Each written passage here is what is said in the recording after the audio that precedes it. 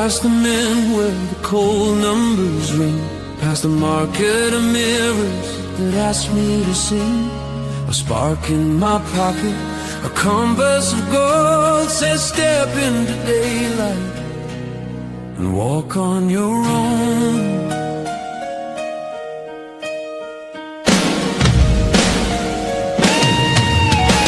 They're tagging our shadows, they're leasing our names, selling us comfort in barcode chains. But truth isn't rented and courage won't fall. It clinks like a coin you can actually hold. Yeah, they're building a cage out of whispering wires. I'll strike a match on the bars till the map catches fire. Raise up the ladder of daylight higher than screens, higher than screens. Over the turnstiles of data and ministry dreams, ministry dreams. I'll pay with a freedom no tyrant can spend. If their road has no exits, we'll cut one at the end.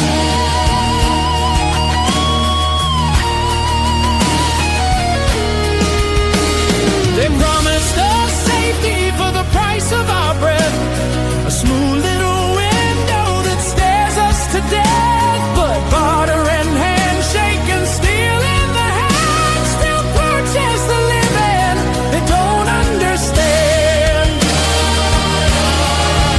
When the choir of comply harmonizes my faith, I'll answer with thunder from a sovereign state.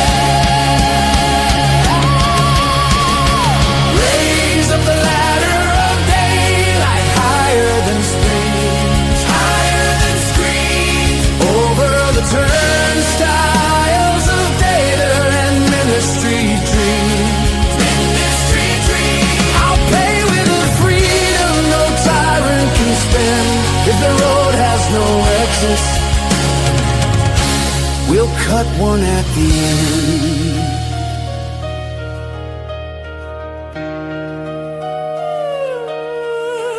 There's a key made of silence, a code made of trust. When the panopticon trembles, it falls into dust. Count down the seconds till the signal is clean. We'll settle our debts where the ledger can't see.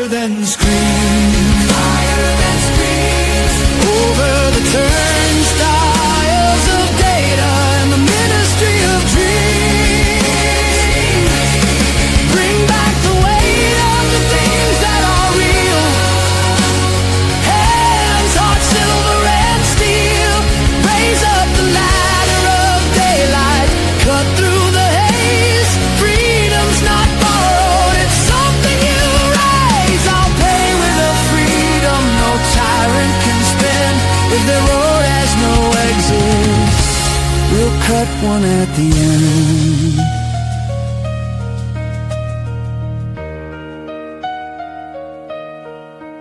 And when morning remembers the names we forgot, will be richer in daylight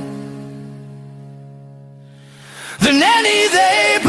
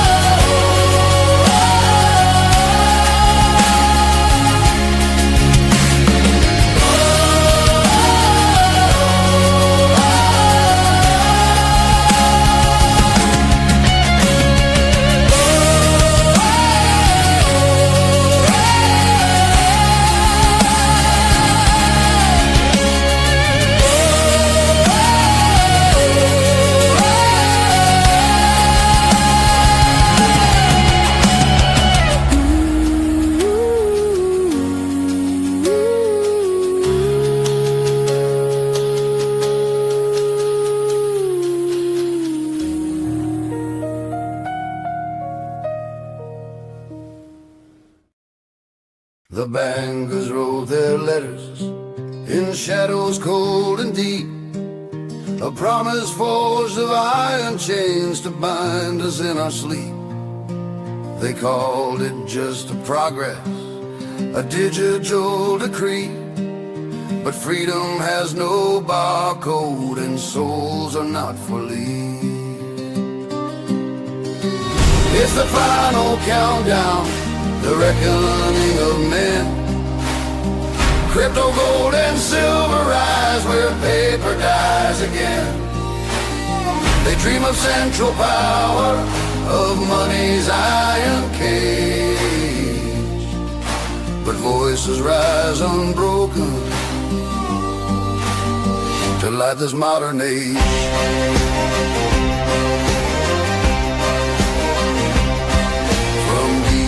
Halls to Davos, the tyrants stake their claim.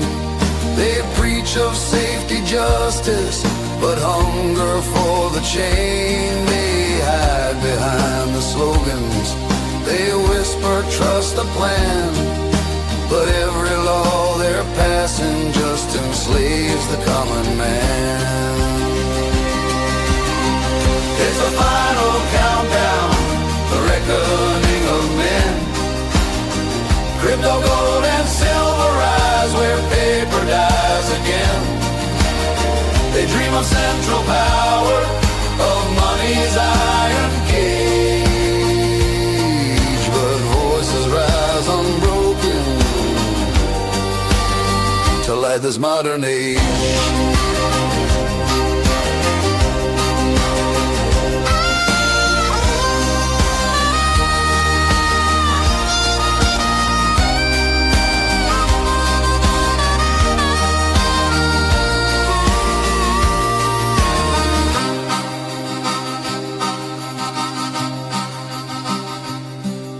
The merchants and the dreamers, the rebels and the wise, take refuge in the ledgers where the watchful state can pry. In Xano's cloak of shadows, in Monero's quiet streams, they guard the ancient promise of liberty's old dream. It's the final countdown, the reckoning of men. Crypto, gold, and silver rise where paper dies again. They dream of central power, of money's iron cage, but voices rise unbroken to light this modern age. So raise your hands in firelight, let tyrants hear the sound. The people's last defiance is the truth that won't back down. It's more than just survival, it's more than just a stand. It's freedom's final chorus song across this burning land.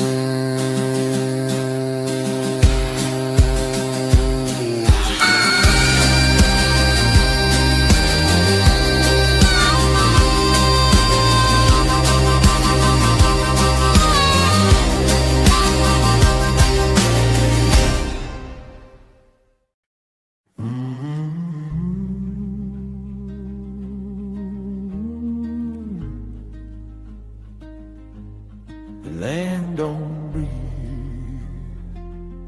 like he used to breathe. My grandfather held the soil like scripture in his hands.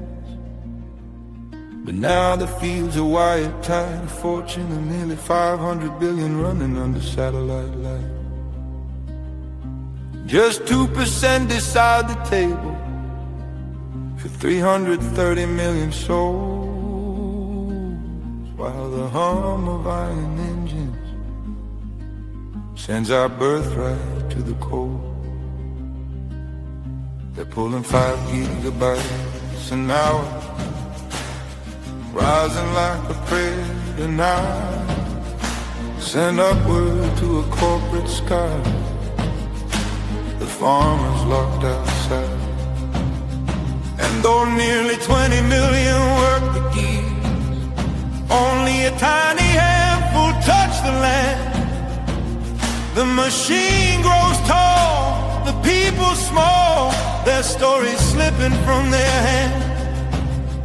Oh, the root remembers freedom, even buried in the dark. You can chain the light with numbers, but you cannot chain the spark. This ain't farming, it's a wheel of steel and coal. Your grandfather's farm's a checkpoint on a technocratic road.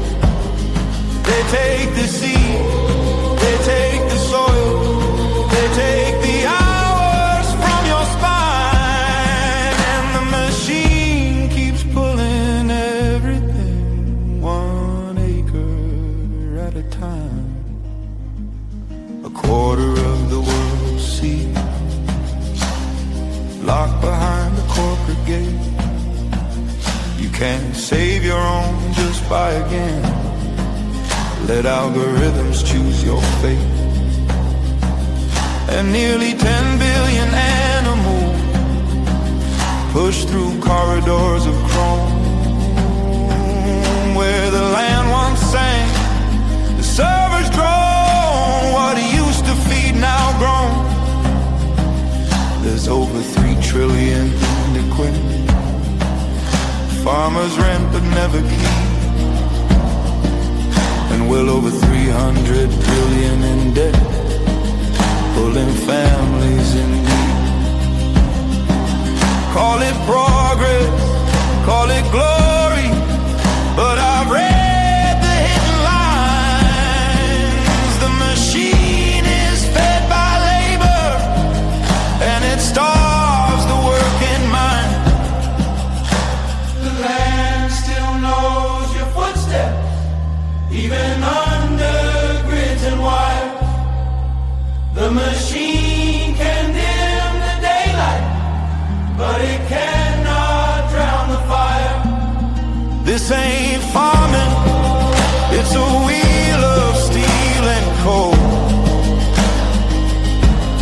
A tiny few hold the compass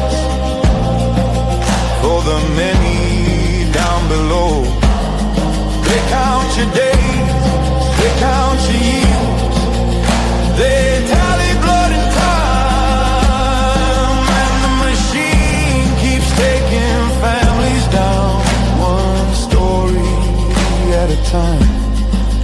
Your grandfather's land's been patterned, your pasture quantified, but no algorithm knows the truth of what your hands decide. This ain't farming, it's a kingdom built on screens. They turn the soil to a number, turn the farmers into means. But the land remembers kindness, and the people still alive. We outlive every empire, 1 heartbeat at a time.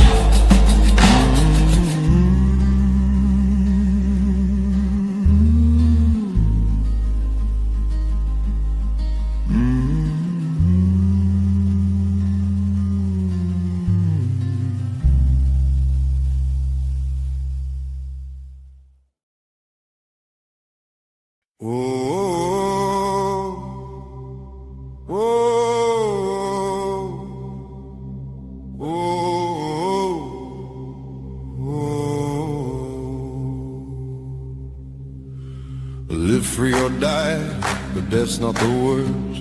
It's waking up empty, it's dying of thirst.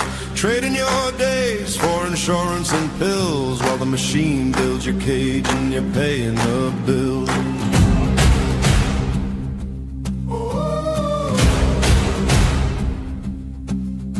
Quiet desperation, that's the real grave. A life half lived as a comfortable slave. This ain't what you were born for, you know it's true.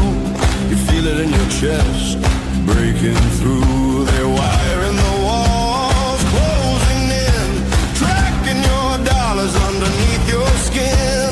Left and right, same throne, same crown. No one stands up, no one makes a sound. They hand you a ballad like it means something real. Two wings of one bird, same deal, same steel.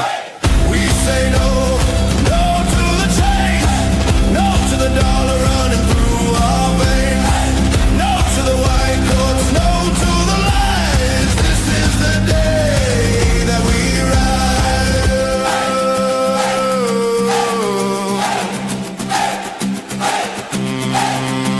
It's hurts right here, it's hurts right now. Your rights are yours, you take them back, not giving out. Not from the left, not from the right. They were always yours, now step into the light. The daylight breaks, a new day comes. We take it back, every last one. Live free or die, we fan the flame. Nothing will ever be the same. Fan the flame.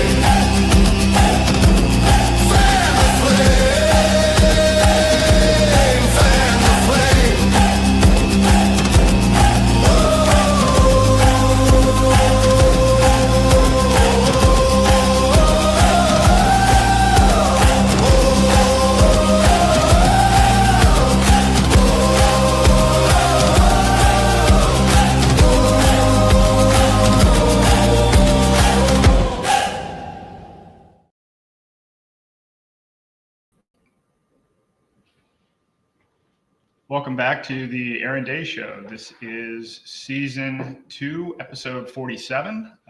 Welcome back. We were not live last week. I was traveling and quite a bit going on in preparation for a bunch of launches that are actually going on, the first of which will be OSARA this Thursday. So there's so much to go through. I don't even know where to start. And we have a special guest today, Hakeem Anwar, who's going to be joining us as well. So I'm going to, go through the introductory material pretty quickly so that we can get him on board, because he's quite an expert in this entire privacy realm. And I've met him a couple times at various conferences actually around the world. And he has some very innovative privacy-based solutions that we're going to discuss. And he's also authored an extensive research piece on digital ID, which, as you know, is a topic that we discuss often on this show, but he put together a very comprehensive document on this. And so we're going to discuss that as well. But just to go over kind of a quick recap of some of the last few episodes.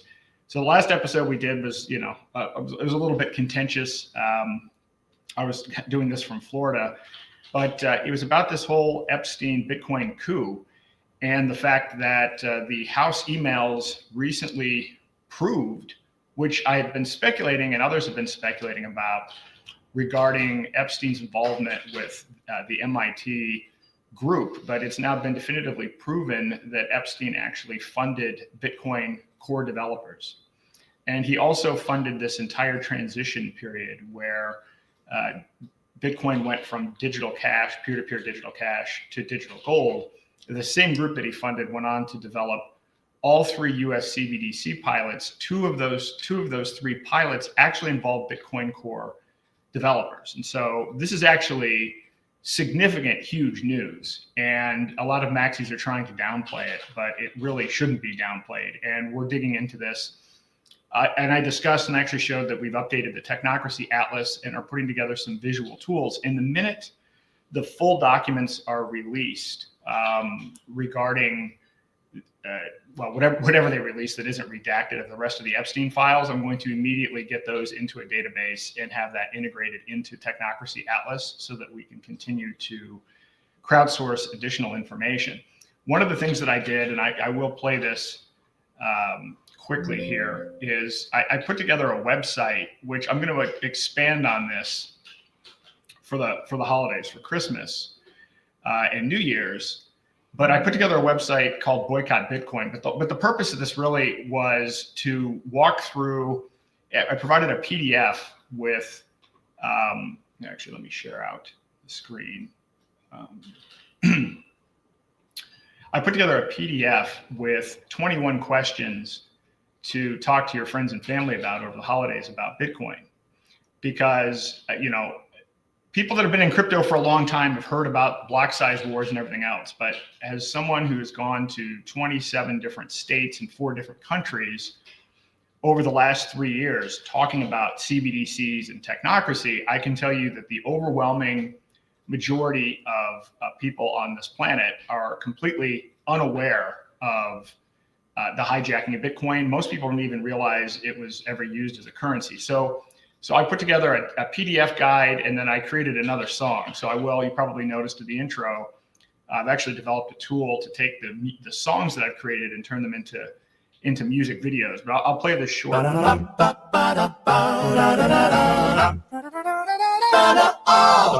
Gentlemen, take your pitch. Better boycott Bitcoin. Yes, sir, boycott Bitcoin. BlackRock owns the whole kit and caboodle. Better boycott Bitcoin. Come on, boycott Bitcoin. Larry thinks, laughing clear to the moon. 2017, oh me, oh my. Epstein praised it, MIT cashed his dough. Segwit locked the chain that very fall. Same school builds the feds, chains for us all. 325,000 they stole. Civil forfeiture, no crime, no parole. Every coin on the chain, forever it's tracked. Digital surveillance, fool's gold, that's a fact. Jack Muller shouts, boycott the banks today. Get a strike app once your papers to pay. Same hijack chain, same Epstein seed. KYC for the freedom, you'll never be free.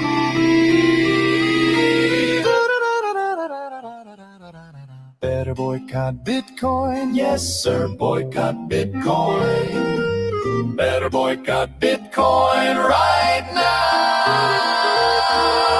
Better boycott Bitcoin. Come on, boycott Bitcoin. Your revolution's just a cash cow. You should use Zano or Freedom Dollar instead. No. Happy Thanksgiving, gentlemen. Gentlemen.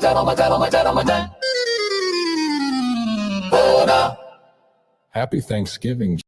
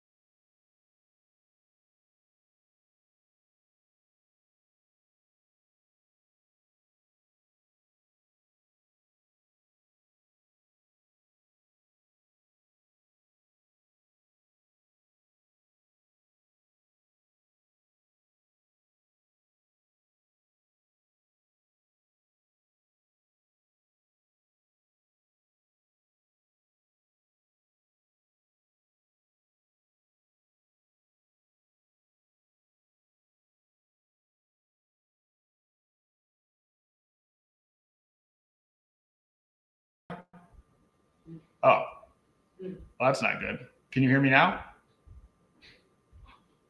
Can you hear me? All right, good. Sorry about that.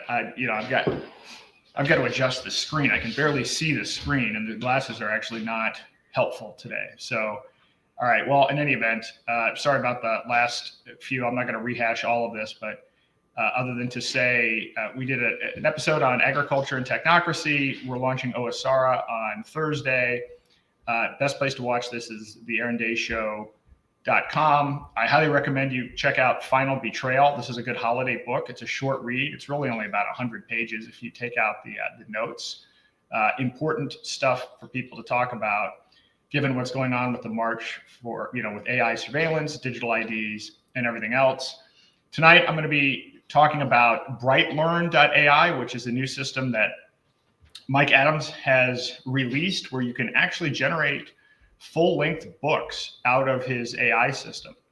And his system is built on, he spent a couple $1 million over the last few years aggregating primary source material from around the world. The information he's been collecting for decades, plus, I mean, he's scouring every academic research paper out there. And so this thing actually generates books. And I've already generated 2 books.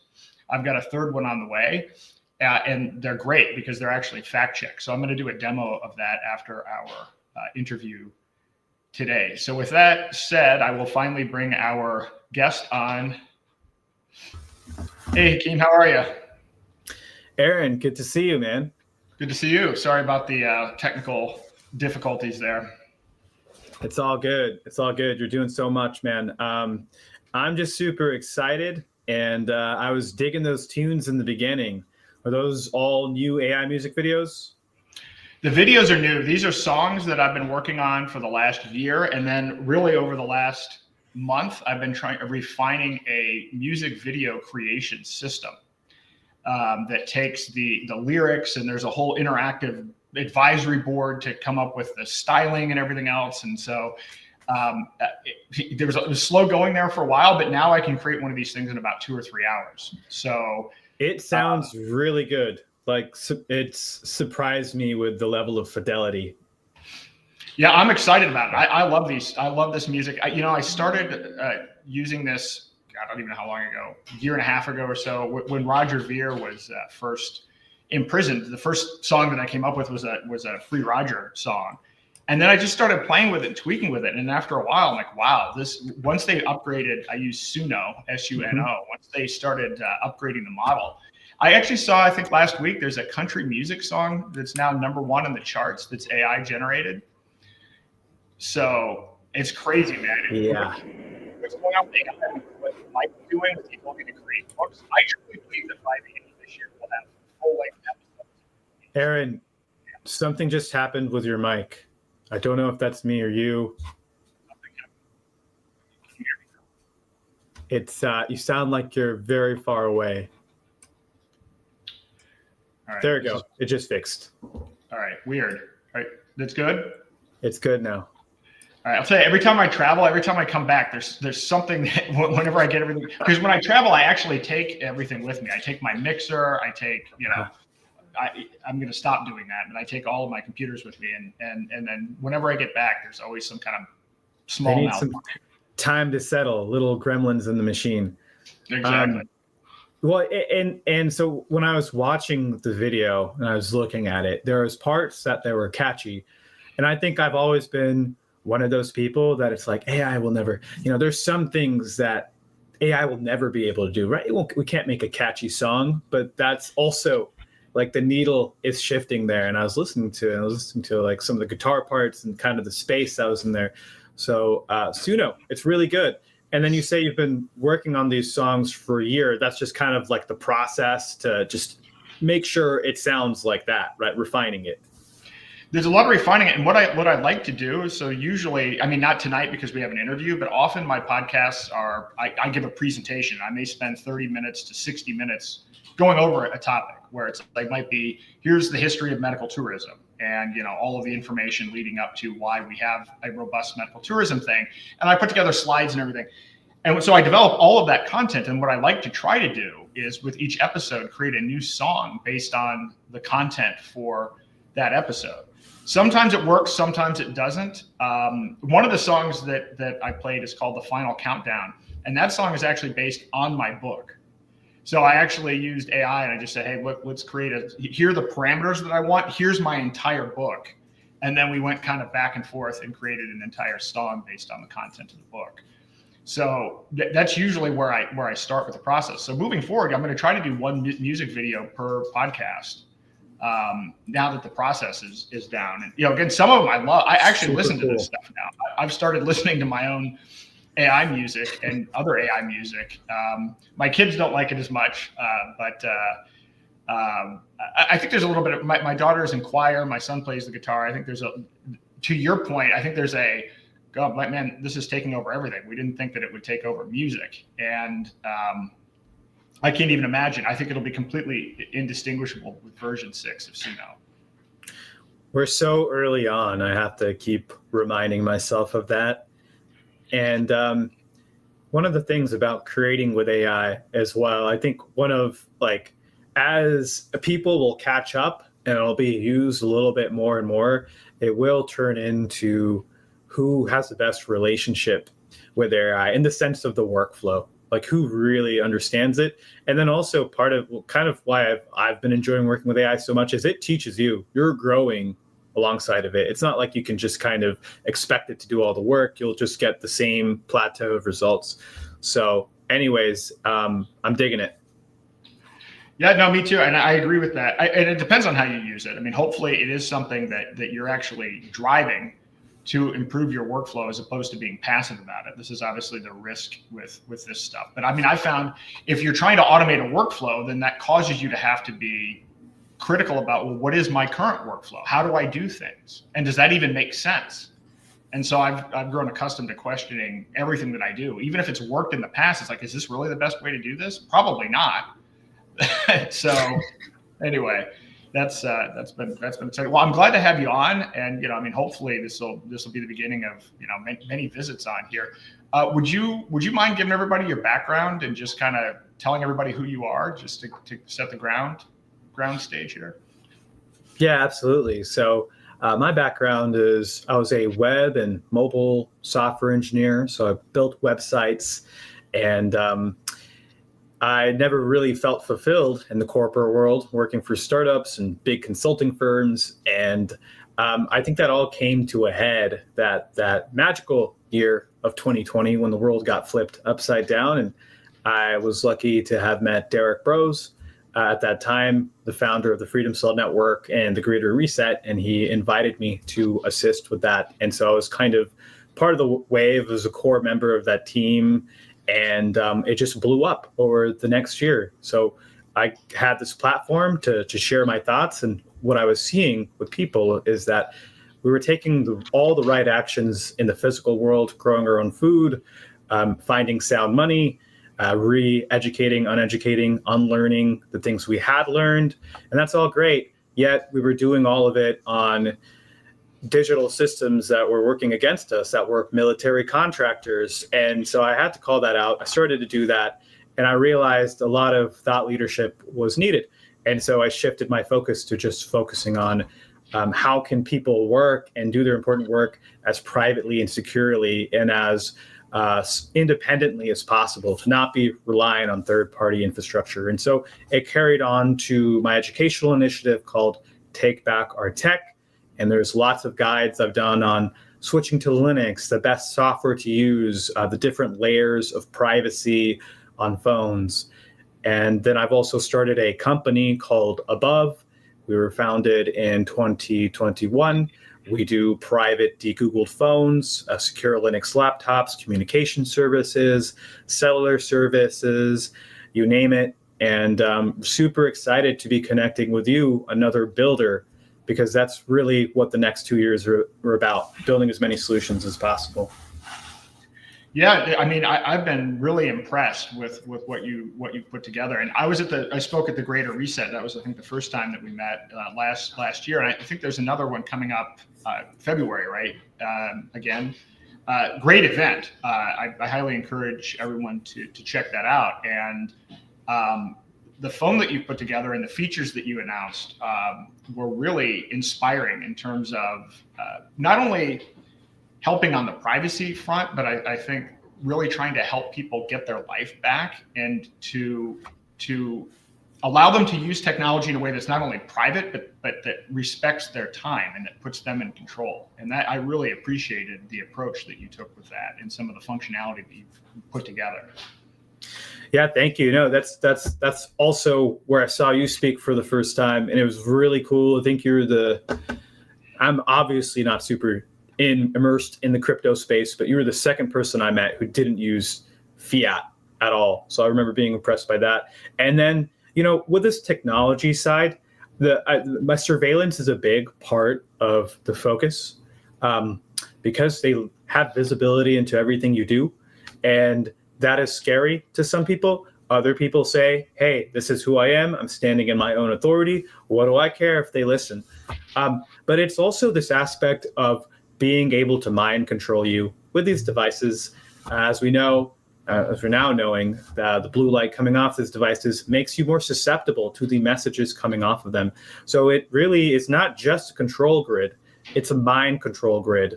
And if your device is hooked up to these centralized big tech services, they have their own agenda, they have their own roadmap to immerse you, to continue pulling you into the system, your attention, your dollars, your allegiance to their advertisers. So I think it's a really important step for your own mental health to just get rid of all of it and use something that's completely detached from their grid. So thanks for seeing that. Yeah, just so that everyone knows, I mean, I've actually, my wife and I are moving over to Above Phone. And so I'm very excited about that. And actually, we're going to be partnering together. I put a link abovephone.com/daylight, but we're going to be partnering and moving forward because I want to introduce our community to these tools as well, because I think if we can provide easier ways to onboard people to these privacy alternatives, everyone will benefit. And I actually see a lot of value in being able to package things up. And I think that what you put together is a great platform for that. So again, we'll talk more in detail about that, but I'm very excited about that. Yeah, for sure. Me too. And if you guys are watching this live, this is a kind of a collaborative effort too. There's so many directions we could go. I'll just kind of tease the announcement, right? But let's say you had a phone. What would that phone have that would be helpful out of the box? Aaron has covered so many tools. Just engage with us, right? What do you want to see? Because I think that's exciting when we create something together. And we will get a hands-on demo of some of these things today. We've got the phone and the laptop right here. We'll do some AI stuff. I know that's very popular with people, and we'll just get a look at how the phone works too.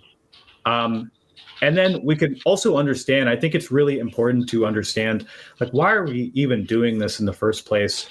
So there's a lot we could talk about on the privacy front, the different layers to the phone's privacy, and how it could actually get you in legal trouble. That's where it's all heading, to really facilitate the extortion and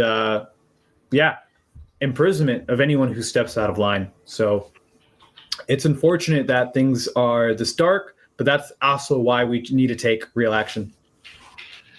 So I agree. So I've noticed that you've been on the podcast circuit pretty heavily this year. And, you've been on Survival Podcast, Last American Vagabond. You've been on with Mike Adams and all over the place.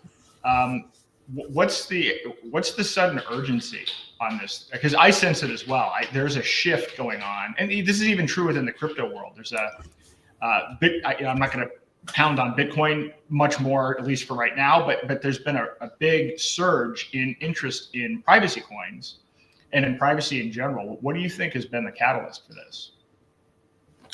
Yeah, it's a good question. Well, I mean, so I've been talking about this stuff for 4 or 5 years, and I think the big tech companies, they do the job for us. I think that the really important thing that happened in 2025 was Palantir. Basically, to sum it up, it's this new paradigm of surveillance. And the previous paradigm, let's talk about the Snowden era. You guys remember seeing those PowerPoints, and it was like big tech provider, big tech provider, big tech provider, all feeding into the NSA. but guys, that was just the NSA. That's just their purview. And so it's not guaranteed that all agencies would work with each other and share data with each other. And so, the DEA had their own deal with AT&T to log everyone's phone calls and text messages. This was a secret warrantless database, but that was just the DEA's database. They weren't sharing it with the NSA, right? There might be some friends and organizations that would do it independently, but the problem was they're all separated. So Palantir really changed that because they learned from big data companies that have just been part of the cloud computing revolution in the past 20 years, and they learned that they could build reliable big data solutions and plug them in to different sources. And in the public, on the public side of things, the municipal side of things, they plugged them in. They started to plug them into everything. And so that's what Palantir is. And I call this like unified surveillance, where any organization could build their own big data platform and load it with surveillance footage that they got from a public library, right? If the state wanted to do that, they can do that from the public library, from campus security reports, from the people who are signing in to a campus building and the sheriff's office and all the likes. And so that's one aspect. Then they can also go to the private entities and make a deal either commercially or because it's the right thing to do, right? You want to crack down, you want to help us crack down on crime and make the streets safer.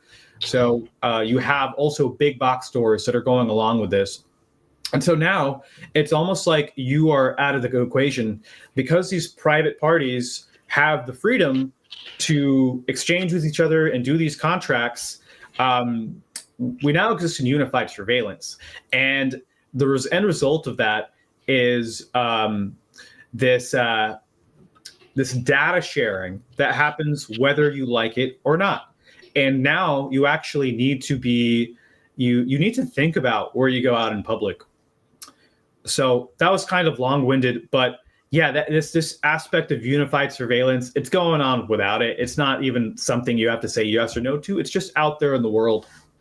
So I think people are very aware of that. And so there's companies like Palantir. There's also companies like Flock. Have you seen that DFlock meme app? No, I haven't. Ooh, this is crazy. Let me bring this up. All right. So like Palantir, I'm actually going to cover this on this week of the T-Bot show. I didn't get a chance to yet, but this map is crazy. Let me see. Let me zoom into a random place. All right, let me zoom into Denver Bandit. Let's go to Albuquerque, a small town like Albuquerque. Here we go. So these are automatic license plate readers. And not just license plate, but the make, model, your bumper stickers. And wow. So these, it's like these are already deployed. There's like 100 in Albuquerque. Albuquerque is it's not a huge city, but the freeways, important intersections. If you go to a big city, you kind of see that they're all sporadically spaced out. So guess what? You're on some surveillance database just driving around, and semantically your car can be searched and pulled up. So all it takes is they combine this with public records, which they have the ability to. They know where you are. They could just, where's this guy right now? Well, okay, I saw his car over by County Road Northeast, right? So Minority Report, all those movies we're seeing, like it is here. That's great. That's frightening. Yeah. So this is dflock.me. The CEO. So the cameras are called Flock cameras. So it's this activist group called dflock.me. They have this really great website. They're encouraging people to do FOIA requests, which is all great stuff. And then the CEO of the Flock camera, he called them terrorists, which was really funny, actually. He called them domestic terrorists and likened them to Antifa, which I don't know. I'm sure they have a political stance, but I don't see any politics on their site. So it's just kind of unfair. And I think this is really important to crowdsource this data.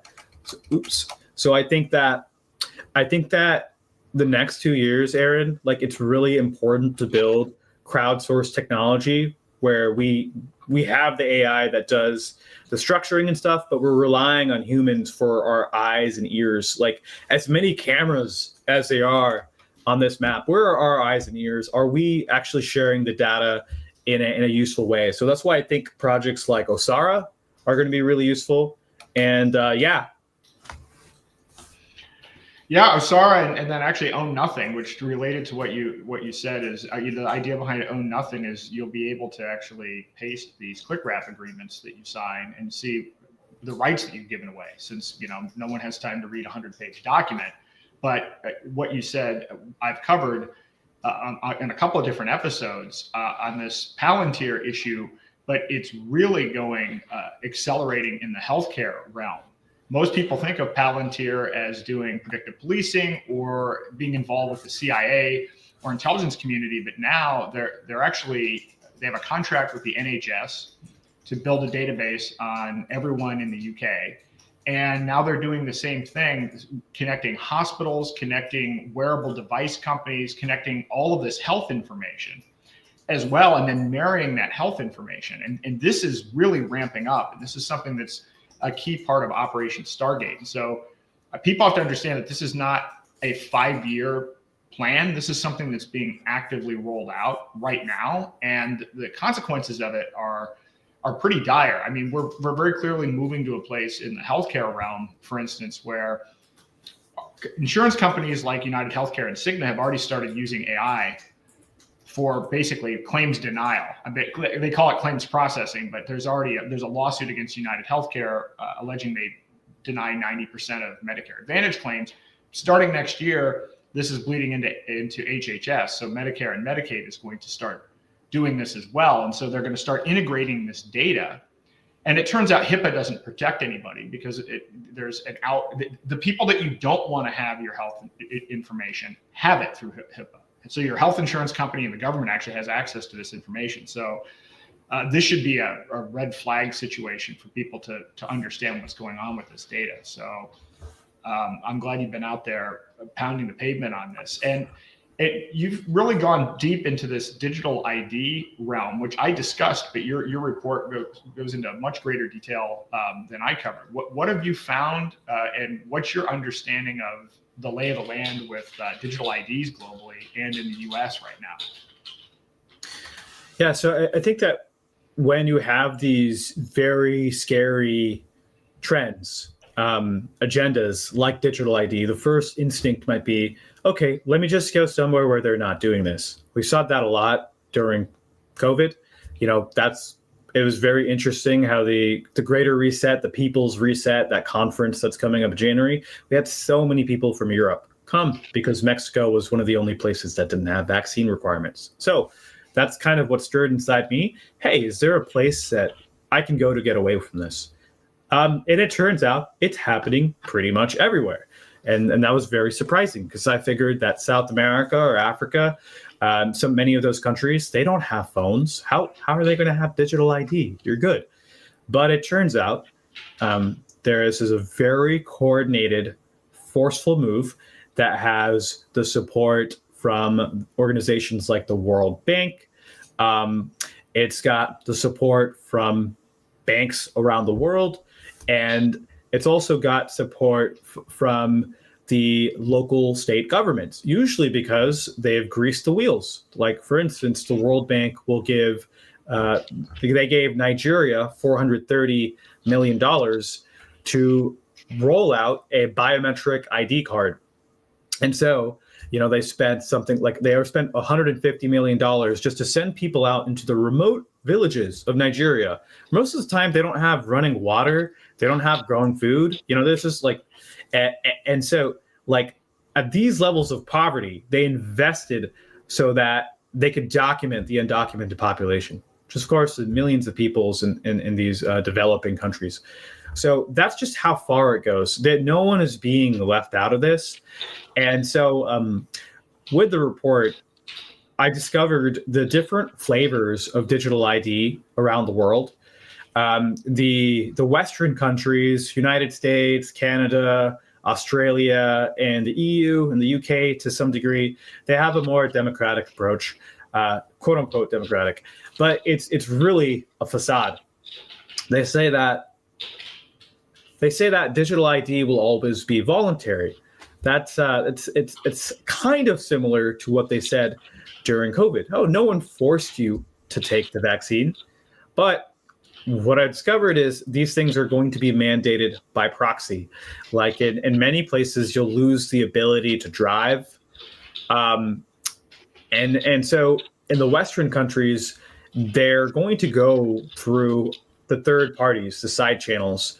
And in the Eastern countries that are a little bit more upfront and authoritarian, they will just have every public service demand this new form of digital ID. That's what Russia is doing. So anyways, there was something to learn from every single continent and how they were doing it. An important date, you also asked, like there are so many crises that we are going through right now. I think an important date for people to pay attention to is 2027. Not only is there an astrological importance of that, whether I'll just kind of leave that out of the conversation for anyone who's interested in that, but it's also the date that comes up over and over in my research in digital ID. And I think that's worth paying attention to. In 2027, all businesses in the EU must accept digital ID as a form of identification. So that means you could be in digital ID with any interaction you have in daily life, going to the cafe, parking your car, right? It could all use digital ID. It's also that way in Australia. The timeline looks very similar for that. There's no law yet, but the timeline, the direction we're going, it looks very similar for the US. So I think 2027 is going to be a really important year where you're going to have to make the choice of whether you're going to the grocery store and potentially having some sort of interaction with their ID system, or you have your own parallel economy. So that's one date I think people should be paying attention to because we have a year and a month. It's crazy. Yeah, this is very important. And I actually discussed this as well. If there are 17 countries that just signed into law at the same time, I think covering 3.5 billion people, digital ID, and the implementation of that is 2027. And there were the same 4 technology vendors. They used the same PR firm to promote the language. You actually have Tony Blair's organization involved in the center of this. And this is why I spend so much time talking about technocracy, because this is all a global movement. This is a global interconnected movement. You mentioned Nigeria because, my area of focus had been predominantly CBDCs, although it's extended more to technocracy more broadly. Nigeria had one of the first CBDC programs. And I was actually on some Twitter spaces with some people in Nigeria, and they're like, there isn't a single person in the country that asked for this. And of course, I mean, for the very same reasons, why would Nigeria, with the low percentage internet access, be one of the first places? And what I found in studying the CBDC issue is that you have the World Bank and the IMF going into these developing nations and putting the pressure on. But what I realized is the reason that they're doing that is if they can figure out how to get the toughest use cases, then they can figure out, for instance, how to hit rural populations in the US or in the West, right? Because eventually they're like, let's figure out what the technical roadblocks are for a complete global rollout. And so you find out that this is what's going on. And I really went deep in the CBDC research because there are a lot of rural places in the US where you could say, well, how are they going to roll out a CBDC here? And then in researching this, well, I mean, of course, you could have a debit card or whatever that is attached. It's a CBDC. You don't necessarily have a phone to use it, but that card is actually tied to your account. So when you go to Walmart or wherever you need to go, but even the idea of integrating, making post offices a place that you can go to engage in finance. So it really is, it's something that, because a lot of people that I would talk to about CBDCs were like, oh, this is way off. They're never going to be able to solve this problem or this problem. And it turns out they're actively working on it in a very coordinated manner globally, and they're sharing resources. And so you find there are a lot of conferences where you'll have the WEF and the IMF and the World Bank and the Bank of International Settlements involved in coming up with common frameworks for how to solve these problems. Yeah, you're spot on. And so they've been working on this for 20 years, at least with digital ID. And the idea of digital ID and CBDCs, they're closely married. They actually are married. They're made for each other. They need each other to exist. So the types of programs you're seeing for CBDCs have also been going on for digital IDs. And it's, I think, another reason they do it, right? There's this language barrier. We have no idea what's going on in Nigeria. We don't speak these languages. So it's much easier. It's much faster. And of course, they're poorer countries, so it's easier to make things happen. Whereas your Western populace is going to be more resistant. They're going to be more awake to it. So it's their proving ground to do this stuff. And so that's a good insight there. Another thing that I think is important to recognize. So this is a part of something called digital public infrastructure, which is a United Nations Development Program concept where it's this trifecta of things they need to build this control grid, right? We all know a little bit about the surveillance grid. That's what we were talking about at the beginning, right? It's Palantir. It's absorbing information from everywhere. It's the big tech. It's them seeing what you're doing on every device. Well, the control grid is going to control your behavior based on programmatic algorithmic input. And it's going to change your life. It's going to have an impact. It's going to have a feedback on you. And so digital public infrastructure is what that is. And there's three components to it.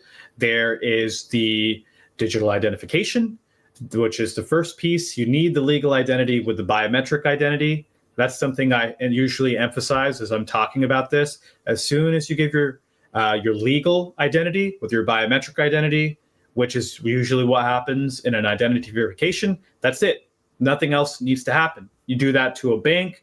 You do that when you're renewing your ID. It's the same thing. Now you've given over the two keys, the master key over, and they could create your digital ID for you. So that's the first piece.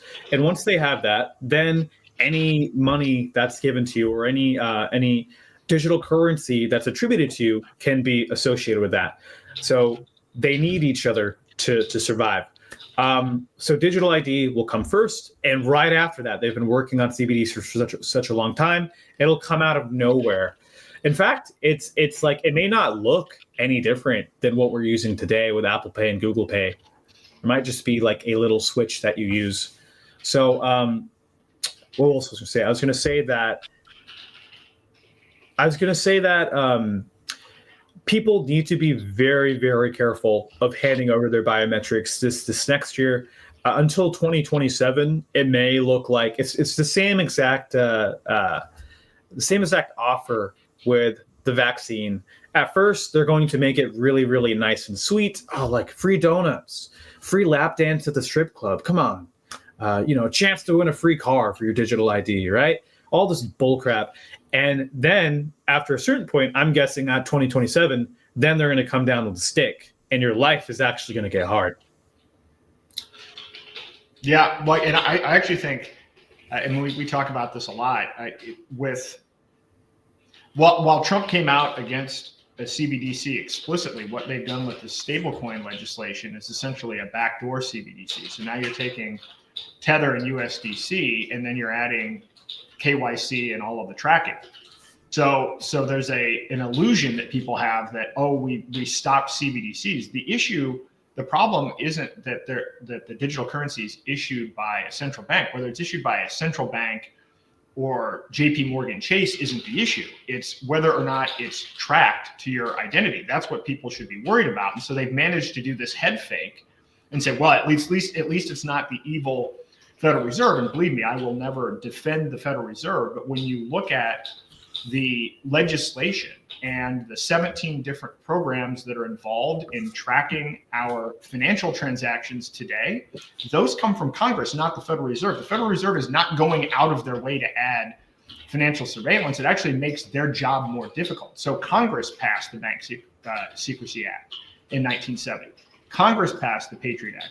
Congress passed all of these things that we now have to deal with, whether you are getting a bank account or a crypto account. That did not emanate from the Federal Reserve. And so a lot of people now have a false sense of security and complacency around this issue, when in reality, they're getting broader and faster adoption for trackable digital currencies through this stablecoin act called the Genius Act. And now with the Clarity Act, they're going to basically start creating centralized digital tokens for your stocks, your bonds, and your commodities that also have to go through the know your customer stuff. So we're giving government control over the tokenization of all of our assets. So this is happening this isn't about even UN Agenda 2030. I think you hit the nail on the head. This is about 2027.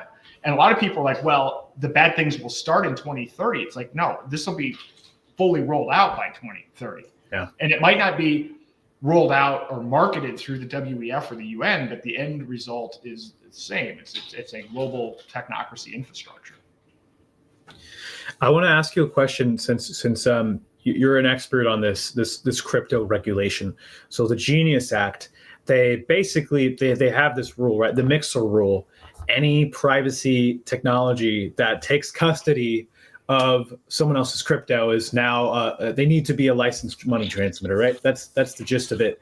What do you think is going to happen to many of these cryptos that are private by design, like Xano or Monero? And do you think that, I mean, and we also, you're covering that right now, how Bitcoin seems to be co-opted from the start. Why would they kind of want to hurt people who use Bitcoin by doing this? Do you think that, like, usually when I see them pass laws like that, it makes me think, oh, well, the privacy technology is actually working. So what do you think about that? Yeah, well, I think the privacy technology is working. The EU is taking the lead. Interestingly, by 2027, privacy coins are going to be illegal in Europe. And so from a practical matter, this is why, as a differentiation, I like privacy by default coins that don't have a mixing function. Because the idea with a mixing function is you just pool a bunch of things together and you change out the outputs, and then, in theory, you can't track who it's from, although there are certainly techniques that can do that. And so this is why privacy by default is really important. And so I think this is why you're seeing privacy coins have significantly outperformed Bitcoin and Ethereum over the last year and a half or so. I mean, Zcash just had a huge run. Xano was, $2 when I got involved in it 18 months ago. I think that it's becoming very clear, to your point, they do work, and they're going to do everything that they can to shut off the exits. And as I always say on this, we're not going to be able to comply our way out of technocracy. People are like, well, what if they ban it? Well, they could ban it, but they can't stop it. Yeah. And that's the thing about privacy by default. But I will tell you, with Bitcoin, what is alarming about Bitcoin, I actually see this narrative shaping up where I can see a scenario where we have a digital token that is backed by Bitcoin. So you have a token on top of Bitcoin, and then you have two levels of surveillance. So Bitcoin is, if you wanted to call it digital gold, it's actually digital surveillance gold, because Bitcoin is more trackable than cash. Anything else. than anything else. And so then you're going to have that backing imagine a token created on Ethereum or whatever the blockchain is that's backed by that. So now you have two levels of surveillance, two different ways that you can get at stopping the momentum and stopping the transactions. And I actually see that starting to shape up. And by the way, I mean, I have to say it because it's been all over my feed the last 2 days. Elon Musk has been coming out and saying, well, Bitcoin is better because it's backed by energy. Understand that is the very definition and the very core of technocracy, going back to the 1930s.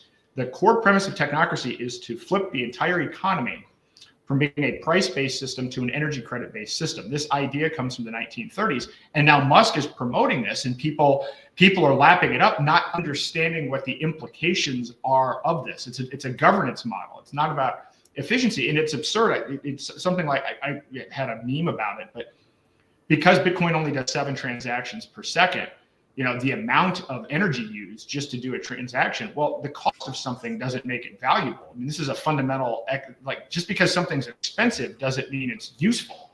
And so we've gotten way off on the economic proposition of this. But this is why governments like Bitcoin. Why wouldn't governments like Bitcoin? It's trackable, and now they can seize it. And I argue with people all the time, I argue with people all the time, particularly in the liberty community, where they say, well, it's decentralized, it's censorship resistant, it can't be stopped. Okay, well, if that's the case, then how did the US government end up with 327,000 Bitcoin? Why is it that I have friends and people that I know personally that have had millions of dollars worth of Bitcoin confiscated by the federal government? In theory, they can come to you and track your crypto, and you could say, well, I refuse to give you my private key, and then you could spend the rest of your life in prison. So I guess technically you didn't give up your coins, but what's the value of that? That doesn't actually have any usefulness. And then they can flag your coins anyway, and then put you on some kind of OFAC list or whatever. So I think that the problem, and I expressed a lot of frustration on the last podcast, is most people just don't know about this. And so I don't blame the majority of people because they haven't even been exposed to this information, but it's the people that are libertarians that were involved with Bitcoin in 2012, 13, 14, 15 that know better and don't care anyway, just because they're seeing their fiat value of Bitcoin increase. Those are the people that I have an issue with, the people that know better and are turning a blind eye to what's going on. They're in for a very rude awakening. And it is really sad. I mean, I think that's another insidious aspect of Bitcoin as a store of value or as digital gold, right? Everyone's happy as long as the numbers go up. They have all this money, but they don't know. I mean, it's one, it's not real. Two, you're already having to tax out of it. There are very few ways to spend your Bitcoin online, as you probably know, in a way that is private, in a way that is peer-to-peer. And so going back to like this year, 2027, like I'm interested in what you think, but what I think is the most useful thing people can do right now is just get connected with their local community, talk about these issues, share this Thanksgiving Bitcoin questions that you've done, share the digital ID report that I've done, and really say, hey, if this comes to our town and the grocery store is now demanding you scan your digital ID when I go in, can we make sure that at least you and I won't impose digital ID on each other or won't be using these payment apps? And if you can do that with 150 of local people in your community, ideally productive people, farming, builders, generally helpful people in some way, you're going to be in a better place than like 95% of people, honestly. And it's not that much work, right? It's maybe like an hour of time investment per person.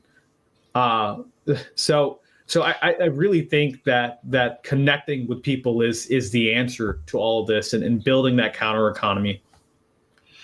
Yeah, I think that's the case, but I also think that once you understand that the approach of the technocrats is there is no one left behind. Their system does not coexist with other systems, so we can't hide from it. We need to get enough people to understand the technocratic threat, and we need to get enough people out of it to stop it. And because they require a high degree of compliance for success, but we actually need to move numbers in a big way. This is why a lot of the things that I'm going to be launching next year, like OSR, for instance. I mean, if we could get 1 million people off of insurance in this country, that would have a big impact on their ability to control the healthcare system, because the healthcare system is it's effectively bankrupt. I mean, we have $200 trillion of unfunded liabilities and everything else. And in doing a bunch of research, I found, for instance, if 50% of the people in the US that have type 2 diabetes instantly were cured, it would bankrupt the system. Once you actually see how many people, the fixed costs for the facilities and the training and everything else, the system has zero incentive for people to become healthy. So if we become healthy, if we become independent, if we stop using their currency, and enough of us do this, we can actually stop the trend. The problem that I have is, I mean, I teased it in one of the videos, the last video that I played, songs, but the problem that we have is that right now, based on what happened with the election, there are people that think that we have nothing to worry about. They think that, we elected the Avengers and we defeated the globalists. And when in reality, we've actually enabled and hyper accelerated the globalists. So this is the biggest threat that we have. And I'm going to be announcing something probably here in the next few weeks to try to accelerate learning on this. So yes, form local communities, take direct action, get directly involved in your health, get directly involved in your money, and then more importantly, and we're going to have good time to go through all of this now, but AI, most people in general are worried about AI. You and I recently saw that at a conference that we were both at. I think most of the people at that conference are way ahead of the curve in general, that we're very much either AI is a bubble or it's vaporware or whatever it happens to be. AI is real, and there's a battleground with AI, just as there's a battleground with digital currencies, which is, are you going to have a private self-custody version of it that is uncensored, or are you going to be using a Palantir system that has, that's trained on bad data and then has more censorship on top of it? So we have these parallel things going on, and so there are choices along the way. I don't think that AI can be ignored. And so I think that we need to figure out how to embrace the freedom elements of these technologies and to figure out how to scale that. Now, obviously, scaling that is the difficult part, because as you said, we have 1 year and 1 month. We have until 2027. And from where I'm sitting, like, we've got to convince people that they didn't just defeat the globalists, right? I can't tell you how often people, that is actually the issue that we have. The biggest rug pull, frankly, is in medical freedom, with people thinking that RFK's there, so now medical freedom is won. And in reality, they're accelerating the AI front, they're accelerating wearables. While he says he wants every American to wear a Apple smartwatch or whatever, which is already sharing data with HHS. I think this is a really good direction for the conversation. We know United Nations Sustainable Development Goal 69, right? Digital legal identity for all by 2030. So yeah, very ambitious goal of everyone on the planet. If we have to make our own goal, I'm starting to understand what you're doing better now, is you're taking like pieces of the puzzle, setting a goal for that. So pulling a number of people out of the insurance system will lead to its collapse. What do you think the percentage of people for some of these issues, like for instance, the banks, and I know these are super broad questions, but what intuitively feels like the right number of people to hit, just so we have markers for our progress? Well, it's interesting. So I put together a link in the notes to technocracyatlas.com, where I put together this technocracy threat level. It's kind of a scoring system like the DEF CON system, as to where we are in terms of on the digital ID front, on the CBDC front, and on the AI surveillance front. And this isn't finalized. In fact, I'm definitely looking for feedback if people have different ways of looking at this. So I'm not presenting this as the definitive scorecard, but I wanted to put out a scorecard at least to start that people could react to. And it's alarming when you look through this, because we already have 12 states with digital ID, with digital versions of real ID. There are 3.5 billion people that are under digital IDs now, or where the law has been passed. It may not be fully implemented. I mean, we're talking about a serious situation here. I ran for president in 2024, and I actually, my campaign, I had a bank run manifesto. And what I said is, if we could get 2 to 3% of the people to stop using the dollar, there's that kind of magical 2 to 3% number. But I honestly, I couldn't fully defend that. But intuitively, I think if it's not 50%, it's not even 10%. No. It's a couple of percent. Because of how overly inflated and unstable these systems are already. And I think that is, that's kind of the funny part, is how little individual effort it might actually take if things were coordinated. I really like Technocracy Atlas. I'm looking at it now. I'm going to give you some feedback. And these are like complex issues, but I love that we're trying to bring data back into this. I do think we need coordination. We need to set our own targets. I think the People's Reset we intuitively, like, we're going in the right directions, but I'm also like you. I think we need to be a bit more data driven. We need to know the role that everyone can play. We need to gamify things, because honestly, like, how badly do you want this? You can make a difference in your life. You can make a difference in your community. And we, at the end of the day, we do need those numbers. And then we also need the qualities behind the numbers. So, like, how is your life changing? And then as we start to get the numbers, then we have something to talk about. So I think that everything you're doing is spot on with that. One of the things I'd like to see, and I think I've chatted with you about this a little bit, is more co-promotion. Like, we really need to find things that we can agree on. There's different issues, like there's like crypto, there's gold and silver, and we need to start pulling some weight there and getting more people on board. I would agree. I would say the number is anywhere from 5 to 10%, where all the support, all the attention is pulled behind. And I think at that point, it's not just they need to pull their money out of the banks. Like, let's just use that as an example. But we actually need to have something like what do they call it? Those crowdfunding schemes, like they do. Like, we actually need to put our money towards something. We need to help people in our community, right? If we don't divert that energy and to put it into something better, then you really lose those gains. So I think that's also an important side of it. Oh yeah, no, it's critical that we build parallels. But one of the things that, because a lot of people say, "Oh, what you're doing is dangerous, and aren't you worried about this or this?" Not at all, because of what we've just been discussing. If you look at what's going to happen, whether it's 2027 or 2030, the default is that we're in a digital prison. So we're not standing still. And by the way, once you understand the degree to which we're already surveilled and how much we've already given away, either contractually or legally, with the government or through private contracts, once you realize that you've already given up 80%, then you're really not holding on to much. And so if the default is a digital prison, then you shouldn't feel that it's risky to try to build these alternatives. It's actually less risky to build these alternatives because inaction leads to digital prison. That's essentially the way that I look at it. But yeah, I agree. So this is why, one of the other sites is Freedom Forge, but why I like Zano is you can create privacy tokens and you can create private marketplaces to trade anything. So the idea with Freedom Forge is to encourage people to create their own businesses.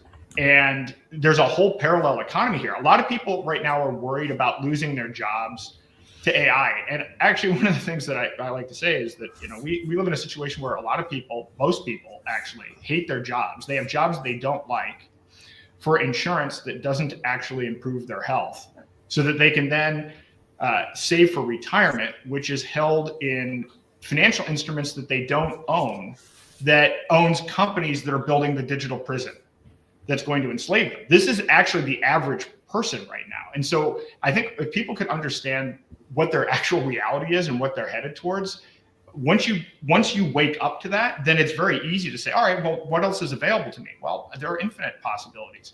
And with what's going on with the way AI is going to automate a lot of jobs, that doesn't mean there's not any opportunity. It's kind of, people used to say, well, the internet is going to wipe out all these jobs. And it turns out it created more opportunities. This is an opportunity for people to do personal reflection and to figure out what is it that you really want to do, and ask yourself, are you really doing what you want to do with your life right now?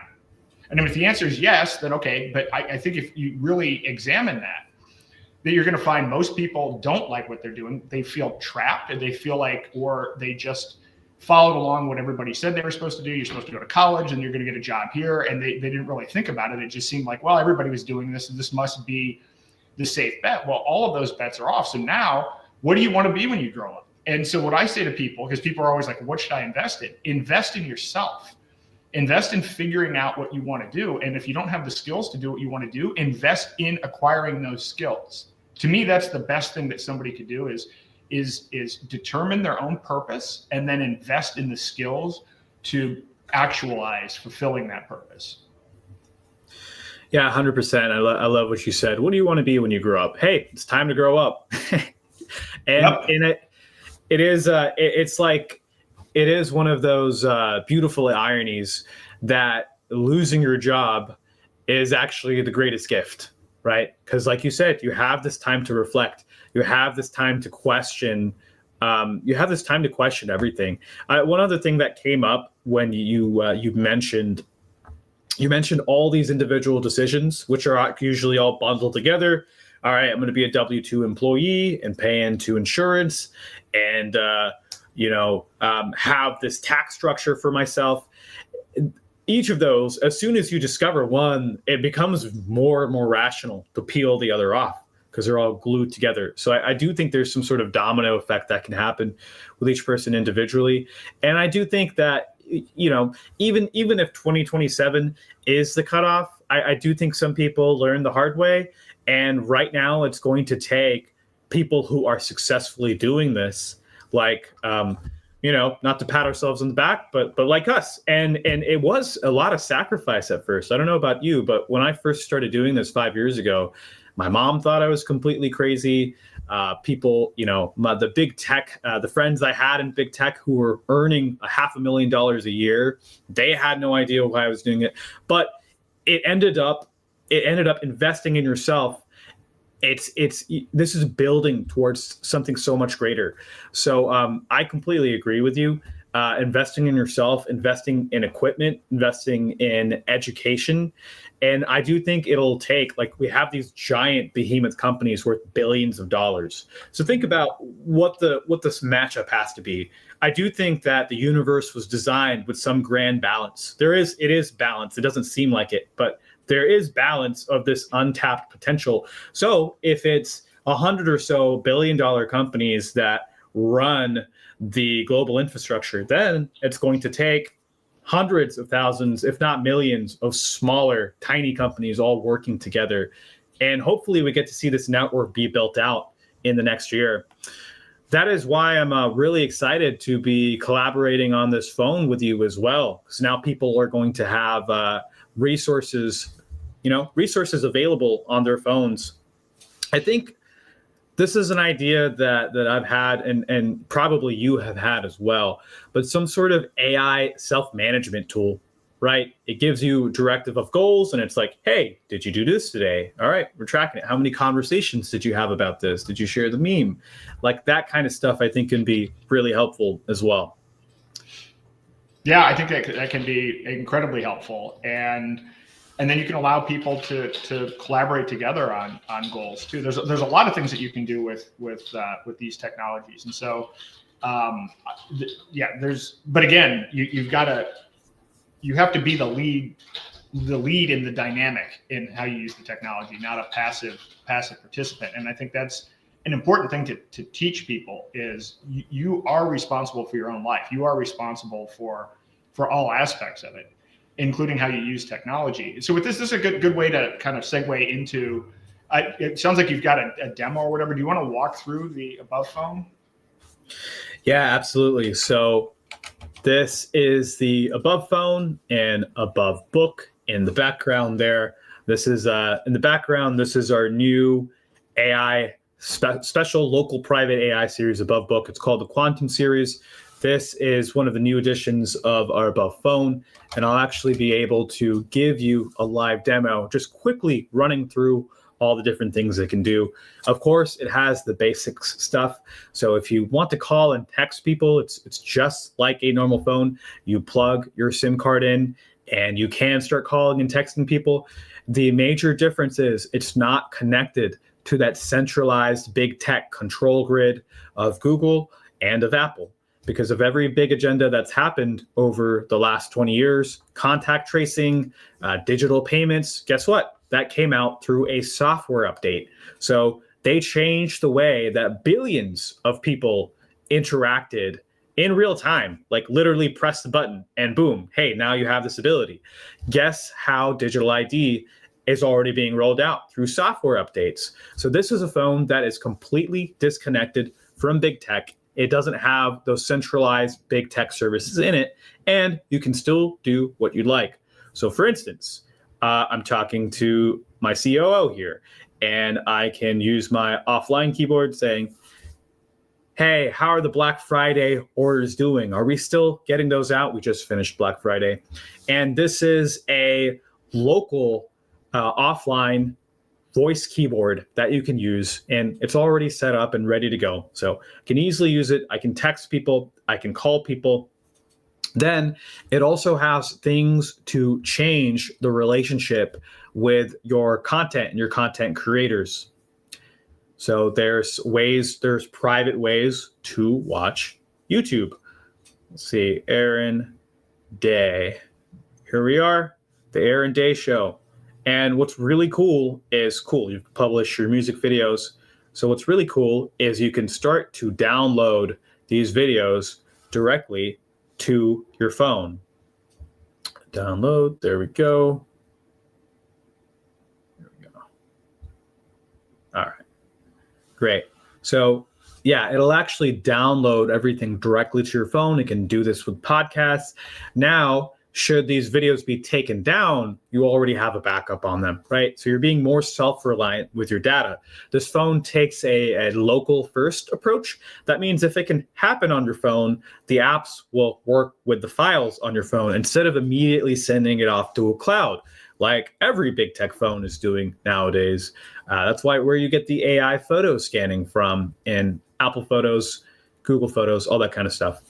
Actually, let me interrupt. Somebody's saying they can't see anything, which I'm not entirely sure. So Ken Barker, I see your comment there that you can't see anything. I mean, it was full screen. I actually exited the screen. So can anyone else?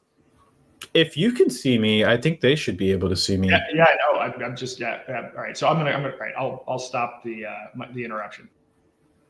No, you're all good, man. Yeah, if there's a problem with the stream, definitely refresh the page. It can happen sometimes. There's with this phone, it works with any service. You can bring your service and use it on the above phone. It'll actually work with any service in the world, which is really crazy. So if you're in the US, I'm sure there's a lot of people watching in the US. That's great. It works perfectly fine here. If you're in Africa, you got a mobile phone service in Africa, it'll work there, like anywhere in the world, right? So this technology is available, it's ready to use. And you can also, if you really want to, many people use big tech apps for work and things like that, or they use popular apps that they're just used to. You can still get those as well. And there are ways you can use it more privately. Now, obviously, you have to be aware that you're connecting directly to the companies involved. Now, let me just show you kind of the differences. So there's a good app here, Buzz Chat. So for instance, it actually gives you visibility into what the app is doing and which other companies are involved. So if I scroll down on this app, this random app, I don't know anything about it. I just am using it as an example. You scroll down to the privacy section, and there's actually 30 different companies in this app. Now, if you're wondering how they circumvent your constitutional rights and they don't need a warrant to access your data, this is exactly how. Because these 30 companies, Facebook, other companies I don't know, like there's a whole industry. There's thousands of these companies. So they'll aggregate your data.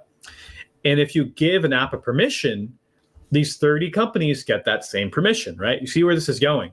So they will sell your data off to the highest bidder. In many cases, that is law enforcement. In some other cases, it's NGOs, nonprofits, political organizations to target you. So for the first time, this is a phone that gives you visibility into your apps, and you can make better choices for yourself, which I think is really important. Then all of the apps on the phone are running open source software, which I know Aaron has talked about a lot on his show. And so you can feel really good about the apps that come on the phone, right? There's apps that will let you navigate completely offline. So if I zoom out here, this is a map. This is a map of the United States, and you'll notice as I zoom out that the US is highlighted in green. Canada isn't. That's because I've downloaded a map of the entire United States to my phone, and I can actually navigate anywhere in the US completely offline. Think about that for a second. Even if the grid goes down, as long as the GPS satellites are up, which are kind of doing their own thing, I can navigate anywhere and get turn-by-turn directions. This is really, really powerful. Now, let me show you how I wish it would work in practice. This is what I think we have a year to do. So I used Nashville as an example. And so in Nashville, I mapped out places to forage oyster mushrooms. I mapped out the farmers markets. Here's all the different farmers markets.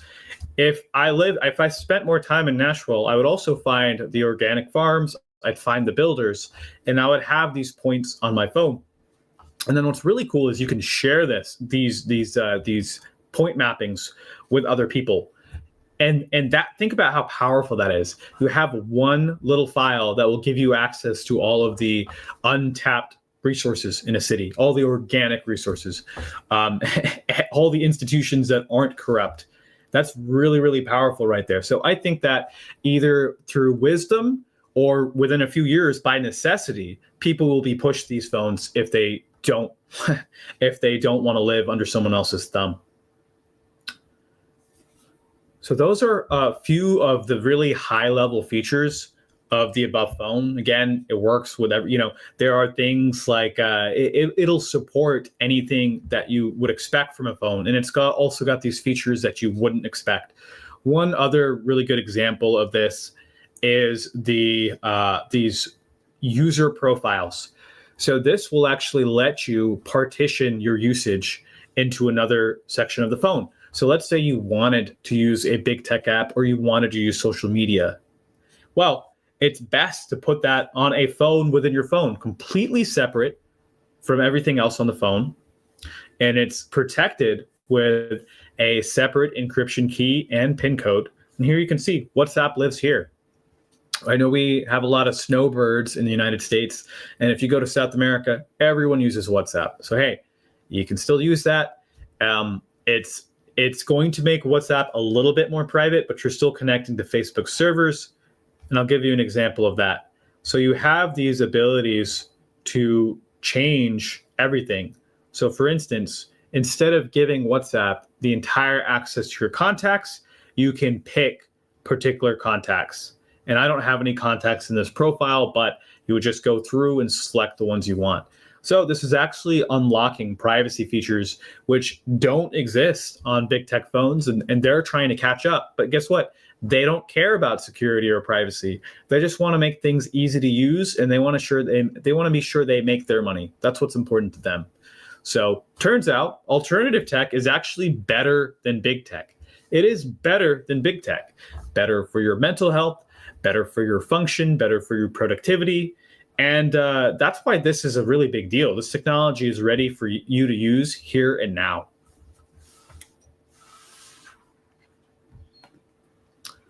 That's incredible. I'm really looking forward to getting mine. Ken, I know what the issue is. I just turned off it's a new StreamYard function that has the ability to simultaneously have kind of a narrow screen and a wide screen.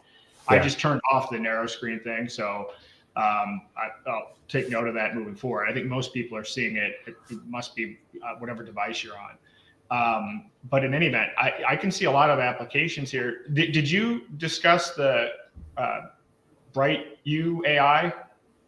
Is that no, I on haven't there? yet. Okay. Yes, that's a good reminder. Thanks.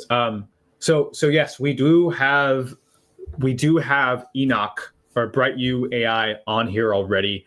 This is a AI client called Chatter UI. And what's really cool is you can start to use this AI on your phone. You want to ask it a question? Let's see. All right. Hey, actually, this is a good question. We had this question today. What percentage of the population is needed to pull their money out of the banks for the banks to collapse? Let's see what it says. Now, it's going to take a while. Note that this is a phone. So even though this thing is powerful, this is our latest generation phone. It's got 16 gigs of RAM. It's still going to take a bit, right? There's no GPU in this thing. So we're going to give it its time to think. While it's doing that, I also want to show you our above book quantum here. And so we already have these available. We just finished our Black Friday sale, and we're rolling into our Christmas sale. That'll happen next week. But there is this nice period of time where you could take advantage of our biggest discounts. So if you go to abovephone.com/daylight, you'll see all these deals here for phones, laptops, and the laptop I'm using right now, this guy in the background with the RGB keyboard, this is the best laptop we've ever done. And it is called the Quantum, which will be on this page by the time you see the replay tomorrow. So look for the Quantum, and it's got a discrete graphics unit in it, so it can do AI really fast. Now, speaking of which, the AI model has loaded on the phone, so it's doing its thing now. Interesting. Enoch says it's 10 to 15% of depositors. I wonder if that's 10% of depositors or 10% of deposits. I mean, this is a separate thing. I mean, during COVID, the federal they got rid of the reserve requirement, so banks are no longer required to hold 10% in reserves. The whole system is over leveraged, but nevertheless, 10 to 15. It's not 50%. It's a manageable number. Yeah, absolutely. And I mean, like, it's very, very extensive. I really like how it is citing real examples, and I mean, those are worth studying as well. So yeah, I mean, I agree. It's 10% is quite a lot. I don't think it's leveraged much past that. So, I mean, these are really cool things that you can ask it. You can ask it on the fly. And guess what? This is going to be much better. I mean, I've tested it across many, many different things. It would alarm you what you could ask this AI, and it'll tell you. And it's really, really powerful. It's something I think should be on everyone's phone. And it's not going to give you some like bullshit pseudo-intellectual answer like Grok. That's just usually nonsense. So yeah, I've demonstrated the BrightU. I don't even know what to call it. I know the name changes a bit, but I've demonstrated on here several times. And one of the first things that I asked it was, what are 10 natural cures for cancer, which you're not going to get any other AI to even engage. It's going to be like Neuralink, driving a Tesla. Or it's going to say, oh, there are no cures. Yeah. Consult your doctor, right? Consult your doctor, yeah. So. Yeah. Well, so go ahead. Well, no. So this is really cool to have this type of power, and so I'll show you really quick. Here is something that it. Let's see. What was I asking it here? There you go. All right. So I was asking it, how far should I be moving away from a homestead?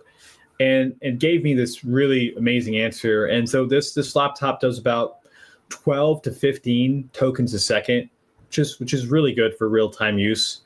And it's giving me a really amazing outline of the process I should follow. It actually helped me because I am looking for a homestead. And it added a lot of things that I had missed in my manual research. So, as you are going about your process of taking ownership of your life, maybe spreading that to others, it can really start from zero and give you an entire plan, which I think it's one of the most powerful thing about it. Mike and his team have done an incredible job.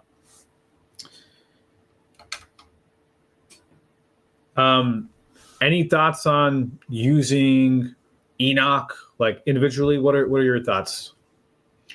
I love using Enoch. I use it all the time. I use different models for different things, right? I mean, obviously, if I'm coding, I may use a different model. But if I actually need information, Enoch is the go-to because it actually has useful information that hasn't been sanitized. So, I mean, I always recommend using different AIs. I mean, I wouldn't use Enoch for image generation, but it is the go-to app if I'm actually looking to get answers to questions. And in particular, anything related to health, you're going to get a completely different perspective. I mean, we talked about creating tools. I've created this tool where I've taken my genetic information and then it kind of matches it against a database of, right, these are known conditions related to this part of the genome, and then I feed that information into Enoch to come up with some suggested natural alternatives to improving or reducing a risk factor or improving a certain thing. So, I've got it on my computer, and I just call it as through an API, through this thing that I've created. And so I highly recommend that people use it, as I have been, but the fact that it can be on a phone, that you don't have to be connected to the internet, that is actually incredibly powerful. So, no matter what happens, you're going to have all of this information available to you at your fingertips on your device. And what I like to say is, when people talk about crypto, there's the famous saying, not your keys, not your crypto. In other words, if you don't have the crypto in your self-custody, if you have it on an exchange or, through an ETF or something, then you really don't own it.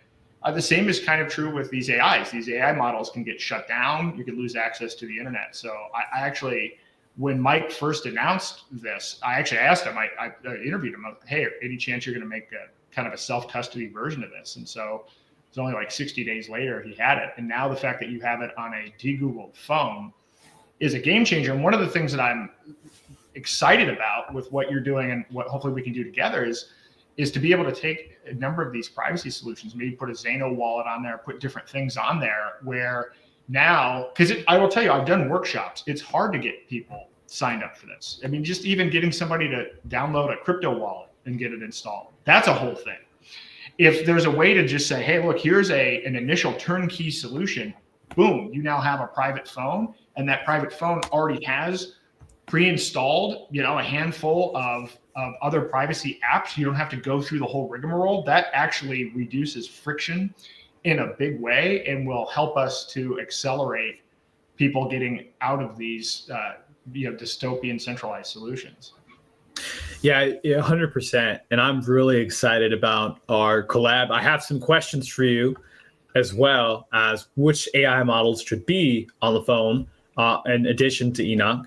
And as you were saying that, I just wanted to show you the above book. And this is what installing Xano looks like. I didn't prep this or anything. This is our software store. So on Linux, installing packages, installing programs can be painful. Here's how hard it is to install Xano.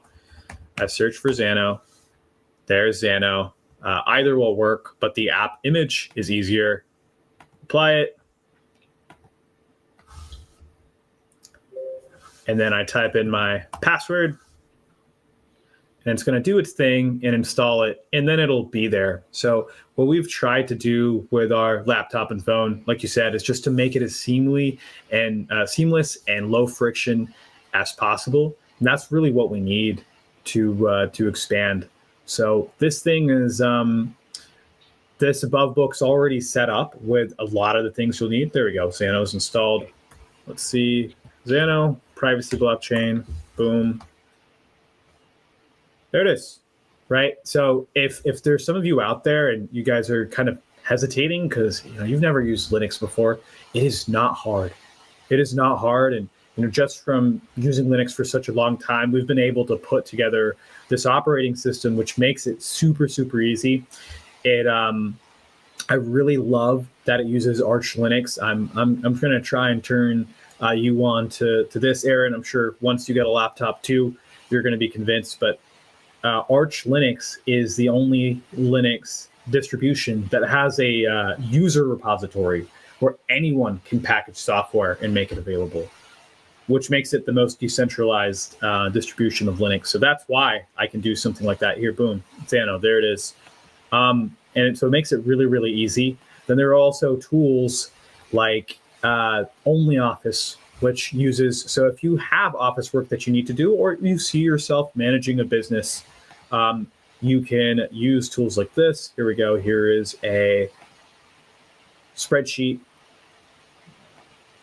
right? This is basically Microsoft Office, except OpenAI is not scanning your documents to learn from your business. You're actually able to use the native Microsoft formulas. So it's literally Excel, but you're not paying your dues to Microsoft. And that's beautiful. So you can do a lot of the stuff that you still need to do in this Linux environment. It's you're not going to lose out on much. Well, this is something that a lot of people that aren't familiar with Linux, I've been using for computers for so long that, Linux didn't have a graphical user interface. So I don't know if most people are aware of the fact that it is an actual graphical user interface and not just a text thing. So that my early experiences with Linux were, it was frustrating, but nevertheless, you could mumble your way through it. But now it is just as easy to use. Well, actually, I can't even use Windows anymore. Windows is not easy to use. Linux is actually easier to use than Windows. So that's just something to keep in mind. And the NVIDIA that I have actually runs Linux. So, I'm looking forward to checking out one of those as well. So yeah, I'm excited about that version of Linux, and we'll check that out as well. So I guess I'll share it if it's all right with you. We want to make a Daylight Edition phone. Yeah, that's yes. The vibe. So yep. We're going to have all your apps on it. That's the plan.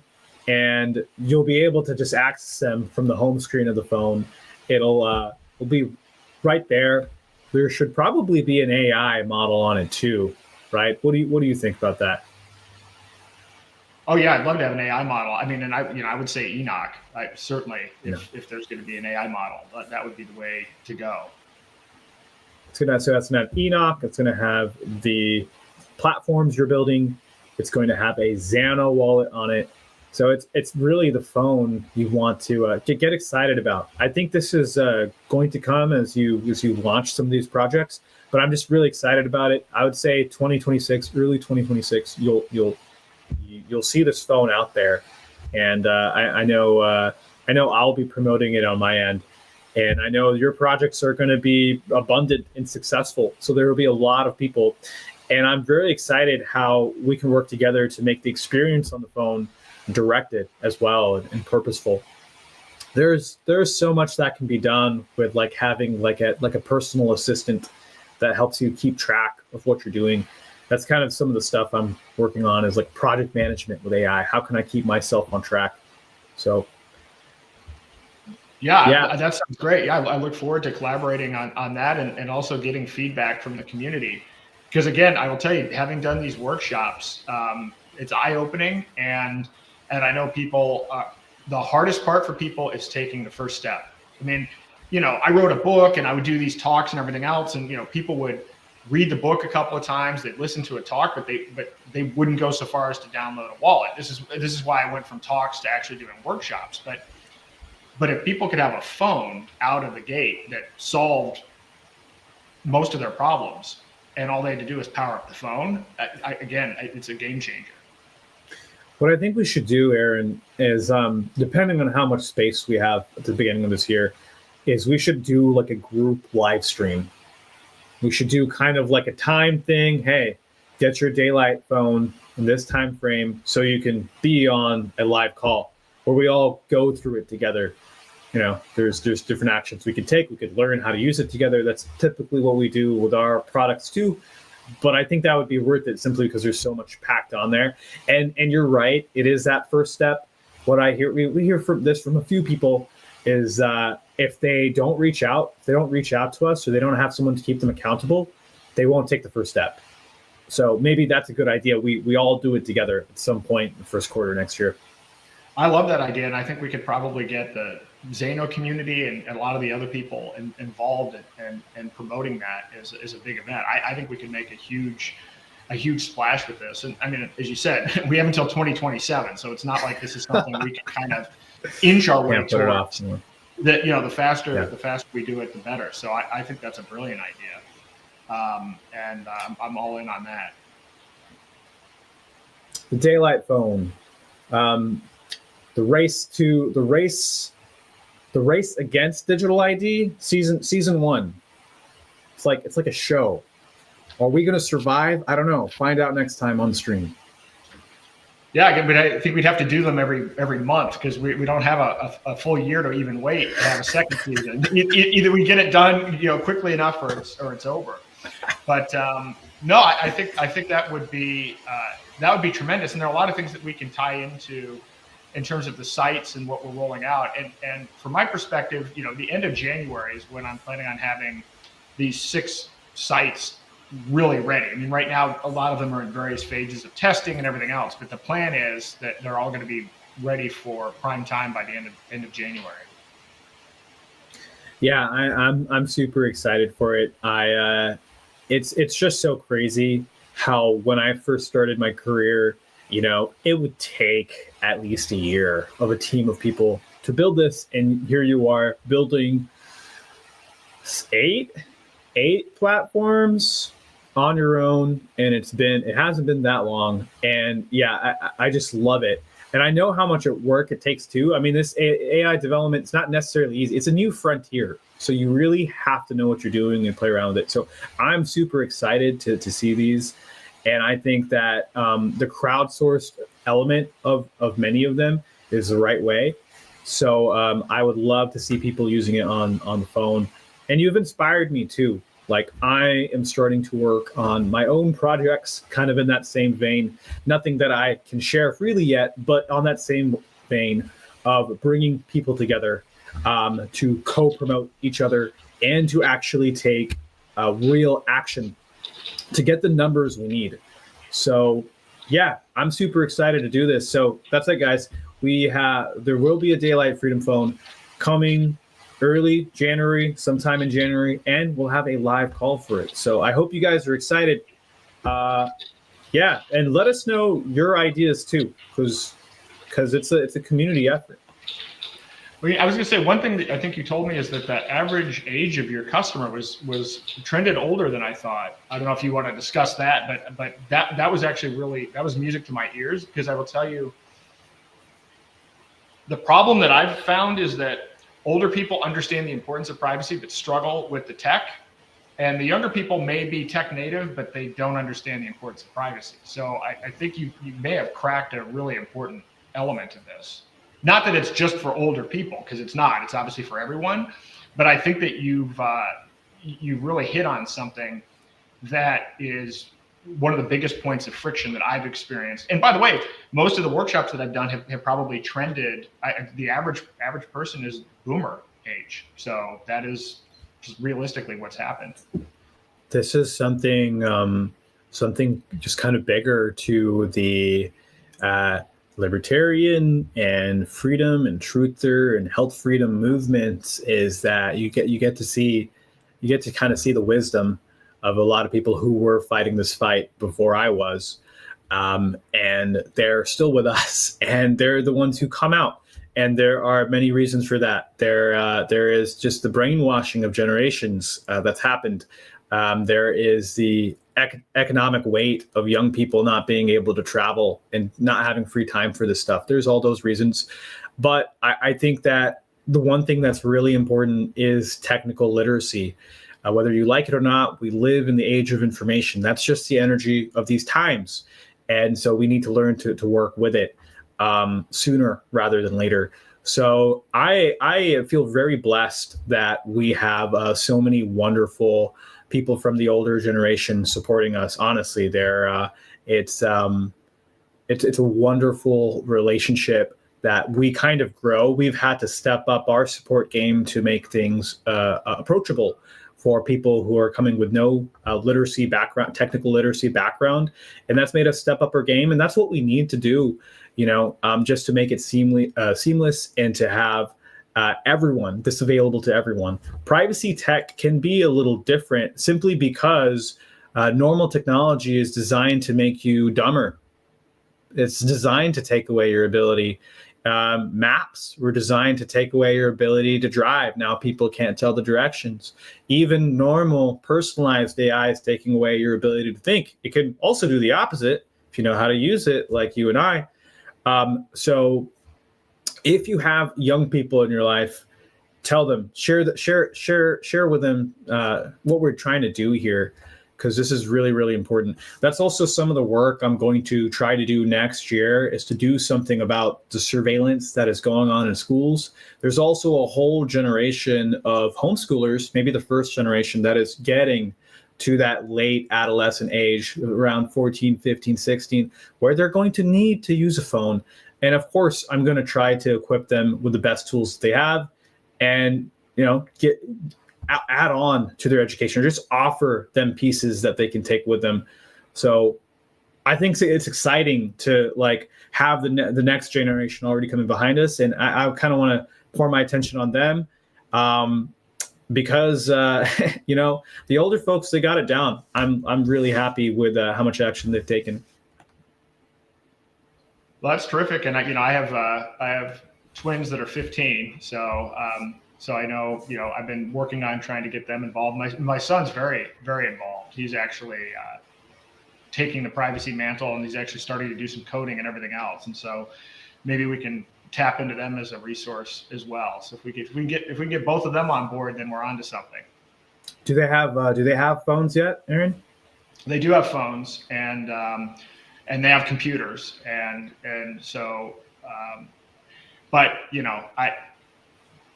there's what I was going to say, where I was going with that was, I'd be interested because just growing up in your family, I'm sure you've opened their eyes to the way the world works, and it's very interesting, like how some kids in school nowadays, they don't give the surveillance a second thought because they've been conditioned to it. But I'm always interested in what like a homeschooler thinks about, like the weird surveillance that is going on in their phones. And I mean, it's very interesting to me, because if we can get the young people to talk about it, it's a really big deal. We need young people to share it with other young people. Well, I was involved with political activism the entire time that they've been growing up. And at one point that we had somebody from the AG's office basically break into my house and hand my son, who I believe was like 2 or 3 at the time, a subpoena. So they've had a different set of experiences with respect to this. So I'm not even sure they fully understand all of it yet, but they're becoming more and more aware of it. And then having to grow up through COVID and everything, it's been a whole new kind of game plan. But yeah, I think that there's potential there, and the fact that we've got to make it cool. We have to make privacy cool. If we can make privacy cool, then I think that that's a way to attract the younger folks. And if we make it easy, that's the way to get the older folks. And so I'm very, very excited about this. I'm going to keep that. Make it cool for the younger folks. Make it easy for the older folks. Yep. That's beautiful. There we go. Cool and easy. Cool and easy. So very good. So I'm coming on your show this week, correct? Yes. And so we've got that scheduled for this week, which I'm really excited about that, and to dig into this issue around crypto. I want to go into a lot of the questions you've published in your Thanksgiving document. I would love for us to discuss those questions and go deeper into, all right, was Bitcoin a honeypot the whole time? Half of the time? Like, this is really, really interesting to me, and just do a deep dive on that stuff, because crypto is a space that I've been using Bitcoin since 2012, but in no way am I an expert in it. I also haven't lived a life completely on crypto, so I'd love to hear about kind of your experiences and work around. I think that's all that is valuable, in addition to all your work. So that show will air soon. It's going to be on Substack, tbot.substack.com, if you guys want to follow. And yeah, I'm super excited to have you on, bro. Awesome. I'm putting that at tbot.substack.com. I'm just putting that down in the notes as well. So I encourage everybody to check that out and subscribe. Great, terrific content. Obviously, as you can tell, probably just from this interview, but I encourage you to check out all of his material and get a copy of this digital ID report. I think that it's an eye opener for sure. If you didn't have enough to worry about, seriously though, when you read this document, you will understand that we are not dealing with a future problem. We're actually describing a current situation, and that needs to be addressed with urgency, not complacency. And that's kind of unfortunately where I think we're stuck right now. And it's I've been trying to frame it as the best thing that could have ever happened, as the boats are being burned behind us. There is nowhere else to go. I really liked what you said too. No, the control grid is the default. Being a slave is the default. This is what we're working towards. And And so, yes, do check out the digital ID report. You could go to abovephone.com/digital. It's just, we ask you for an email, then we send you the report. And it's got a section of every continent. And I go into like the countries that are where everyone is using digital ID, and I try and give you a look at what life is like in those countries. Then we go into some of the countries like Russia, China, and India to see the human rights abuses that are in store for us if we just go on and be complacent to this. So it's definitely worth the read, but I don't want you to be afraid. I want you to be empowered in that we have no choice but to break these chains. So thanks for sharing that. I'm also going to ask my audience right now what questions they have for you. So we'll have some questions from the audience for our interview in a few days. Excellent. Awesome. Well, listen, I mean, I know I've taken a lot of your time. I'm going to continue on a little bit. This podcast sometimes goes on for 4 or 5 hours, and so I certainly don't have any idea if you're going to stick around for that. No. I was going to just show people the book generation thing, and then usually I have people come on with just kind of a general Q&A. I don't know how much that's going to happen tonight. You're welcome to stay, but certainly no obligation. And I know we all have a lot of stuff to do. Thank you for having me. I'll definitely listen in the background, and you're crushing it. Aaron Day with the day-long live streams. Legend, bro. Awesome. All right. Well, thank you very much. Very excited about our collaboration. Very excited to come on your show later this week. And everybody stay tuned.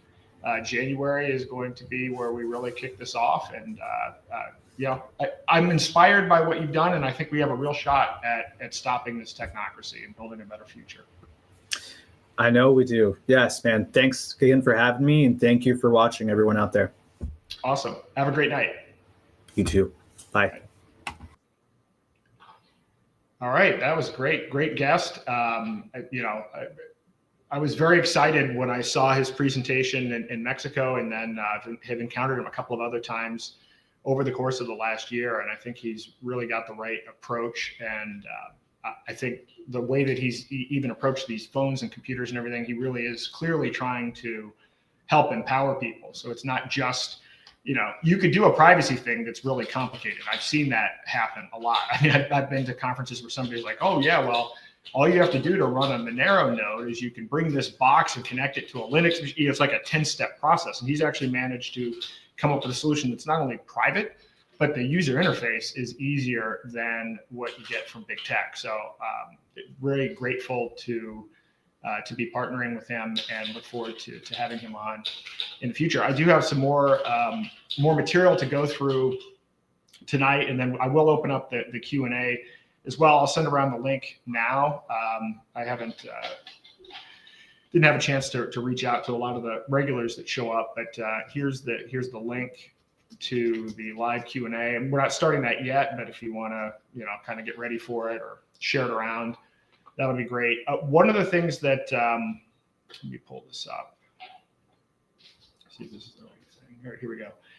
So I want to go back to what Mike has been doing with now called BrightLearn.ai. And this is truly remarkable what he has put together here. So again, just to recap, he spent $2 million in the last few years, just not only building his own AI, but really collecting and gathering all of this information from around the world. That's not even just the stuff that he's been cataloging himself over the decades. But I mean, he was telling me that, he was getting original source documents from China and then having them translated. I mean, truly, it is a data set that you cannot get. And the more I've studied the other models, and again, I use them for different things, for coding and everything else, but one of the problems is that they're trained on the general internet, and they're trained on things like Reddit. So it's actual slop. I think I even saw Anthropic came up with a situation that said, well, lo and behold, if you train something on Reddit, your AI might start taking, the form of a psychopath in a way. And that is not the data that Mike has used. So really excited about that. And the latest thing that he's created, I got to be careful here to not share my key, but I'm going to share my screen on this. This is called BrightLearn.ai. And let me see here. All right, so BrightLearn.ai. Let me remove this, add this. All right, there we go. BrightLearn.ai. And what you can do is you can actually create your own book, full-length book, using his AI. So he's given me a key. He's going to be releasing this. I don't know how he's releasing the keys to be able to do this.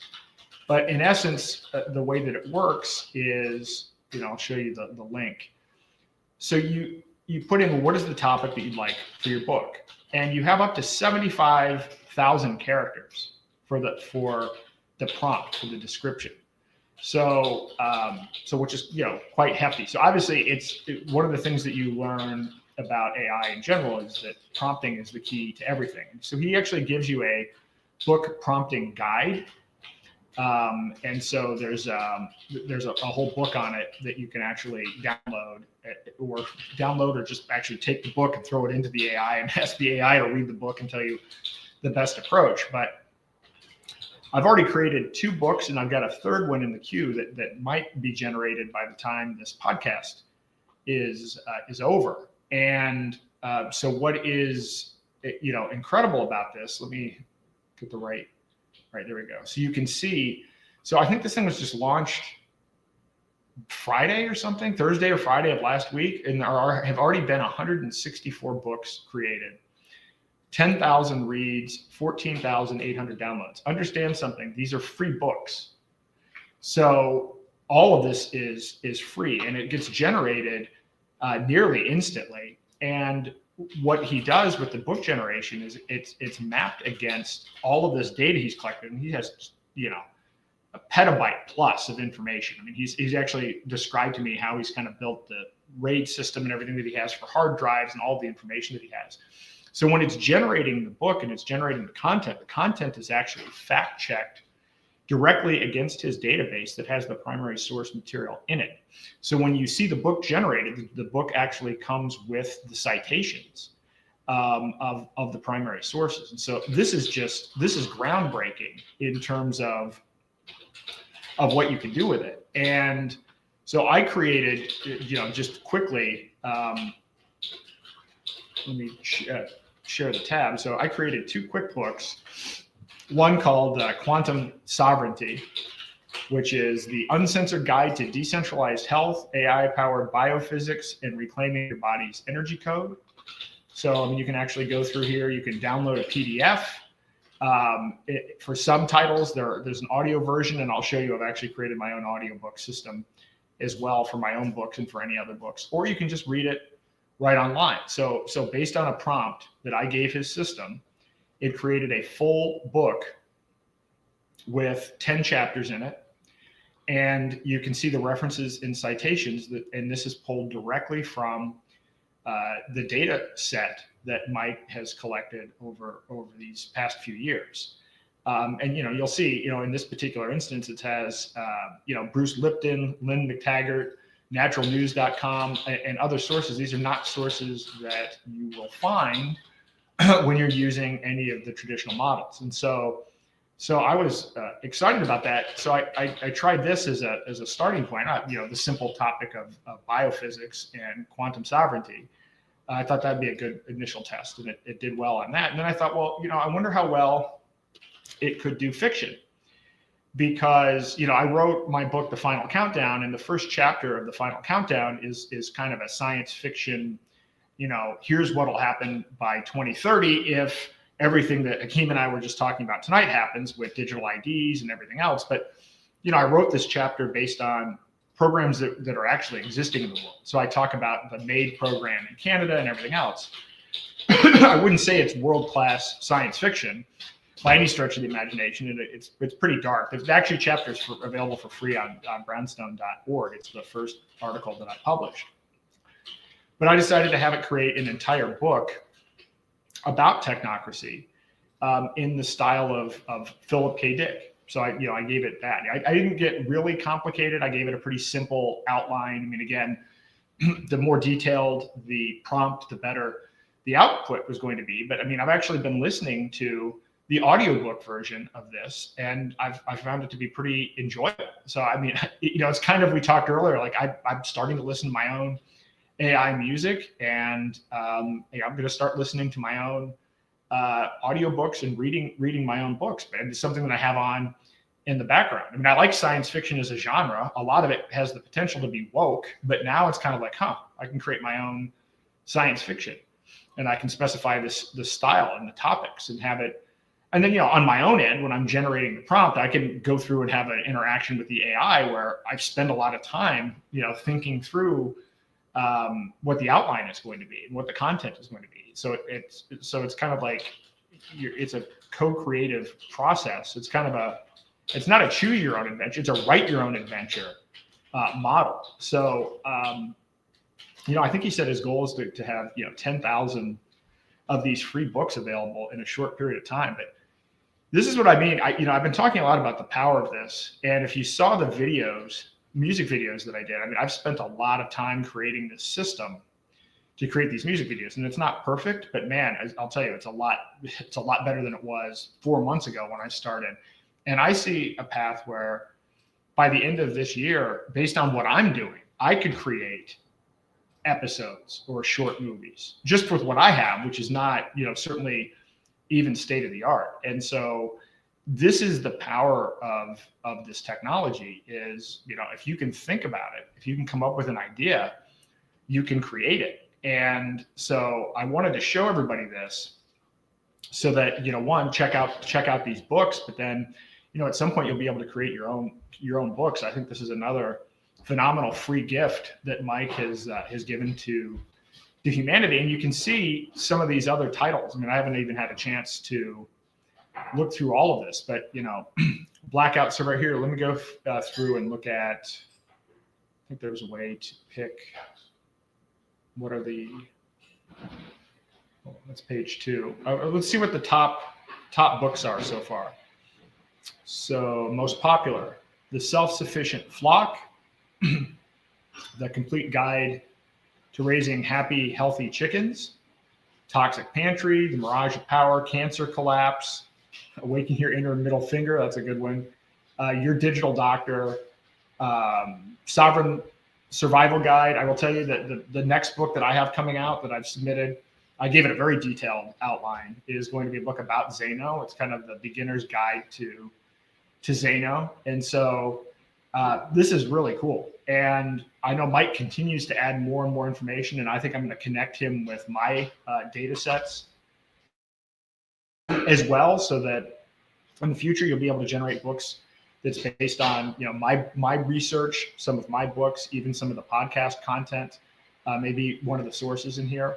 I'm a big fan of this. I have my computers running 24 hours a day, 7 days a week. So if I'm not using the computer, then at night it's processing data. I'm downloading content and primary source information, putting it into a database, kind of like with the Technocracy Atlas, so that we can search data and know what the source of the data is. So my computers are always running and collecting data. And I think the more of us do that, and Mike obviously has done what I'm doing times 100 or 1,000, but the more of us do that, download this content, get it into our own possession, and then start sharing with each other, and then start sharing tools that allow us to dynamically create and repackage material. This is how we defeat the technocrats, because the technocrats are building these systems where it's like, okay, here's our centralized system built on the web and Reddit.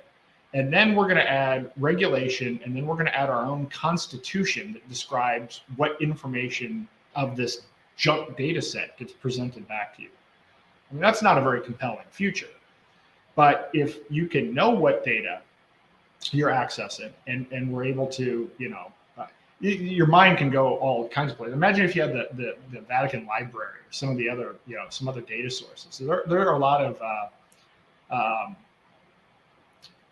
tablets and so forth that have not been translated yet. There's a whole bunch of information out there, that knowledge that can be kind of put into these databases and sorted, that's never before been in a state where you could search it or combine ideas throughout the entirety of human history from different cultures. And so anyway, I encourage you to check this out, and I'm going to show you the audiobook thing that I created. So let me go to this tab. So this, let me see if this is appearing on the screen. All right, so this is a little audiobook reader that I created. So I took my own books and then ran them through a voice, a thing called 11 Labs. So it basically took the text and then put it into audiobook form. So I'll just play I'll go pick this. Gonzalez.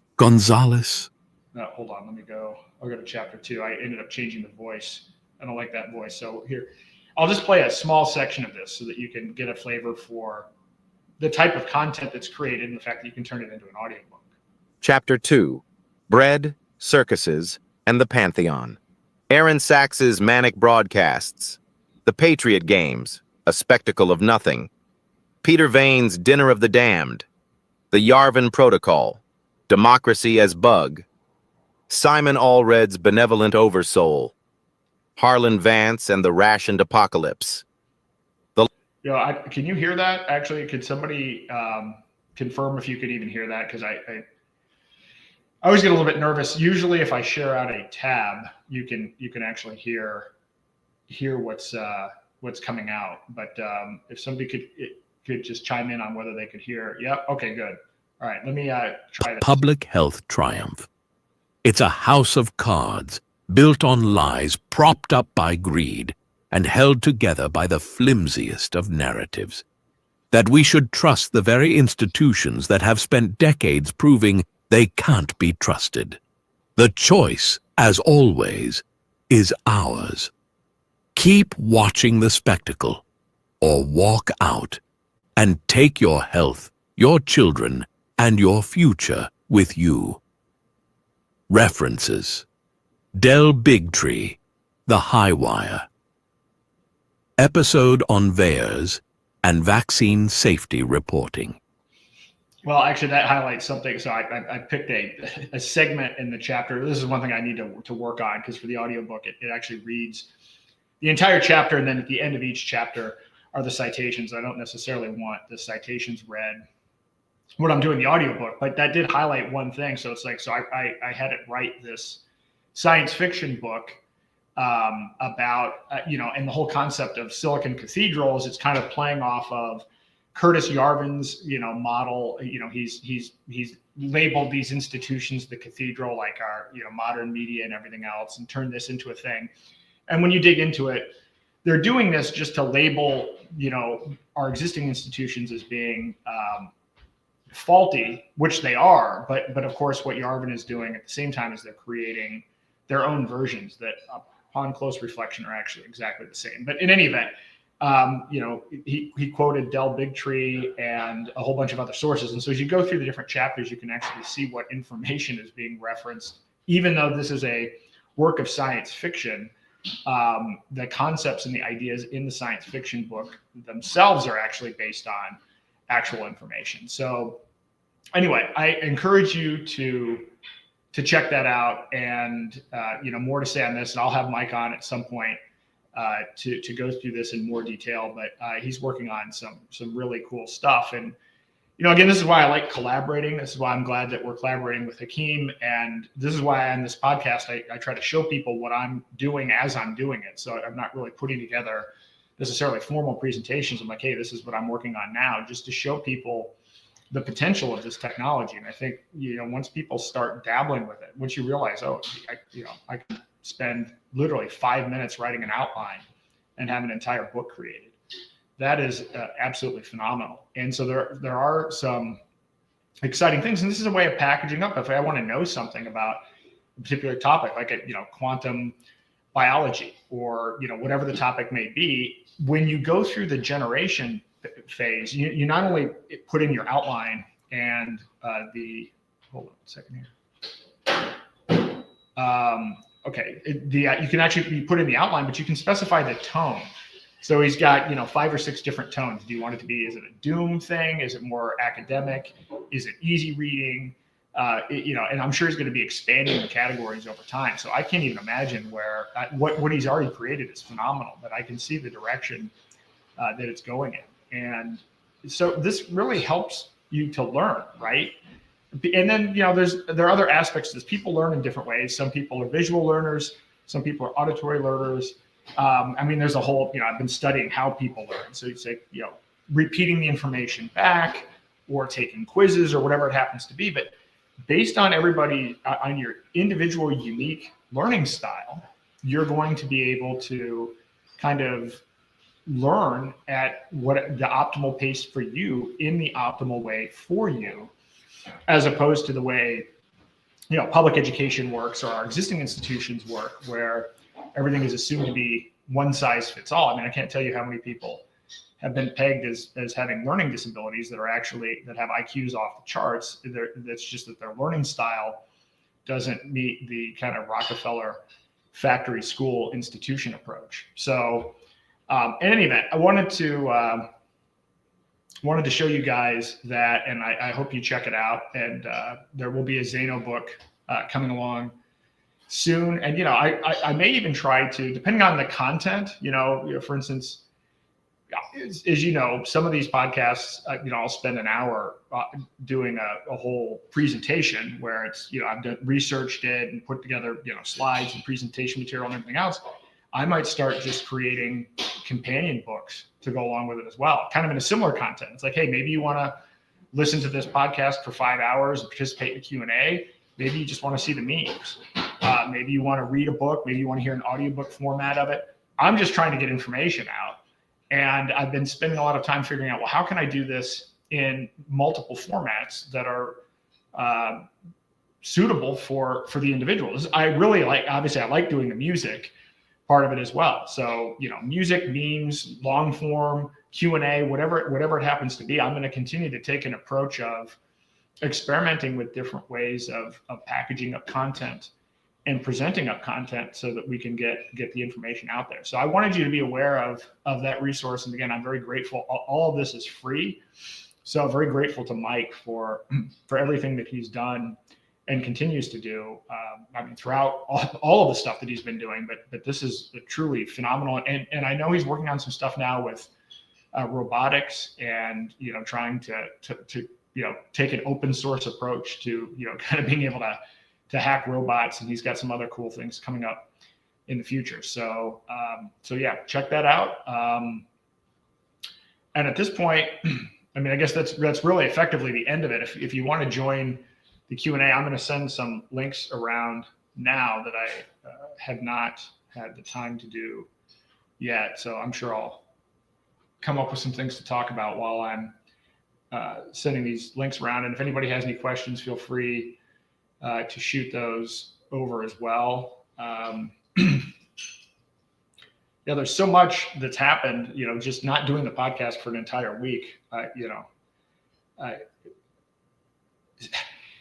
So I went to Florida, and so my wife and I went to Florida, and in the process of this, there was this new Google model, Google Gemini model 3.0 that was released. And that was really big news. And along with it came Nano Banana Pro, which I know these things sound weird, but I would say, by the way, is probably hands down the best. Here we go. It's probably the best image generation tool I've ever seen. Some of the memes that I've put out recently, they've cracked the code on text. Hey, how are you? Oh, can you hear me? Yep, I can hear you. All right, I can't see myself on there, but that's cool. Good. You were just in Florida? Yeah, we're coming back in a couple of weeks too. I mentioned this before, and I've actually now confirmed it with my genetics. I literally can't. I'm not efficient with vitamin D, and so I do have seasonal issues being here in New Hampshire. So we now understand that at least once a month we've got to go south. So we're coming back down in a couple of weeks. Whereabouts in Florida are you headed? Fort Lauderdale. Okay, West Coast, East Coast. Yep. Yeah. Down south. Yep. Indeed. I'm up in North Florida, so completely different country.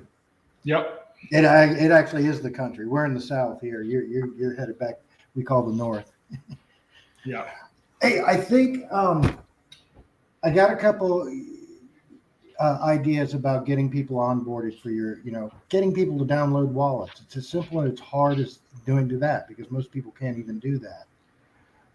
But there are a couple of apps that were coded by, this is going back to Ravencoin, by one of the open, they're all open source, that I think is a brilliant way for getting people on board.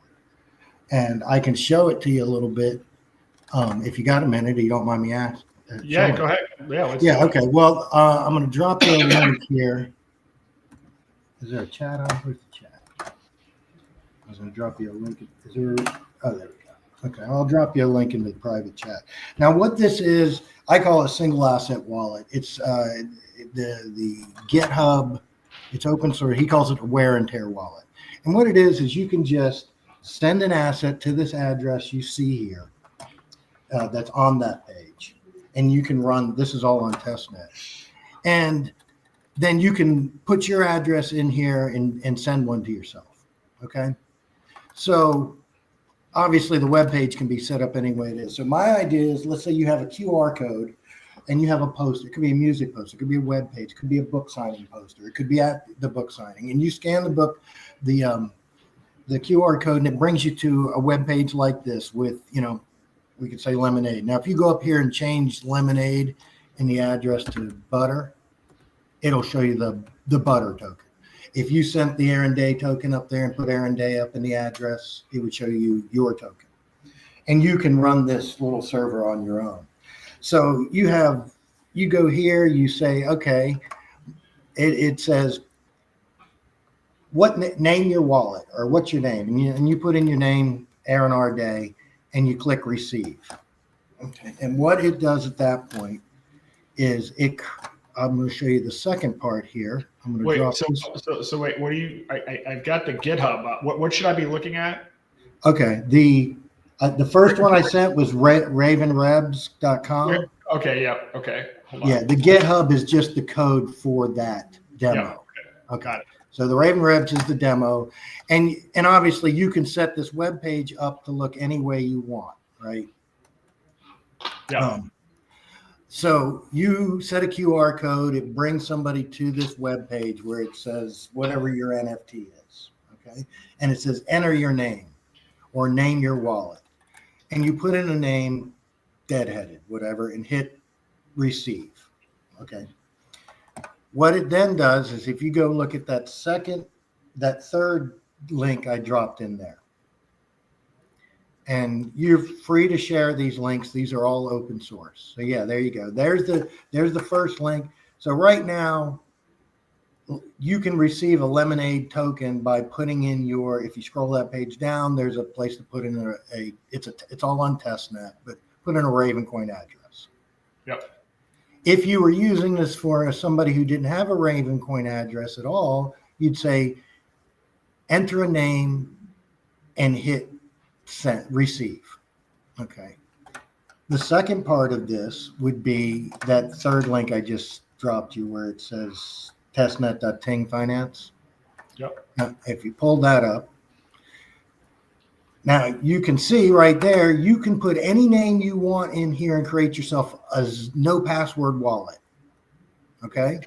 So, and you can see there's some down here that are by default. If you put in Elvis 25, now if you click on that first one, Drake Smith. Now, if you put your name in here, it's not going to show your wallet on this menu down here. It's going to create you a wallet. These are just to show you. So, but if you click on that first one, you can see that you can have a wallet, a link to a wallet, no password.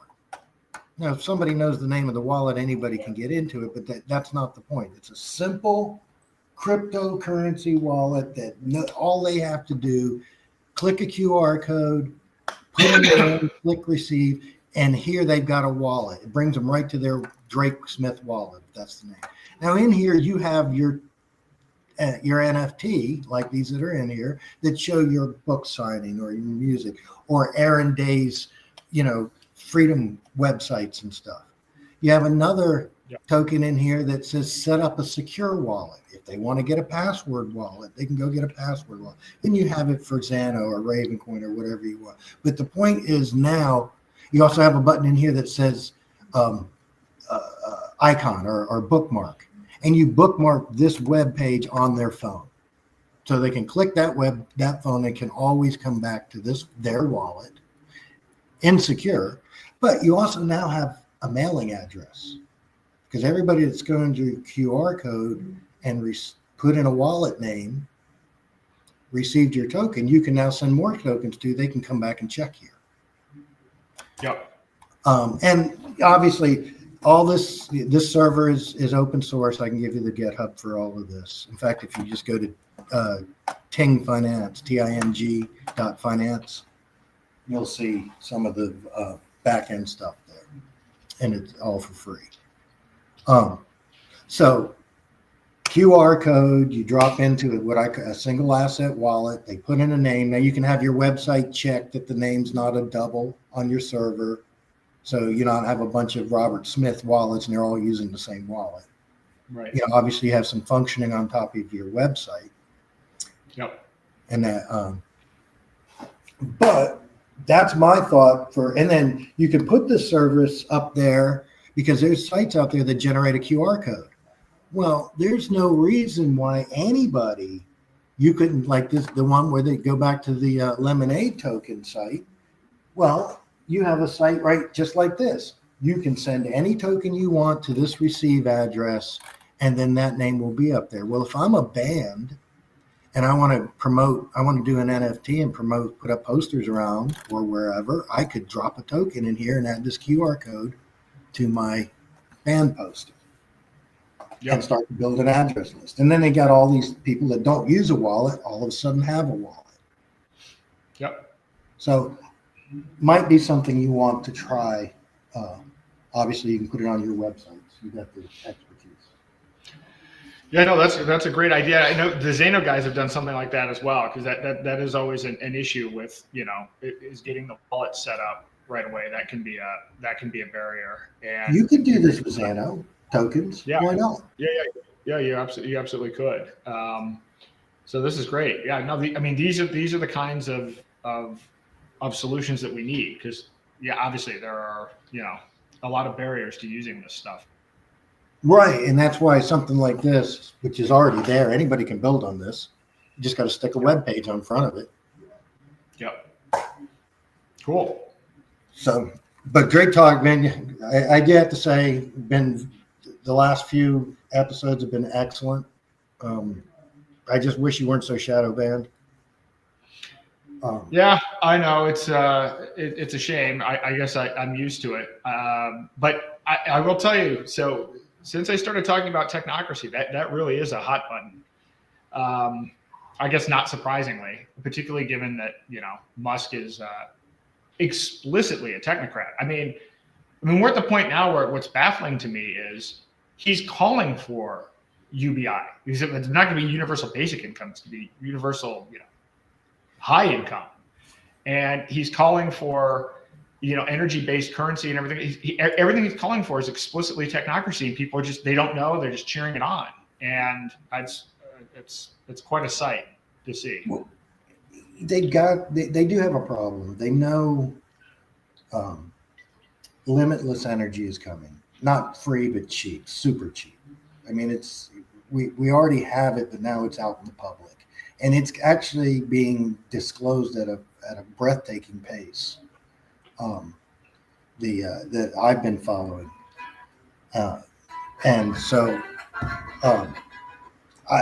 how do you charge people energy credits when you've got a fusion generator that can generate 10 times the amount of energy it puts in? Well, in the a weird 90-foot form factor. Well, the weird part, and he's inconsistent about it, is Musk will say, well, yeah, this is backed by energy and this is important. And on the other hand, he'll say, well, but solar is everything. And he'll talk about Kardashev scales and everything else. And so it doesn't even make sense, other than once you realize that the initial rollout of this is a control system. And the whole point of having an initial energy credit-based system is about control. So he's pushing pushing that aspect. I mean, did you see that new movie that came out about disclosure? What is it called? The Age of Disclosure?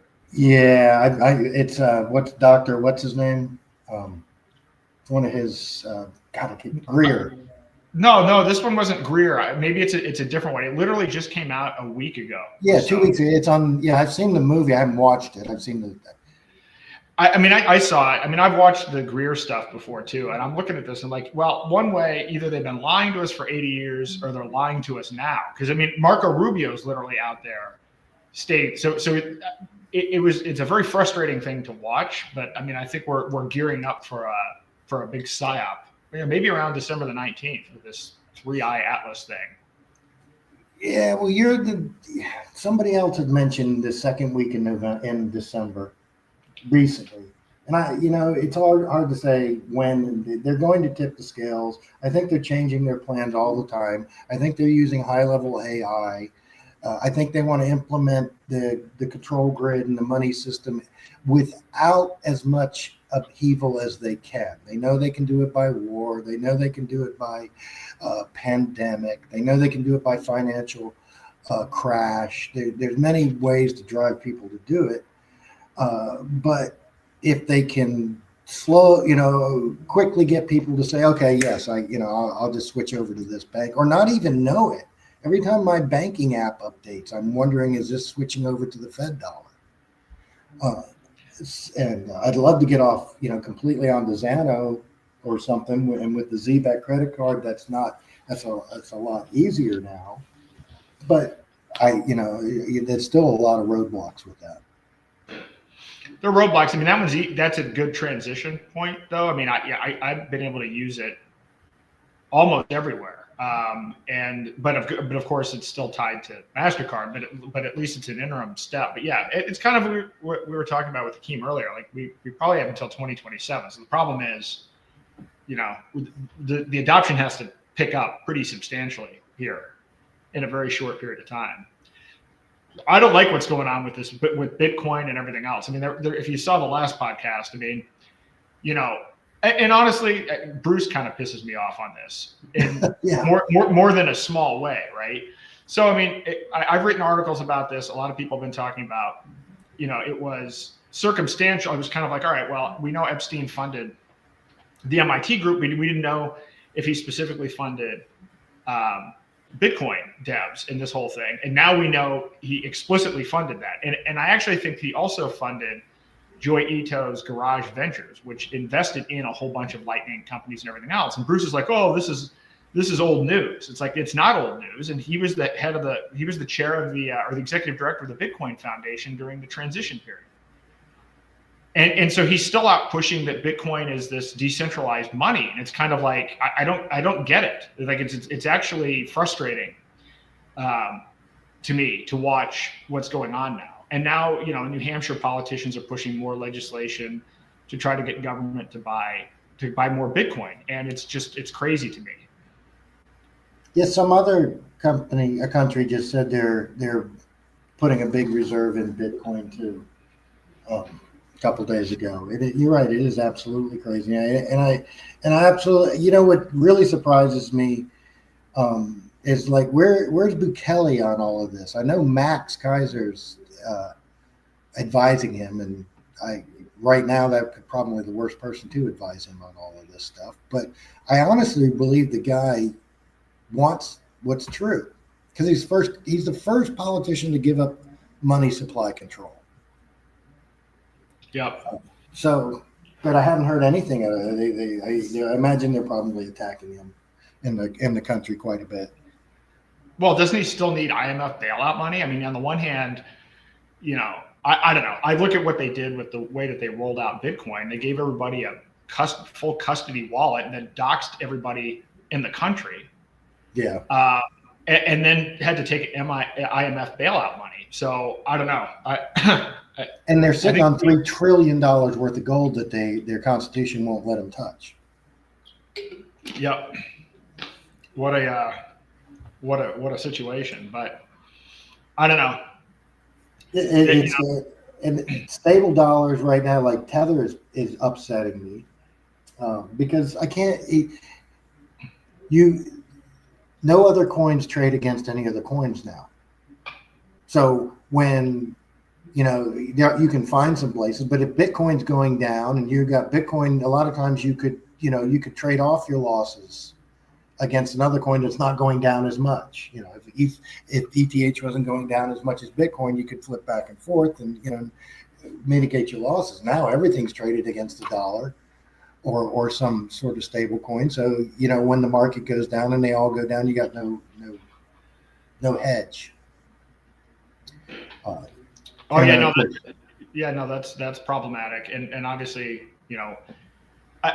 I see a situation where, based on Lutnick's involvement with Tether, I can see Tether becoming backed by Bitcoin, and I can see them bailing it out. In fact, it seems like that's a clear path that would actually happen. And it's frustrating to watch because it's so transparent, and it's so ridiculous that the idea would be that somebody creating a token that's backed by, nothing that's been audited, but then now the new form of that is it has to be backed by treasuries. That's an innovation. It's not an innovation. It's tyranny. It's actually worse than fiat itself. It's programmable, trackable, digital fiat. That's not the point of all of this. But that stuff has been lost. I don't know. I guess part of my frustration with it is when I see people like Bruce, and then I go to some of these libertarian conferences where libertarians are still holding on to Bitcoin as a Bitcoin thing. And it's like your thing got taken over by Epstein and the bankers, and you're still trying to promote it as being freedom money. And, you got played, you got to move on, and that's not happening. So it's really hard to promote these alternatives when the people that should be ideologically on the front line of this are just trying to protect their fiat banks. That's a hard barrier to get over. Yeah, I to be honest with you, I kind of checked out on Bruce and Tron also when they both started pushing ASICs for the Ravencoin chain. Oh, really? I hadn't been paid. I didn't realize. Is it ASIC now? It's in there. It's about a year and a half ago, but you can find it in their tweets. They both were pushing it. Wow. So, which was, to me, it sounded like nothing more than a cash out, to be honest with you, to me. But that's neither here nor there. I'm very intrigued about. I did download BrightLearn AI on the one computer we have in the house that's got a decent gaming card, video card in it, so it'll run. And I didn't know the book generator had come out. I'm going to try that out. I actually have an autobiography from an old friend who's passed away that I might try and see if that can format that and get that looking good. Yeah, it's literally only a week old, but I'm impressed so far. And again, I know what some of the stuff that he's doing behind the scenes. So it's just I'm glad he got this out in time, because I know when I first had him on, when he had just launched, Enoch is was called originally. It was before there was a self-custody version. I'm like, yeah, man, if you can get that self-custody version out, that's a big deal, because now you don't have to be connected to the internet. You can still get access to this information. So that's a big thumbs up. Yeah, I'd love to, like you mentioned earlier, like using them for translation. We haven't translated like 10% of Galen. Yep. Why not? Why is not every ancient Greek text translated already completely? Well, yeah, or Sumerian, right? Yeah. There's so much information. I don't even know it's a very small percentage of Sumerian stuff that's actually been translated. So there's just a wealth of knowledge out there, and we have no idea. We have no idea what's going to come of this. But again, on the one hand, it's exciting. On the other hand, it's terrifying if we don't get. I guess I'm not surprised, being on X, that the people on X are going to be fanboys. But it's at some point, I'm still watching these people talk about the fact that, Elon Musk got rugged at Doge, and not realizing that he accomplished what he set out to accomplish. And so they're like treating him like a victim, and not realizing what's going on. As somebody mentioned earlier, or Hakeem mentioned earlier, it's like, well, what's the the timing on rolling out a CBDC, X payments is going to launch soon. Yeah. And I don't know what all I guarantee you X payments will have a stablecoin component to it. And Musk released a thing, we're hiring. And so I clicked on the job description or whatever, and it's like a big chunk of the qualifications were compliance, KYC, AML, all of that other stuff. So, I mean, people are just kind of sleepwalking into trackable digital currencies with no, well, whatever. There's been a resurgence in privacy coins, and that is exciting to see. I mean, it's true that the privacy coins have outperformed, Bitcoin and Ethereum or whatever over the last year or so. Although I don't know what all's going on with Zcash, but nevertheless, at least people are starting to catch on. But man, we don't have a lot of time. No, we need, well, the MasterCard really helps, places to use it. Yeah. Now I can go to the grocery store with it. Now I can pay some bills with it, whereas I couldn't before. Or I could, but I had to go to an exchange. I had to turn it into US Tether. I had to ship it over to Coinbase and then put it into my checking account. Yeah, and that's rough. I mean, I can't even Coinbase too. Boy, Brian Armstrong, I thought used to be a good guy like 13 years ago, and now he's out there spending all of his time in Washington D.C. And the only tweets I see from him are, we're close to a market structure bill," and he's sitting there hanging out with all these politicians. And I bought something recently. I was on a site or I was trying to buy something, and the only way you could pay them is through Coinbase payments. That's that was the only crypto option. And I'm like, I'm not doing that. So that transaction didn't happen. But they're all excited about integrating with the system. Somebody here commented that no, you're not a fan of Bitcoin or Jack, but Cash App and Rumble are helping people learn to use wallets. Well, yeah, they're helping prime people to use CBDCs. Wallets, I mean, people use digital cash all the time now. In fact, most of cash is digital. What Jack is doing is getting people to use Bitcoin in a way that's not peer-to-peer. And it's when you look at what's going on with Lightning, and this is true with Strike app with Jack Mallers and with Cash App, the Lightning Network stuff, they're a bank. There's KYC. You have to provide info. That's completely, even people that still want to claim that Bitcoin is decentralized, if you're using Lightning Network and you have to provide your social security information to Jack Mallers, that's not what people signed up for. And it's indistinguishable from working with a bank. And to be honest, based on Jack's track record with the censorship industrial complex at Twitter, I don't trust him any more than Jamie Dimon. A lot of these Bitcoin people, I remember people were saying, well, this is going to be a whole paradigm change.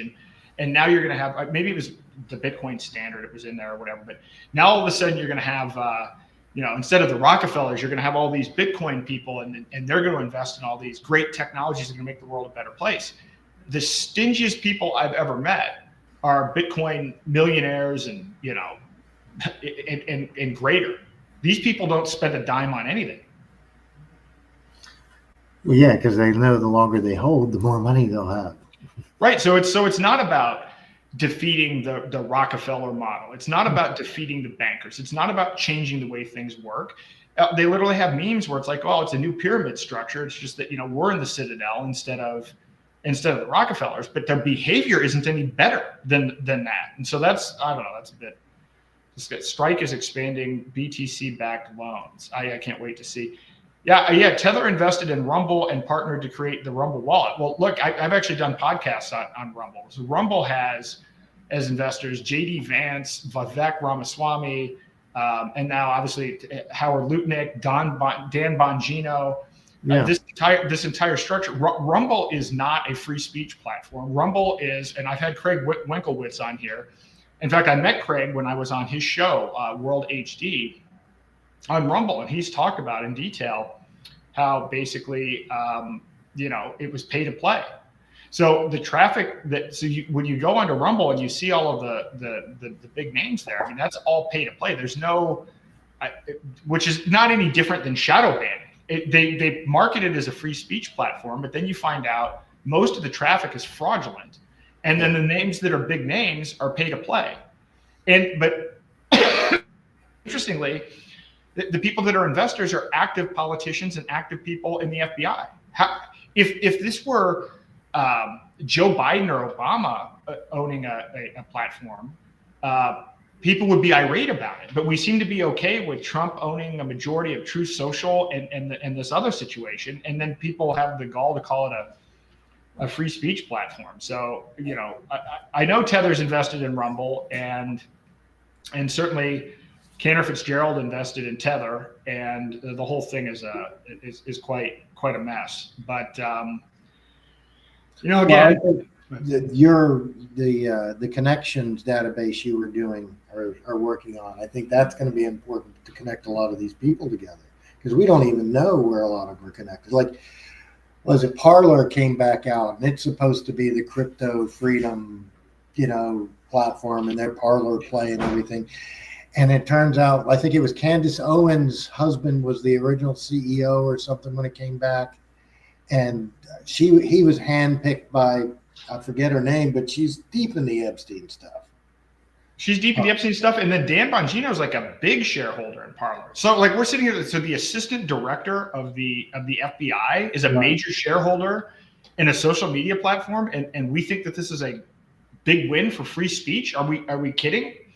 I don't know. I don't, again, I don't think you can have a corporation and have a free speech platform. I mean, just because that's a centralized leverage point. But I mean, the Technocracy Atlas is the framework is there. There's a lot of work that I'm working on now to try to figure out how to visually map some of these connections. But I will tell you, the minute that I have all the Epstein documents from the AG that were released earlier. I've got the House emails, all of that's there, indexed. It's in the thing. It's searchable. You can actually link to the source documents, which I'm hosting. And then I'm going to the Cosolero files in there. No. In fact, I mean, and by the way, I'm always looking for. I mentioned this earlier. I have two computers that are doing nothing all day, but scraping information and converting it and putting it into a vector database. And so if anybody has any good sources and information that you'd like to see in the Technocracy Atlas or in general that you think should be downloaded and let me know, because it's always a work in progress. Yeah, I'll send. I'll see if I've got. I might even have them up here on my browser link. But yeah, there's some old stuff from the. This is a guy that was shot twice in the head, and they called him it was suicide. And it's the Cosolero file. It's whack. It's whack and hut, and it's volumes of data, and it ties in a lot of people. I'll get you the link to it. I have it somewhere here on my computer. I do like a lot of Jack Cruz's stuff, and I asked him, because I did this episode where I tried to follow his lead, because he says that Len Sassman is Satoshi, and he had a really gripping story. I don't know if it's accurate about the Jewish mafia and Meyer Lansky and how that ties into the group that Wexner and a whole bunch of other people involved in, that basically was Epstein basically took over the money laundering operation from Meyer Lansky was what he was saying, but then suggesting that Lansky was involved in the precursor to Bitcoin, and but I asked him, I couldn't find any corroboration on that, and he's like, well, ask his lawyer in Florida. I'm like, okay, well, I mean, sure, I'll call him. I doubt he's going to go on the record. I mean, so in other words, that was one of the things when I put together the Technocracy Atlas. I'm like, well, is what Jack's saying true or not?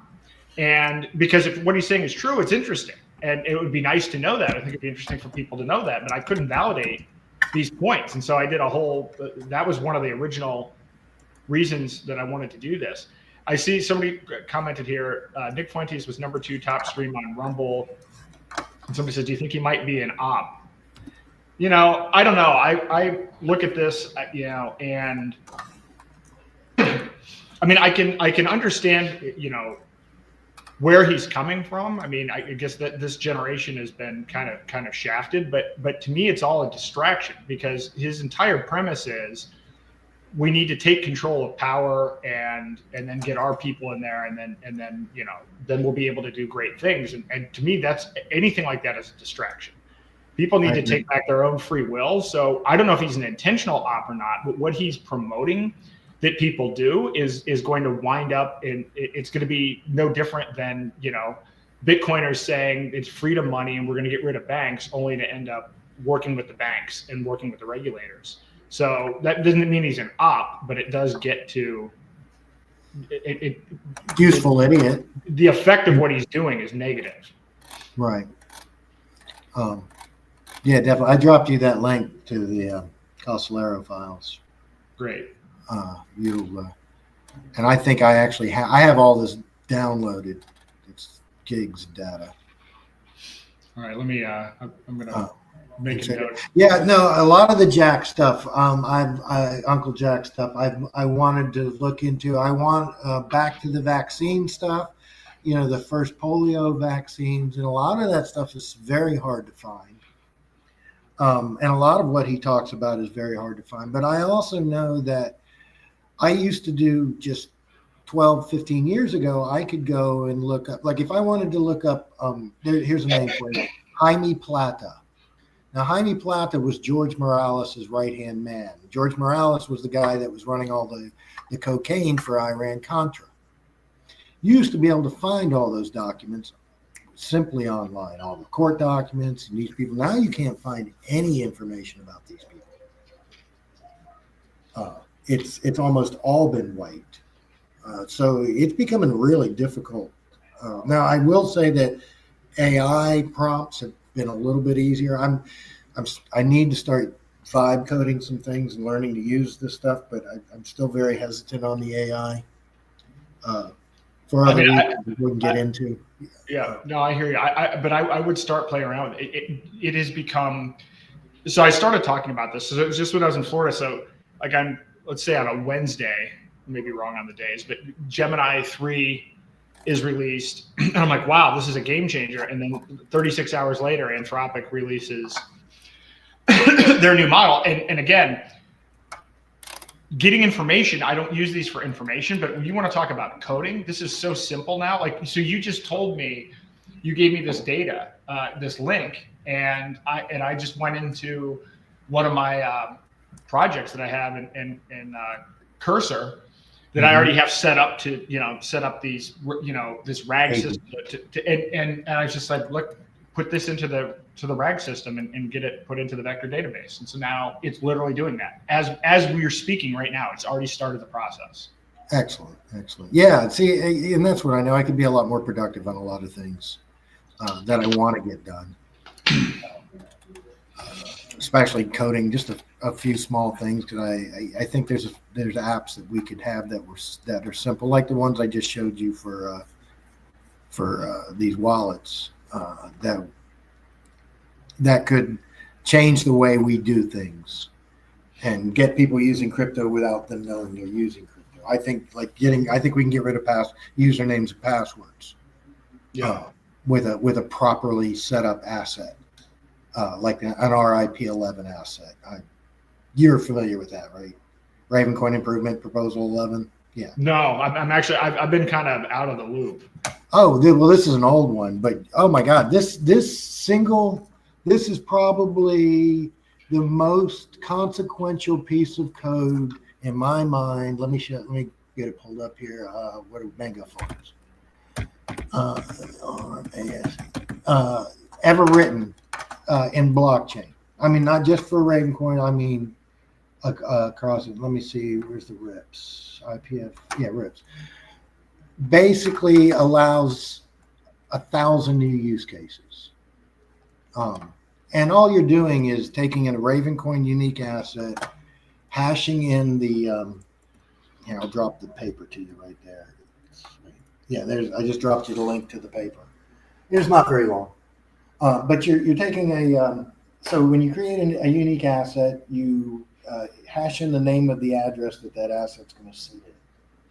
So if that asset moves out of that address, it's no longer valid, right?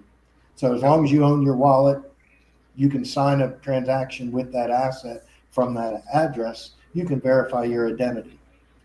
Now, what you also have your JSON file attached to it that's got your PGP public key, whatever public data you want, encrypted data you want, whatever. It could have payment information or links to where you can update your payment information. But now I can go and I could set up one of these dead-headed XJ4P726, and there is a Ravencoin browser extension. I don't know if you're aware of that. That allows you to sign a transaction pretty simply. So I could go to a website that says, it could do rather than continue with Google or continue with Twitter account, let's say continue with, asset. It checks my little wallet in my browser extension and says, do you want to sign this transaction? You click yes, proving who you are, and you no longer have a username or password to remember. That's great. Yeah, I'm looking at it now. Yeah, it's super. Now, this allows. What about the Internet of Things? You can't spoof this. You would have to physically have somebody's 12 words or physically take over their wallet because you can't spoof it. So it really, you don't have to. You would no longer need usernames or passwords. You could have as little or as much information in there as you wanted. You wanted to have your name because someone like you who's a creator, and you want your R&R day token.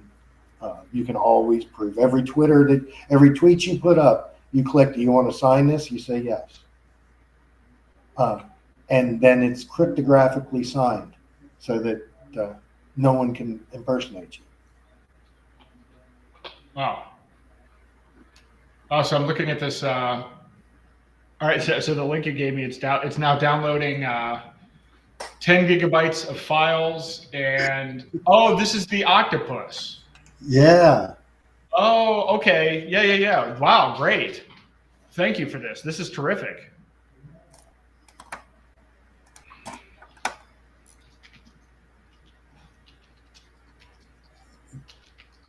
You know what? Have you thought about adding all the KeelyNet stuff? Do you remember KeelyNet? No. Oh, KeelyNet, and it's not out there anymore. Unfortunately, it was out there for like 20 years. They've been out there since the 90s, maybe even on bulletin boards before that. There's all the free energy stuff, everything. Let me see if it's got to be a Google. Oh yeah, it might be. But they had all the documents for everything. I don't. There's some. Yeah, you can find some mirrors out there. It looks like.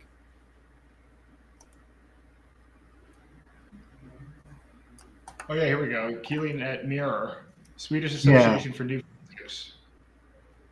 It's a partial. 2 decades ago. Let's see if it's stuff. I actually have a lot of this stuff downloaded in some of my old projects. Yeah, this is it. All right, that's up next. I'm adding that to the queue. So this will start processing tonight. Oh, sweet. So now, when we go into now, if I were going to go, how is this usable by me? So if you go to technocracyatlas.com, there's a chat bot, and you will be able to just ask a question, and it will search. You'll be able to chat with that data, which I'm downloading all the PDF files and then putting it into a vector database so that you basically use semantic search. And when there are better ways of being able to kind of sort through this information, this is why I'm building thanks to Mike, I'm building a big RAID system, 200 terabyte system, so that I can keep all the source files, so that, if in the future there's a better way to index this stuff, I can just run through the source material again. But this is really the key. This is the key to what he's done with his petabyte system. This is what allows these books to happen. It is a remarkable thing that he's done here, and I'm super excited about it. I don't understand. I mean, I thought you got a lot of work done, but all the websites Mike's got on, all the BrightLearn stuff, the Health Ranger stuff, the news stuff. Yeah, it's and amazing. He's censored.news also, isn't he? He just launched censored.news, and that was down for a day. Did you notice that was down for a day and a half? Yeah, his data center was down. So I was originally supposed to have him on the podcast. I don't know. I can't even remember the days now, but three weeks ago, we had to reschedule because his data center, he had a data center outage. Man, I'll tell you, so I worry about that, right? So this is why I'm glad that he got this self-custody thing out, because at least, like, I thought that was a race against the clock, because it's really valuable data that he's put together. And they have spent a lot of time, money, and effort censoring him and shadow banning. He actually told me that it's to the point right now where his voice print, Google has his voice print, and anything that even has his voice on it gets removed from Google. I saw that in your last interview with him, I think, or one of them. He's mentioned this. So when you go to download the PDF, you have to enter an email address, and I'll tell you, if you have a Gmail, it'll immediately go to either spam, or if it gets that far. So they have not wanted his information to be public for quite some time. It's remarkable. He should use a slight voice modulation, one that we can't hear, but that the AI would not recognize as him. Well, yeah, or at this point, just use a different voice, right? I mean, now it's, the voice cloning technology, or just use something from 11 Labs. You could use a completely different voice. It doesn't matter if you're just trying to get the content out there. What are you using for most of your coding? Are you using Claude, or I've heard some other ones like Rocket or Lovable are good? I think those are just interfaces that use either Claude or Gemini. I use mostly Claude, but sometimes if I ever get stuck, then the answer is to bring in another model. So there have been times, and I think I've mentioned this before. This is a perfect example. So for the Own Nothing site, one of the things that I wanted to do is scrape all of the package inserts. So the idea being, these are even worse than click-wrap agreements, because you're subject to these things and you don't even sign a click-wrap agreement, and it's all publicly available information. Claude refused to build the scraper to actually pull that information down, and it's not even illegal. It's publicly, so I had to use Gemini. So I will bring in different. I'll use Grok sometimes. I see Rich J there. Hey, Rich, how are you? Hey, man. Oh, how's it going? Not too bad.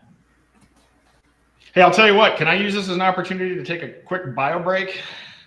You can, absolutely. Right. Awesome. All right, I'll be right back, guys. Thanks. Yeah, I wish I had a lot of subjects to talk about right now, but I was more fascinated. Oh, that's fine. I have questions about setting it up on your own computer. Definitely self-custody. The AI. Yeah. So yeah. I'm stumbling a little bit with the Language Studio, but no worries. I mean, yeah, I set it up last week. I did have to jump through not too many hoops. It wasn't recognized. It tells you have to download the one pro. Is it the Language Studio? And then from there, you can download other AI modules that were quite simple. At first, it wasn't recognizing the ones that I got from Mike's site, because I think I had downloaded 2 from him. But then I went and found another module out there that was named very similar to what Mike's module was named. And then when I loaded that one, then all of a sudden it would find Mike's module, and it loaded the BrightLearn module up.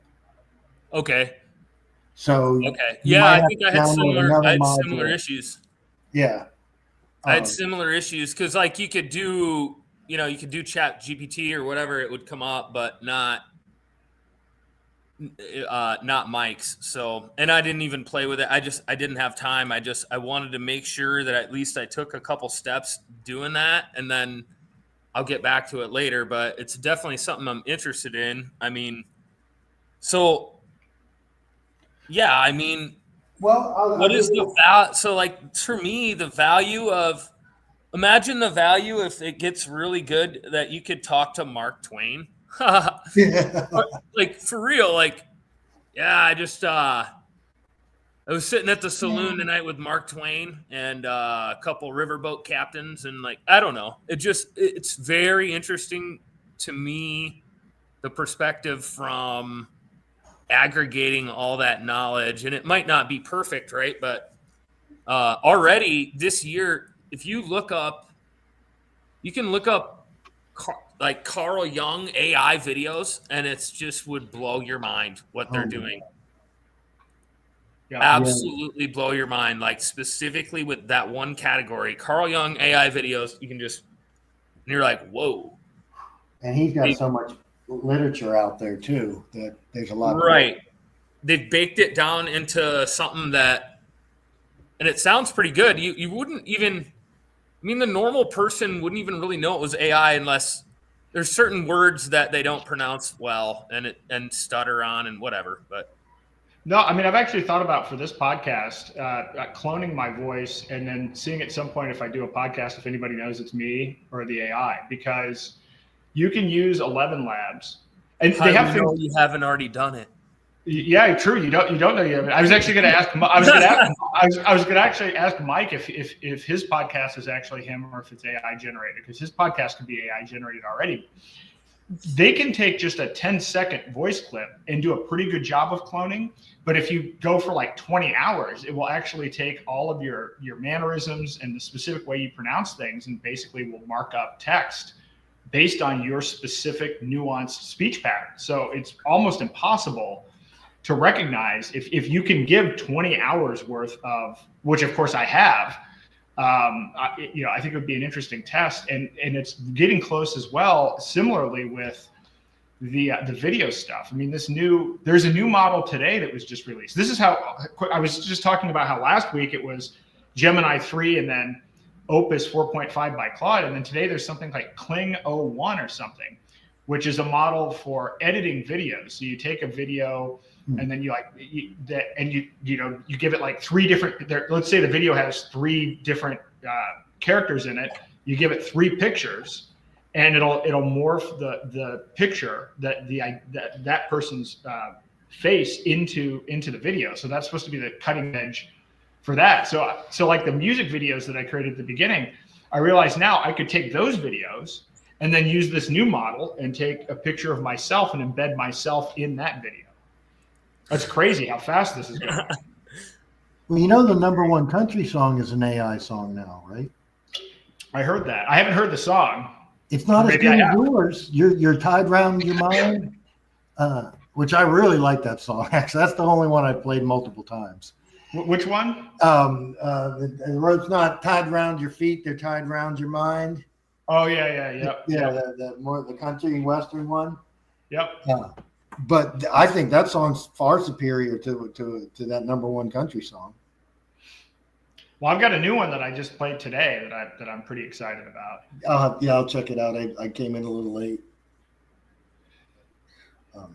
And movies are coming soon, pretty soon. Just like you said, you're whipping up a sci-fi book here to listen to. It's going to be the same thing for movies, you know. Or you could take your favorite sci-fi book. Now I could take all my Robert Heinlein books pretty soon, and AI will turn them all into movies. Yep. Yeah, and I could see how, because again, this music video thing. So I have 4 music videos that I released today. These started out as songs that I've been working on for the last year and a half, and that's taken me the last 3 or 4 months to work on this multi-agent system to turn them into videos. And now the last music video only took 3 hours, and that was processing time. It wasn't even my time. So it's almost completely automated. Now they're not perfect yet, but I will tell you, as I can plug and play new models, I'll be able to create a short movie or an episode by the end of the year. And I'm not, sophisticated in terms of having the processing power. They already have the ability to do it. And it does make you wonder how long they have been doing this. Well, yeah, there's the AI model that one of the talent agencies has for movies. The females that you can now buy her for your movies. I forget her name. It's a 20-something actress, AI actress. And this is, I'll tell you what, these countries that are putting an AI member of parliament, that to me is scary, completely scary. Yeah. I don't think AI is superior to. Well, it depends on what members of parliament that it's trained on. But if it's trained on any politician, it's going to be. So. Well, yeah. Well, what are the principles of voluntarism? What is that? We don't know what. Yeah. Well, of course, 3 to 4% of the population are psychopaths, and 99% of those go into politics, and the rest go into religion, right? Yep. Sure. Yeah. Hey, let's talk about the next psyops. You guys were mentioning 3i Atlas. I'm not a sci-fi bro. I'm not an astro bro in any way, like in terms of NASA stuff or whatever. But it was interesting to me over Thanksgiving. There was a Deep Impact on the movie, and I was like, huh. It's Morgan Freeman, and that was before it was Morgan Freeman in the outer space. Morgan Freeman as God or whatever. I mean, that was 27 years ago. Deep Impact, the movie, but honestly, watch it again. Wow, guys, it's unbelievable that the stuff they're throwing out for mission names, and this is just like the Manhattan Project. And I started thinking about it, and it's like, oh yeah. Howard Lutnick Antiques Roadshow. We can put, we're gonna have Lawrence and the Moon for the minerals. We got iridium on the comet. We're gonna bounce off the moon, go to the comet, get the minerals, and then we sell them the nukes to get rid of the comet. And it's like, I started wondering about this, and then the thing flipped. It hit me. Bill Gates just did the flippening on climate change. So Bill Gates, the guy that funded the IPTV or what was it? NPR, everything. That's all climate change for the last how many years? And he flipped on it because we got to do data centers. But look at it. The basis of all of that was, there's too much meltwater coming off of Greenland, and it'll shut down the ice currents, and that's global warming, and that happened for the last ice age with the mammoths and all that. No. Listen to Rogan. Listen to Graham Hancock, this guy, Randall Carlson. Randall Carlson. Randall Carlson is the man.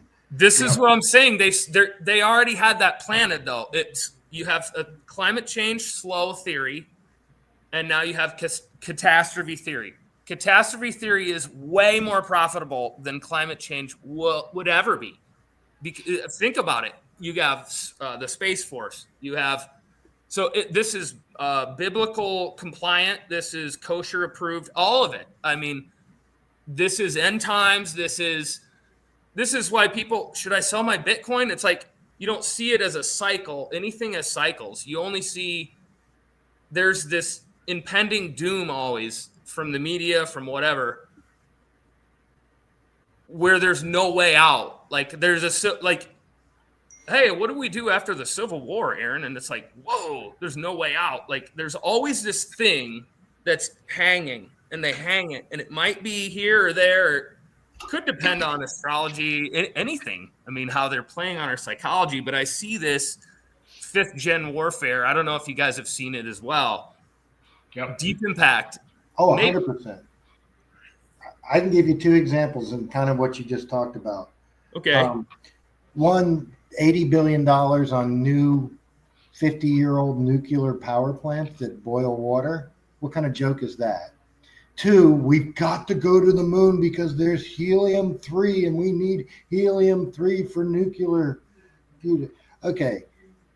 There's a press release right now in beginning of 2028, Helion Energy is delivering to Microsoft for their data centers a fusion reactor that puts off, well, they say 3 to 4 times unity. It's more like 10 to 20 times unity in using fusion. We already have fusion generators. There's Tri-Alpha Energy also has the fusion generators, and it's not the big tokamaks where they're firing lasers and stuff. That's all crap. It's field reverse configuration, and I don't want to get into the physics of it, but it's not that difficult. Anyway, we don't need massive amounts of power because you can generate hundreds of kilowatts of power in a 90-foot semi-trailers with and you can look up helium energy and Tri-Alpha Energy. And they have all the videos there. They explain it all. They put out press releases that they are delivering fusion reactors. Microsoft already signed the contracts. So all that. Now, here's the other thing about that. You take deuterium and helium and smash it together to make this fusion, this plasma fusion. And then it makes its own helium-3 from then on out. Oh my God, we've got to have all this helium-3. It's so rare on Earth. We got to go to the moon to get it. No, the very act of creating the electricity creates helium-3. It creates its own fuel. It creates its own fuel. And it's this stuff. We discovered this in the late 50s and the 60s.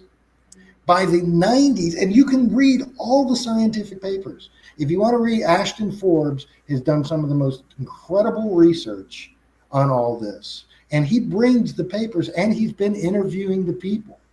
Salvador Pais is the guy who gave the UFO patent. You can look it up, UFO patent. And it's owned by the Navy. Well, Salvador Pais is the scientist who gave those to them while he was working for the Navy intelligence. He was just on 2 weeks ago with Dave Rossi and Ashton in probably the most mind-blowing interview I've ever seen. Salvador Pais gave us the mathematical formula for reverse time travel. We know now that not forward time travel, we can reverse time travel. We had teleporters in the 80s. When I'm talking literally teleporters, you will go in one port, come out the other port. It's in not the all of this is coming out, and it's being and if you look up this stuff, I looked it up on AI. I said, if you go to the AI, and it can be the Google one, and say, what is it? Plasma propulsion using lithium and field reverse configuration. It will give you the entire layout and all the papers and everything that this has been done. And it's coming out now, and we're going to have it to the public. So when we have unlimited, super cheap electricity, less than 2 years away now, 2.5 years away, if it's mid-2028, what are they going to say then? You know, that's where I'm saying, okay, energy credits, they're going to have to keep it locked down. It's simple technology. When I say it's simple, it's not like we could build it in our garage. But it's not like anybody can't do this, and this is what they've been hiding for 50 years, and what our advanced government projects have been trying to keep away from the Russians and the Chinese. Well, they've done a good job. This recent movie about disclosure, you should watch, because I'm looking at it. I'm like, okay, again, whether it's a psyop or not, the government's been lying to us for 80 years, or they're actively lying. It should be.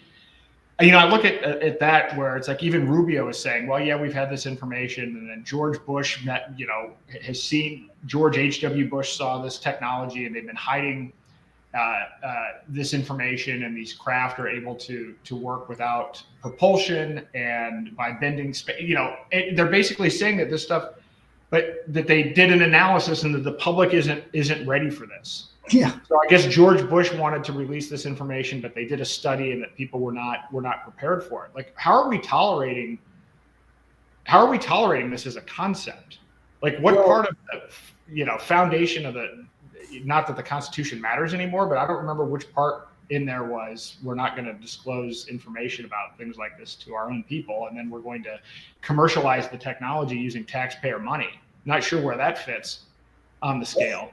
Nixon, in his last speech, I think he said, and I'm going to tell the public the truth about UFOs, and then he was in Bethesda's mental hospital for 9 months after that. So yeah, so like when Reagan goes into, well, we're going to unite the world in the extraterrestrial, I don't remember him saying it was little green dudes. The extraterrestrial, they're talking probably, and I don't know, I can't say, oh yeah, it's going to be 3 Alice.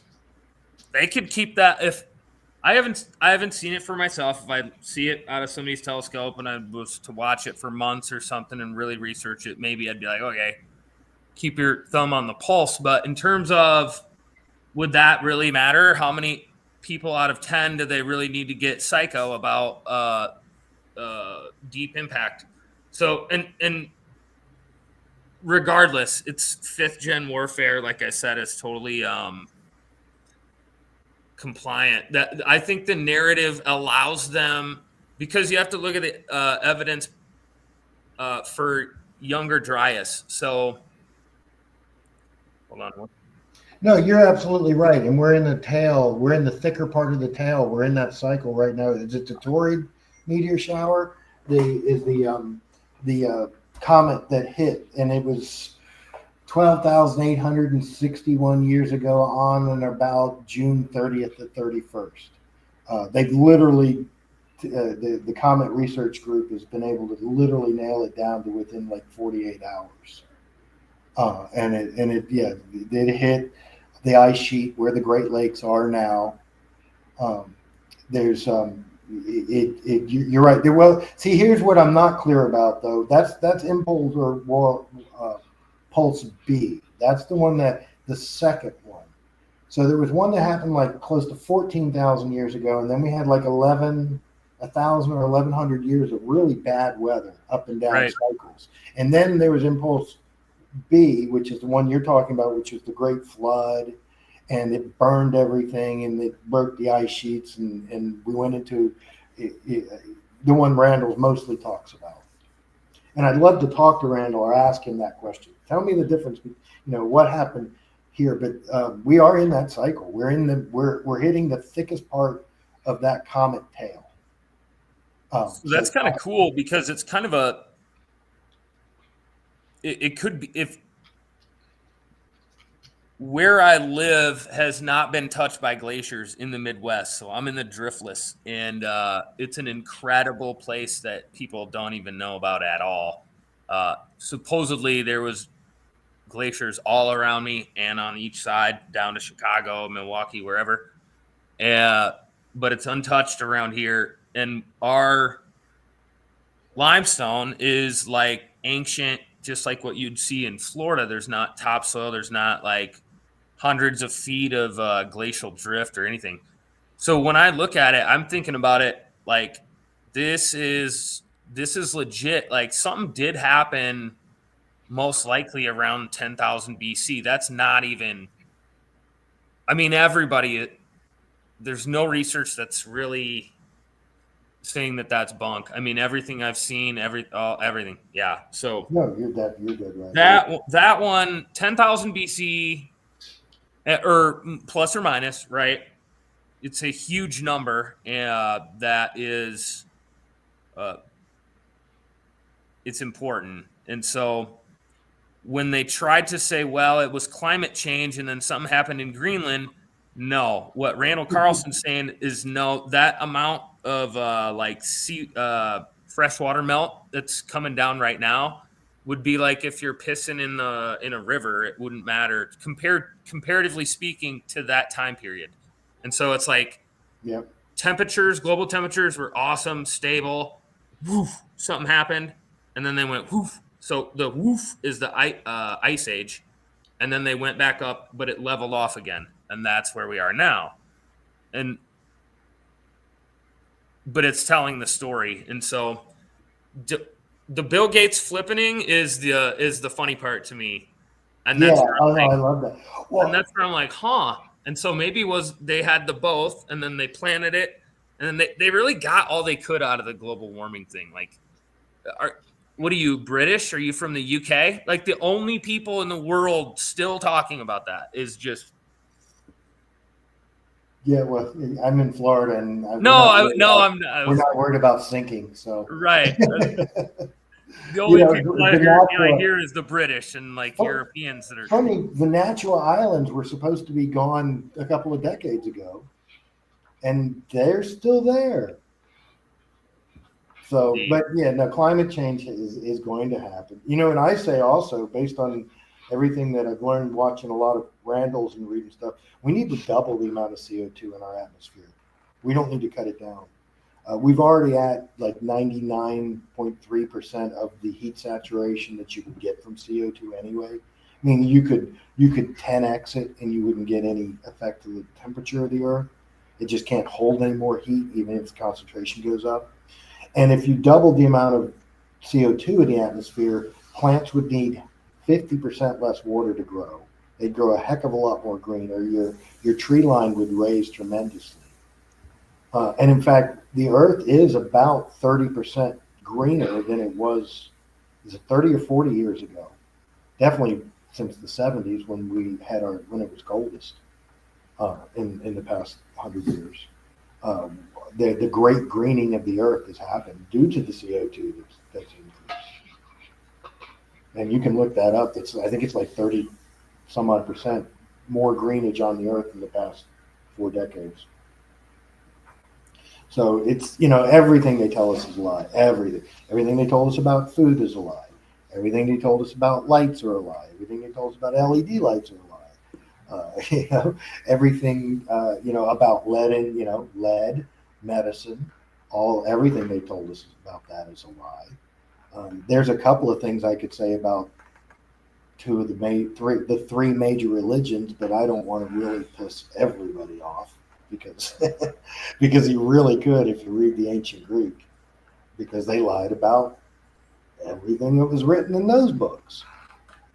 So it's, get your glasses, dude. Got to get your Uncle Jack glasses.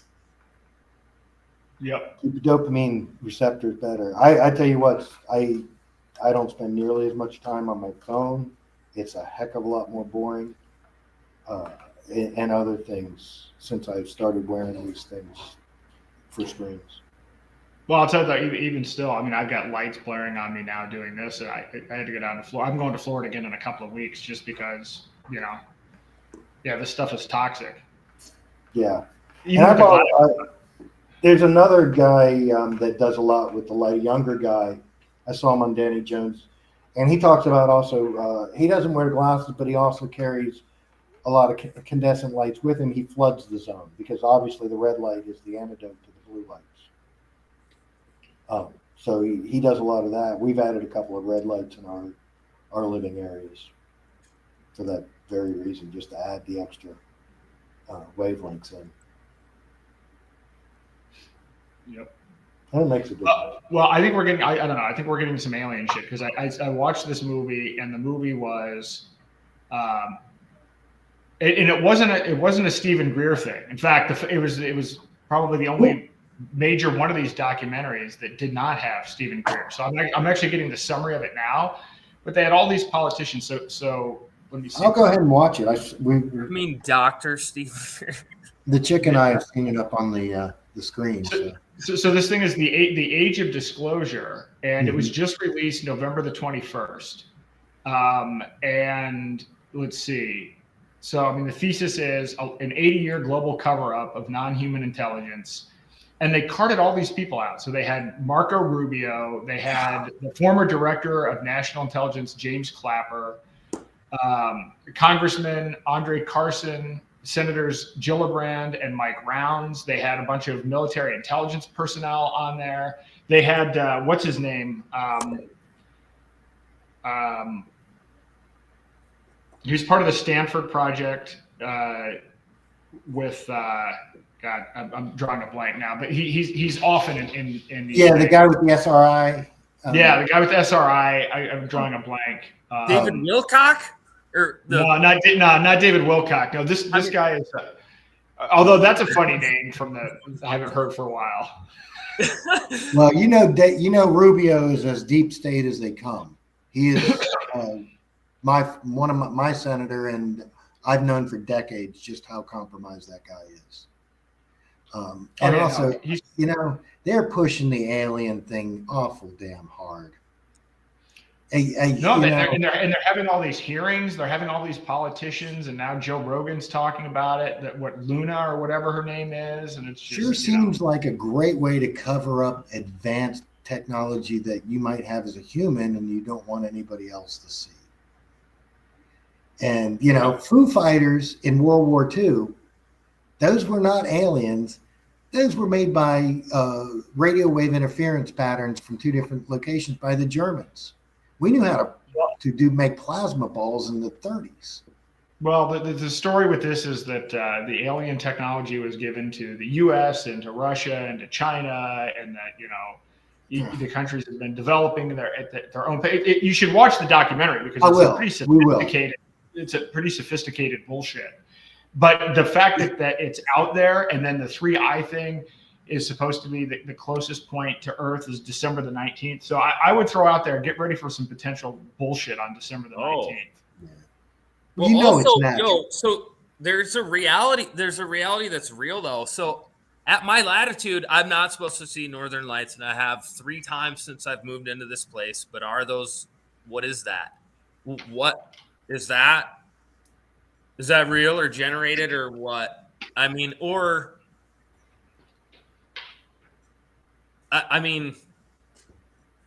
well, we know they're natural, but you're right. With the HARP project, it's hard to tell what's real and what's not real. Can they steer storms? Absolutely. Can they make storms? Absolutely. Can they create earthquakes? Absolutely. But then also, there's been some great work done showing that solar radiation and high-speed waves and low-speed waves and everything literally cause earthquakes. About for the past year, there's one guy, Stefan Burns, who's a geophysicist, and he predicted just about 2 days before every 5 and 6 earthquake that's going to come out. Now, he didn't know where they were, but he said, we're going to have an earthquake in the next couple of days. And it was 100% correlated with the specific solar wind. No, that guy's butter. He's good.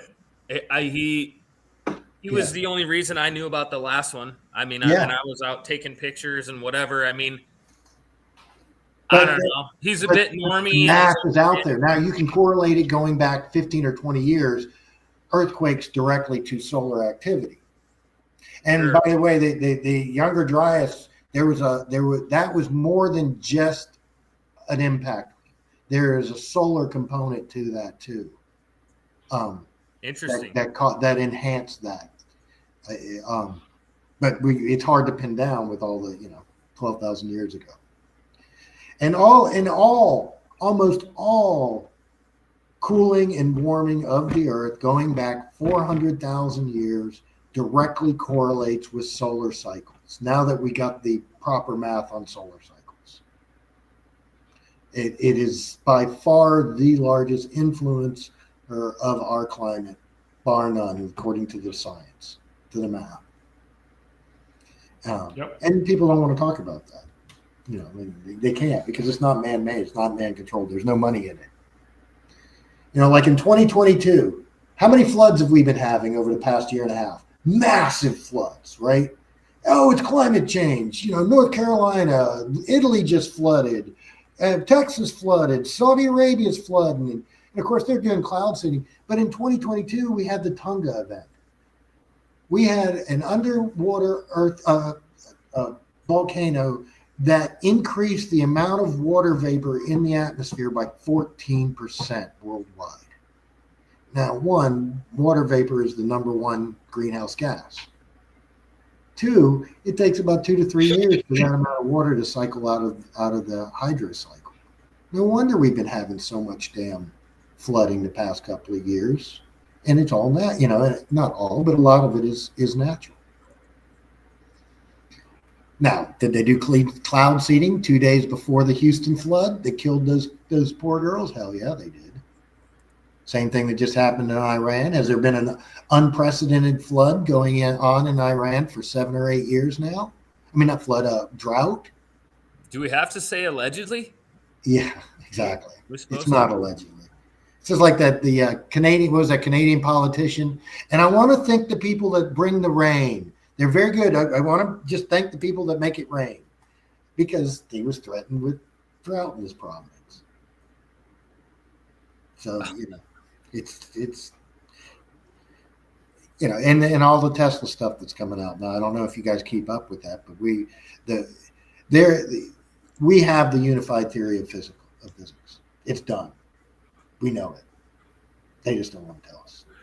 And you got people like Hal Puthoff, Charles. Hal Puthoff. That's the yeah. He's SRI. Yeah. Oh yeah. One interesting thing about Hal too is not only is one of the most advanced physicists ever, he's also a remote viewing guy. Yep. Which I find interesting, because remote viewing is real. It's just we're the most sophisticated instruments, technical instruments on this planet, measurement instruments by far, but better than any instrument we have ever created. We've just forgotten 99% of our. Well, hold on. I don't know what this instrument is first. We need to see what this is. Something's going to come up cool.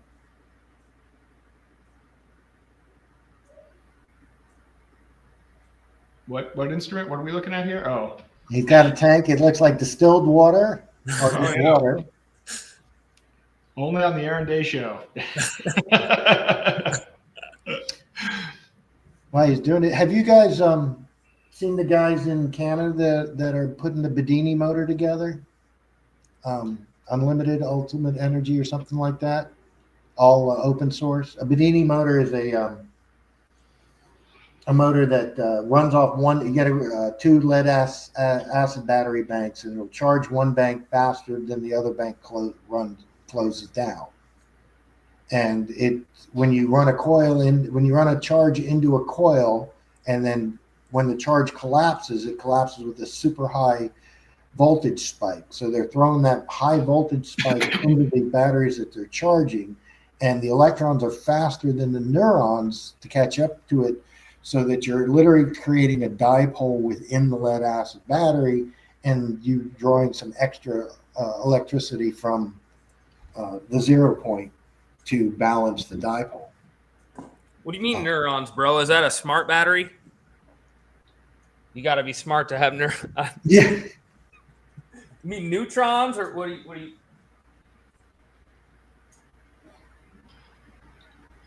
Grok is saying the system is typically only 30 to 70% efficient, sometimes less.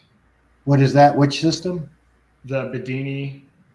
Oh yeah, well, of course. And Stan Meyer's generator didn't work. Yeah. The thunderstorm generator doesn't work. Pantone generator doesn't work.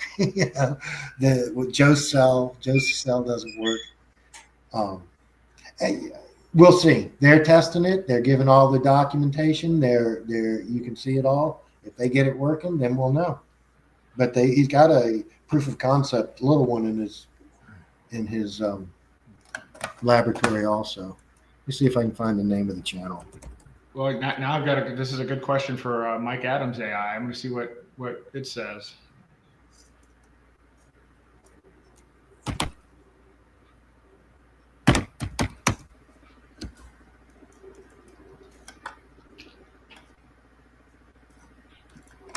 I should write a book about this. Yeah. Okay, let's see.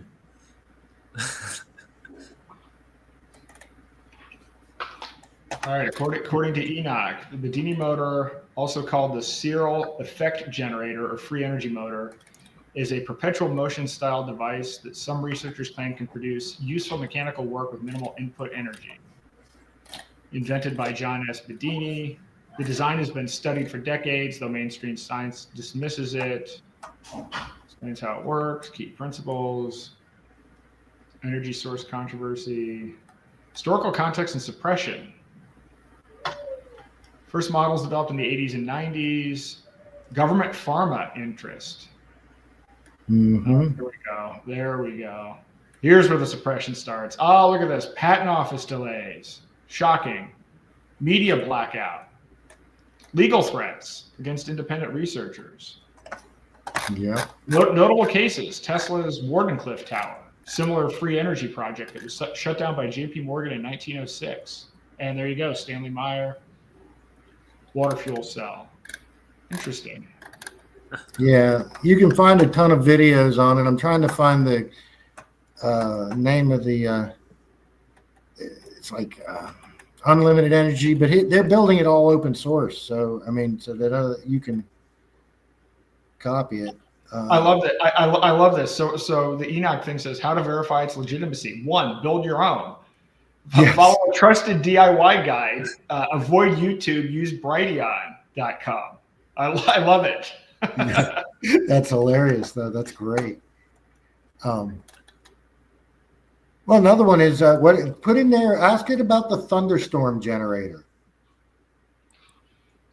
Yeah, Malcolm Bendall's thunderstorm generator. All right. City of London is running one of those now.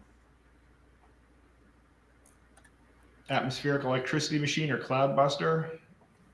Not the Cloudbuster. No, it's an adaptation to a electrical generator. Runs off of water and plasmoids. Put in Malcolm Bendall, Bendal.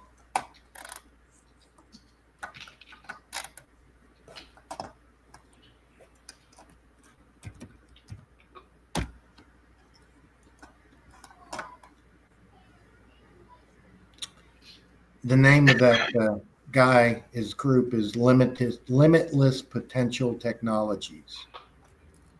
And all his videos are on YouTube of what they're building. Malcolm Bendall, British electrical engineer.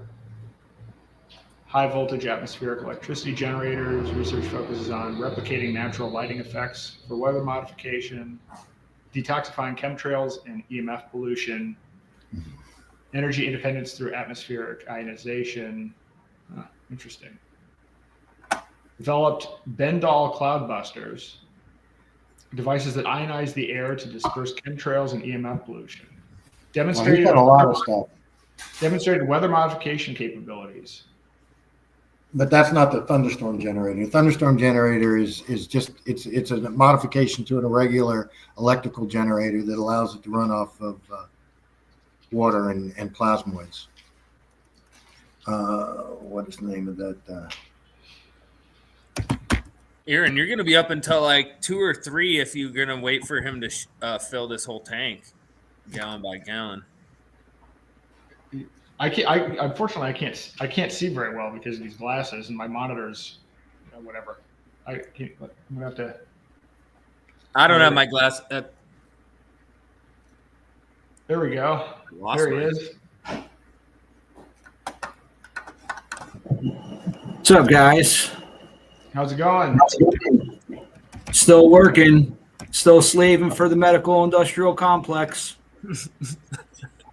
Sorry to hear. Going on 10 o'clock at night. I've been here since 10 o'clock in the morning. This machine had a lot of problems.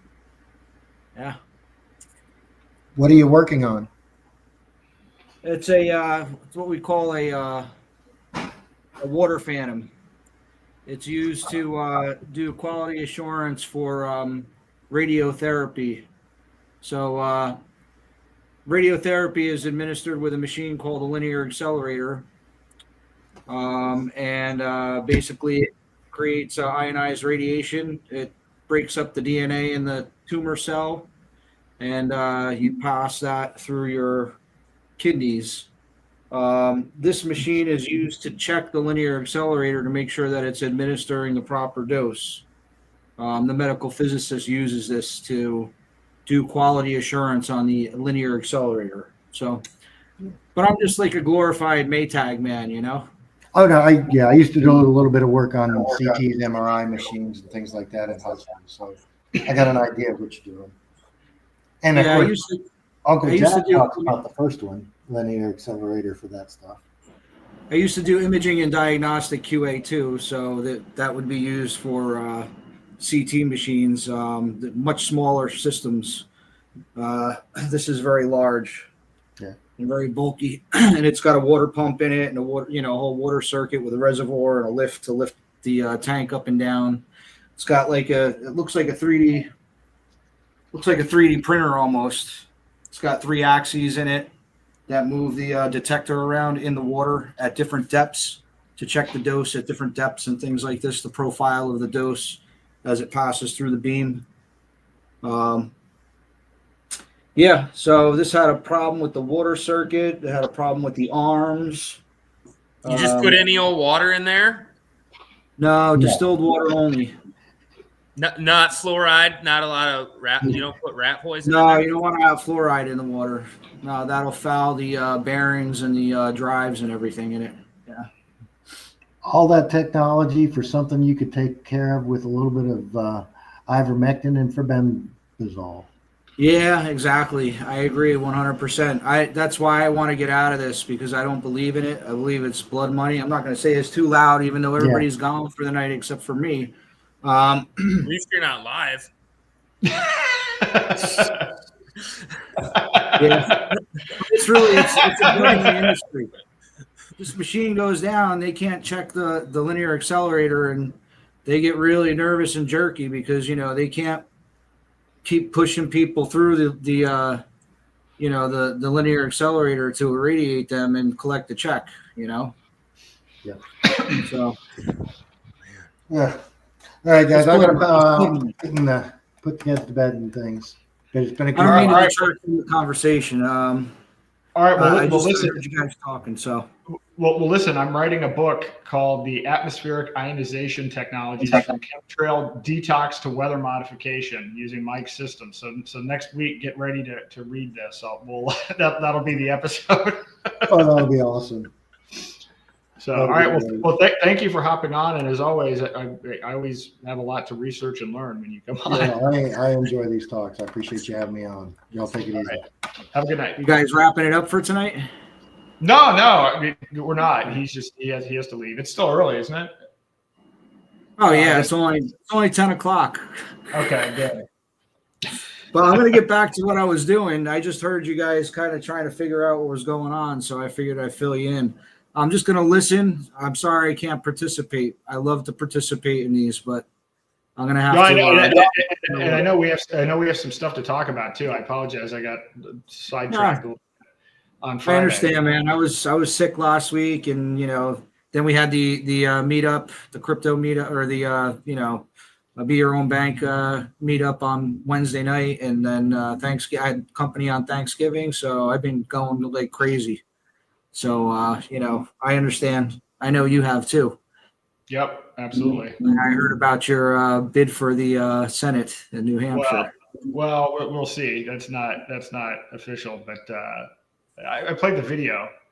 That could be entertaining. Yeah. I watched it already, but play it for these guys if they haven't seen it yet. Yeah, you want to see something? You want to see a potential campaign video? Yeah, I haven't seen it. Yeah. All right, here we go. I'll let me pop this thing in here.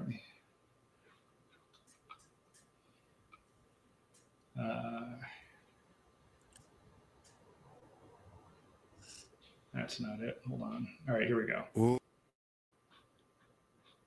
gonna have to. All right, I'll put everybody.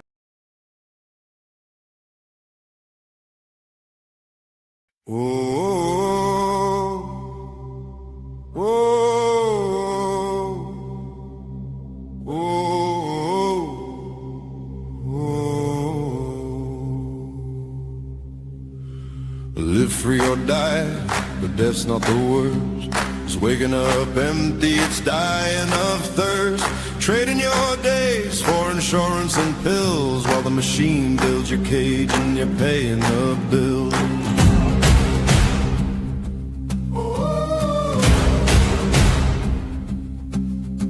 Quiet desperation, that's the real grave. A life half lived lived as a comfortable slave. This ain't what you were born for, you know it's true.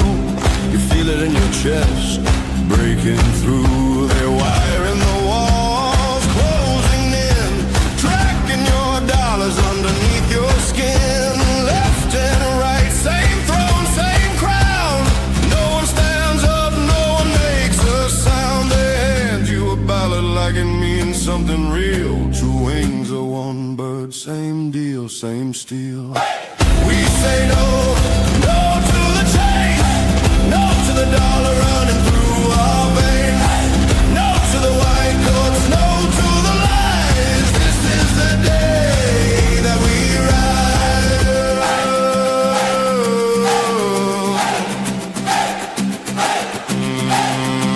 It's hers right here, it's hers right now. Your rights are yours, you take them back, not giving out. Not from the left, not from the right. They were always yours, now step into the light. The daylight breaks, a new day comes. We take it back, every last one. Live free or die, we fan the flame. Nothing will ever be the same. Fan the flame.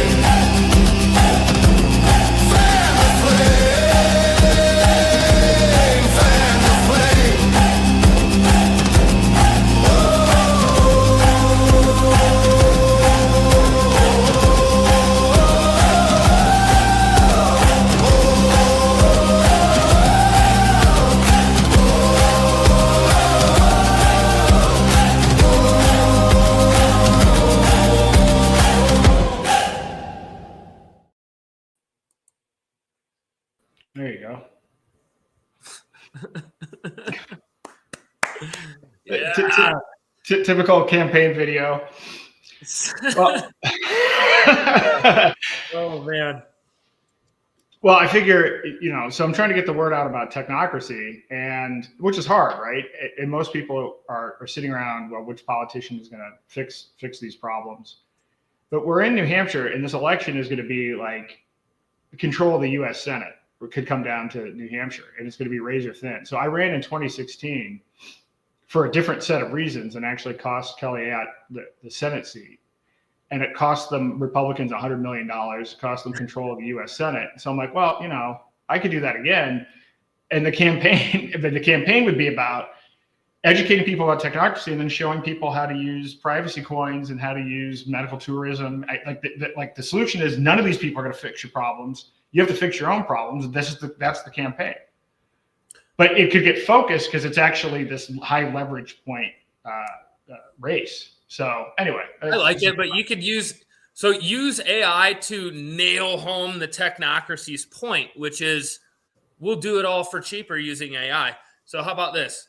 Just the whole entire thing. I mean, obviously there'd be ancillary values and voluntarism, whatever.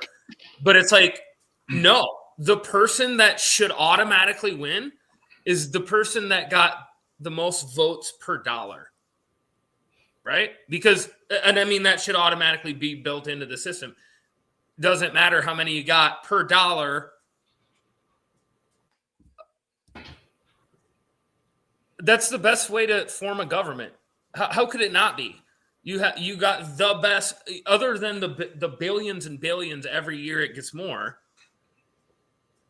You never hear that metric ever mentioned, obviously. But yeah, votes per dollar. Dude, he's like halfway full. Down on the.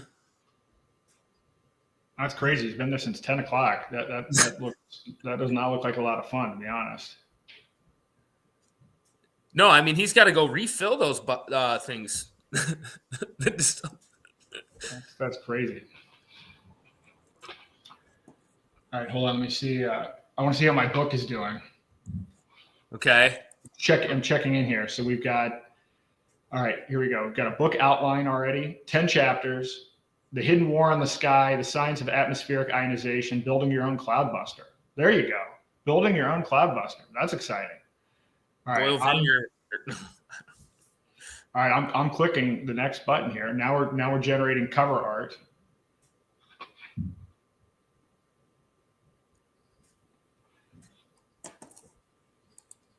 So the title is The Cloudbuster Code, Unlocking Tesla's Lost Science for Chemtrail Detox, EMF Defense, and Weather Sovereignty. That's pretty cool. I mean, this is, Yeah. Yeah, my biggest thing too is to look at this whole thing. So I'll just say, like, what I think AI is huge. I need to look at, so especially in astrology, human design, all that type of stuff. Oh my God, alternative medicine. That's the one thing that I started thinking about it, and I'm like, yeah, dude, Aaron's right. I gotta get a computer set up offline just for that. I mean, I was joking when you went to the pisser earlier. I was like, brother, imagine having a conversation with like Mark Twain. I mean, just conversation with Mark Twain. How much is that worth, or Julius Caesar, whatever? But you have all that, right? In a way. Oh yeah, it's actually pretty easy. That's what I was starting to do about a month or so ago with these avatars. It's like, okay, I've already got this system. I can just take all of. I started doing this. Let's have a first principles debate, and I'm like, well, why don't I just take all of Aristotle's work and all Plato's work and create avatars and let them debate each other versus Alex Jones, versus Alex. Or whatever you wanted to do, and it's like that's actually not. It's not even that hard to do now. And nice. so now it's like, yeah. So now I'm just trying to get as much of this information downloaded as possible before it's no longer available. Wicked. Okay. Yeah. So one thing that's helpful to like-minded guys is if you can go through. I mean, you don't have to do it live or anything, or make time for it later. Put it together somehow, but go from 0 to 100 or whatever. Said this is how you do Mike Adams' thing if you want it, right? And I got a bunch of it going. I haven't done it all yet. So that would be awesome. Yeah, no, we will do that. I mean, part of it is like I'm showing this stuff. This has only been around for a week, so I'm trying to show this just because it's like, all right, this is what I'm doing today.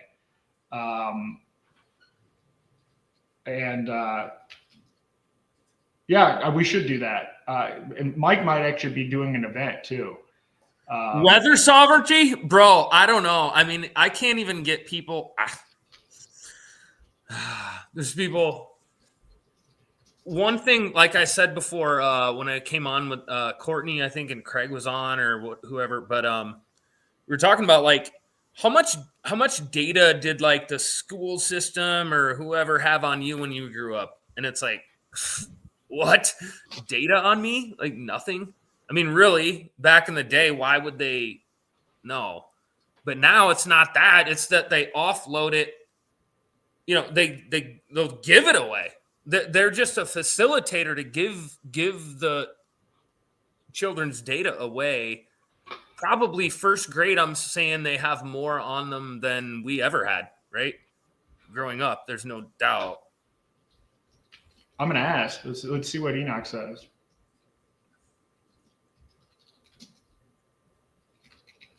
It'd be interesting to see what he says, actually. I'm just going to ask it, how much data is collected today versus 30 years ago? Let's see what that says. Oh, here we go. All right. The data collection on children in public and private schools has exploded over the past 3 decades, driven by digital surveillance, facial recognition, biometrics, AI-driven behavioral tracking, and government corporate partnerships. 1985 to 95, types of information collected: demographic info, name, address, parent occupations, academic performance, medical records. 2015 to 2023, the surveillance state: biometric tracking, fingerprints, facial recognition, scanned via school ID cards. Is this shit true?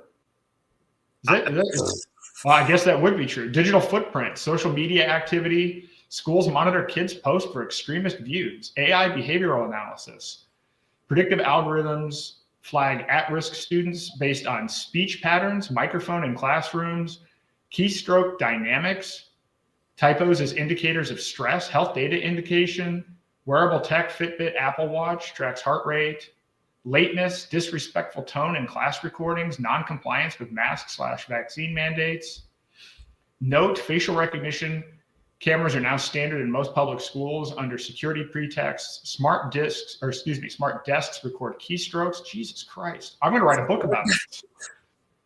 Smart desk? Smart desk. Wow.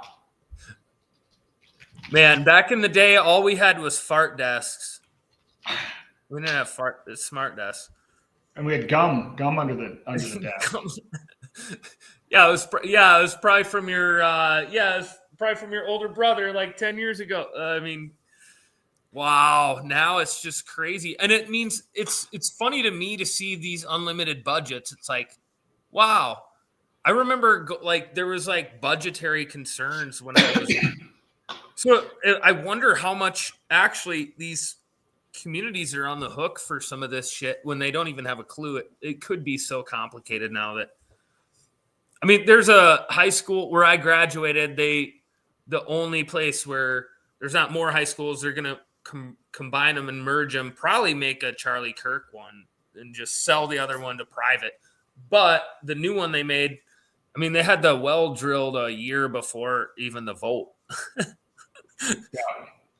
I mean, I know that. There was no reason to have a new giant well already drilled. It was very expensive, but it was already drilled. Yeah. All right, hold on. Let me. I just want to get this one generated so I can get onto this other book. Wow, that's frightening. So I haven't even dug into the money part of this. Well, I mean, it really does. I found that it opens. It's a good.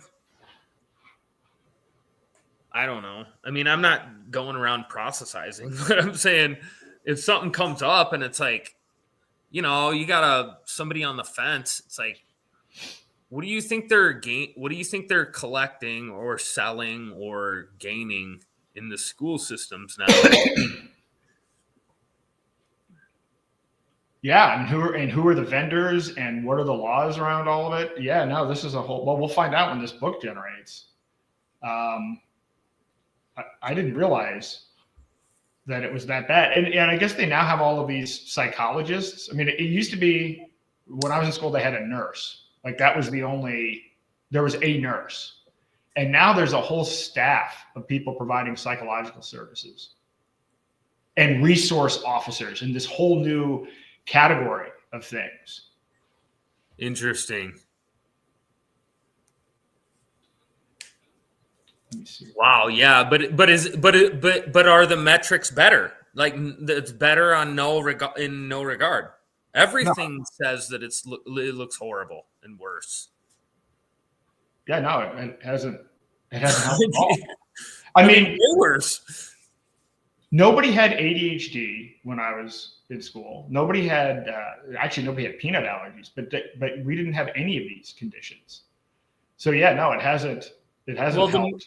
I contend that ADD was promoted by the movie Fast and Furious because that was the first time it came out. That was the first time. That's what I can locate it because they had this guy and he's like, "Oh, I'm just smart on computers, man, and whatever." But I got ADD, and then all of a sudden you'd hear, "Oh, I have ADD." It's a parroting. It's how society works when they're devoid, but.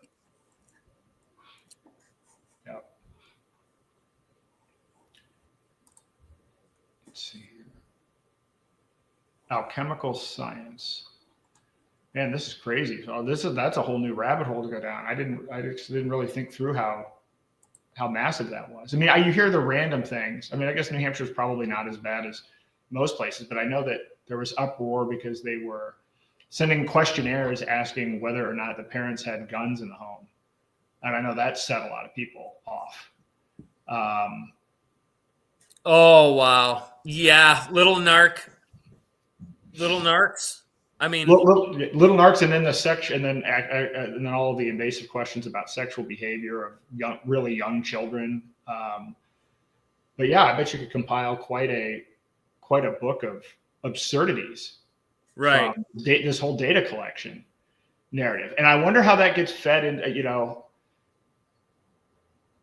I wonder how much that data goes to, psychologists and psychiatrists and how much of that pushes a lot of these narratives.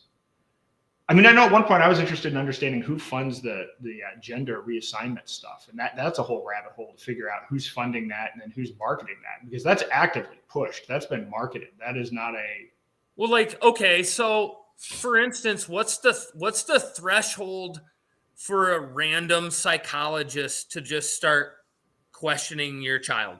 Like a licensed person, what's the threshold for them to just say, "Hey, I'm going to start talking to you"?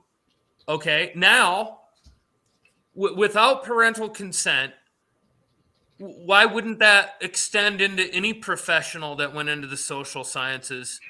Who gave you the authority to even freaking talk to the kid, right? So, good God, I mean, you have to sign releases for anything related. Yeah, I mean, but it's probably... So there's things you can fight. There's no reason that would be national security. I guess there are some things you can fight back against. So I guess in many states, so there's no parental consent needed if the school suspects the child is in imminent danger due to self-harm threats, suicidal ideation, or extremist views, example, anti-government rhetoric. National security. There's your... They can mandate a psychological evaluation without parental consent. Consent is required. Equivalent. Wow. There's your national security equivalent. Jeez. Yep. Holy smokes. Emergency hold loopholes. Some states allow schools to detain a child for 72 hours if they pose a threat. Admit them to a psychiatric facility without parental knowledge. Digital data collection bypass consent. Schools can monitor emails, social media, and cloud storage via Google Workspace for education. At-risk algorithm flags. AI tools like IBM Watson or Replica can flag depressed students based on keystroke dynamics. Man, I didn't like that whole keystroke thing. I had not heard of that at all. Predict violent tendencies from facial expressions in video feeds. Dude, video? What is going on? Well, where's the video? Oh, well, they had to. They probably had to put the video. They had to put the video in the bathrooms to make sure that they're not. You know. Oh my Lord. Either way, yeah, it's all bad. It's every way. So like.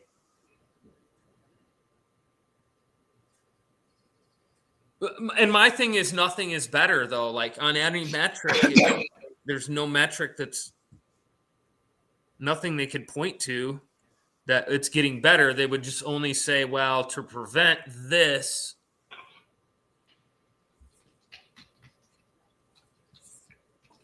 Let me ask, have outcomes improved since tracking and surveillance was increased? Let's see what that. You may have to wait for the new book, The Panopticon Classroom, How AI, Social Credit, and Digital Tyranny Are Hijacking Education and How to Break Free. Written by Aaron Day. You bastard. Give me a co-author on that. I should give you a co-author on that. So I'm gonna run for office and I'm gonna create like 100 books. I'm gonna write best-selling author of, and I'm gonna list like these 100 books. This is awesome. Well, and if they don't sell, you can always put best writing author. But if they sell, you put best selling, you know? Well, they're free. So I guess, yeah, you're right. It would have to be. So I'm going with the doomsday as the vibe on this. How do you want me to put you on this? I'll put you on as a co-author. Put me on as Richie Judas. All right. Judas.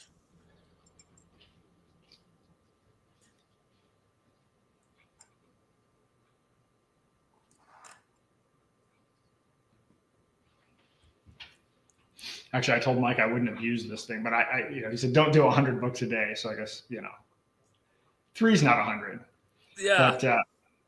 But so this will have 70 subchapters. Man, I'm actually looking forward to reading this. I mean, actually, that's it. So the Yeah, let's see There's what the table. probably some huge talking points within there. I mean, really, because that's where you can't get through to your family. You can't get through to some people. It's like, yeah, but whatever, dude. I love my Fitbit or whatever. And it's like, all right, well, did your kid have the choice? Like, imagine. And that's all the way up until you're 18. And it's just like, how did this? I don't know.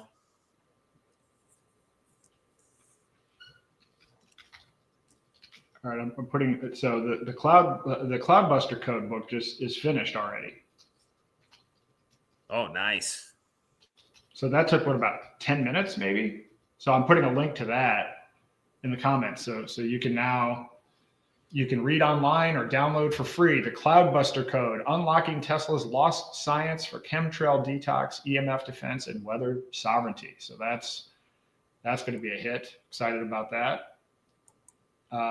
Cool artwork too. Actually, this is really awesome.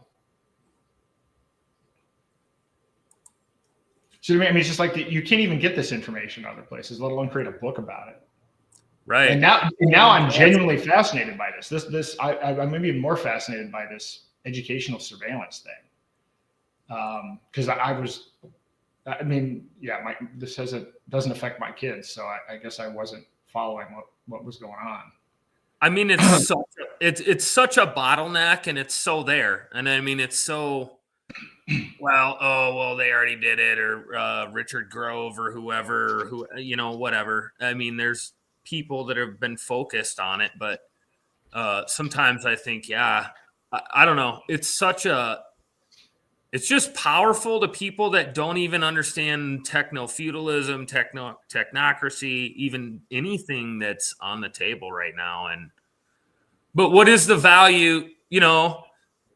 Well, who are you raising? Oh, this is my little prince. This is LeBron James Jr. or whatever. All right, what's the value of his blood? Oh, unbelievable. What's the value of his biometrics? Unbelievable. All right, well, why'd you give it away to the school? Well, because I don't know nothing. I mean, I don't know. It's just it does affect everybody. Oh, it absolutely affects everybody. So here are the big vendors I asked. So the big vendors here are, of course, Google. Google's it looks like number one on the list. They have the G Suite for education. And, actually my kids were in a Montessori school and they actually had a Google bullshit classroom thing. Chromebooks with pre-installed tracking software, YouTube for School monetizes children's views, Microsoft Office 365 for education, cloud storage of student data, Azure AI grading tools, Xbox Live accounts linked to school IDs. Yes. IBM Watson Education, AI-powered behavior tracking predicts at-risk students. This is the keystroke analysis again. And the facial recognition is from Xbox. Wow. Yeah. Replica and IBM's virtual teacher bots, smart classroom, Internet of Things sensors monitor temperature, humidity, and student movement. Apple, iPads in schools, preloaded with tracking apps, find my iPhone and screen time, Siri voice recordings in classroom, health app data collection, sleep trackers, heart rate monitors, Cisco systems, network equipment for smart schools, routers that log all device traffic, Wi-Fi 6/7E access points with biometric authentication, Palantir Technologies, data analytics for at-risk students, predicts violent tendencies from social media posts. There's our boys at Palantir. Integrates with facial recognition cameras, Klarna and MasterCard, CBDC linked school payment systems, biometric debit cards for lunches, digital ID verification via fingerprint scans, NVIDIA GeForce Now, AI training on student facial expressions, detects emotional distress in video feeds, and then deepfake detection tools used to verify or fabricate footage, Meta, Facebook /Instagram, safe schools, social media monitoring, AI flags, extremist posts from students, parental consent waivers for data sharing with schools. Wow, this is crazy. So the future, how are teachers gonna so teachers just know what is the future of teaching college? Like, you're just an administrator of a network. It's just like the only thing you need to know is like, hey, here's your SSID and your password, and just shut up and just go over there into the Google Geodome where it's just all, I don't know. I mean, I don't know. This is just wild. So well, anyway, we've co-authored this book. We'll see when it hits. It should hit soon. I might read that one tonight.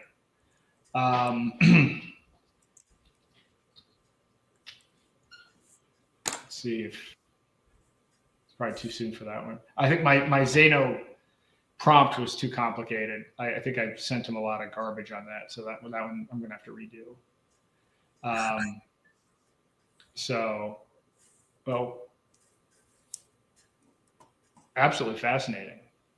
Well, I'm glad you brought up this topic. This is a whole thing.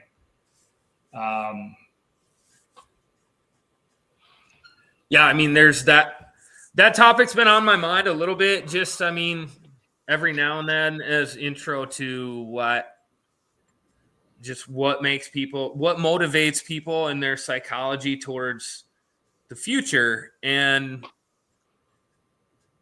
it's like that one thing really can be distasteful even to the most normie of person. And it's thought provoking. So I think it's definitely an attack vector that's ripe. So apparently, this kids data surveillance market is a growing sector within the broader $30 billion educational technology industry. The segments here are biometric tracking systems, $5 to $7 billion, AI grading and behavioral analysis, $3 to $4 billion, digital ID and CBDC pilots, $2 to $3 billion, cloud-based student data storage, $1 to $2 billion, and predictive policing and social credit tools. It's Palantir again. They're going after the kids. So the teachers or anybody that is just, oh, we got it. So like, imagine a teacher that literally believes in climate change and they're just telling your kids something versus a teacher, but there's backroom boards that they design shit for freaking kids and they are targeting them. Now, those are the little bastards and the sumbitches that need to, well, whatever. But I guess we can only really boycott them or call them out. But honestly, that just shows you, like, this is designed for a kid, but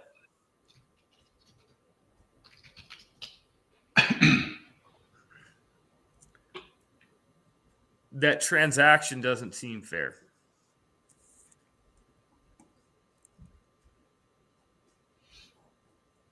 No, this is, I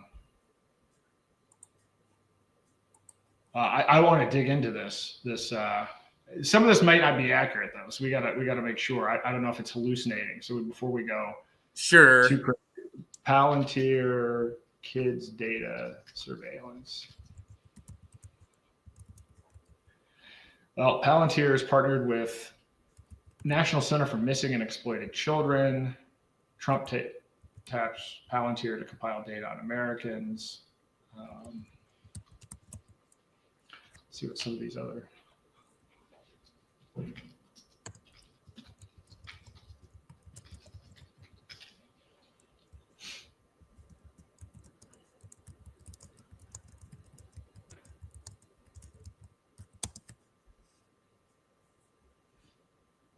Well, this says, well, of course, Grok says there's no evidence of that, but they do have the partnership with broader government data integration, including education ties, Trump's master database, linked to schools and kids. Education data isn't explicitly targeted, but overlaps exist via HHS COVID dashboards.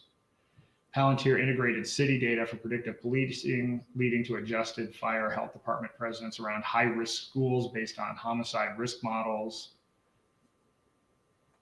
Interesting. So yeah, the claim is it enhances safety near schools. I mean, this is the predictive modeling thing that they're doing with the police is crazy. Just trying to document all of the Palantir stuff.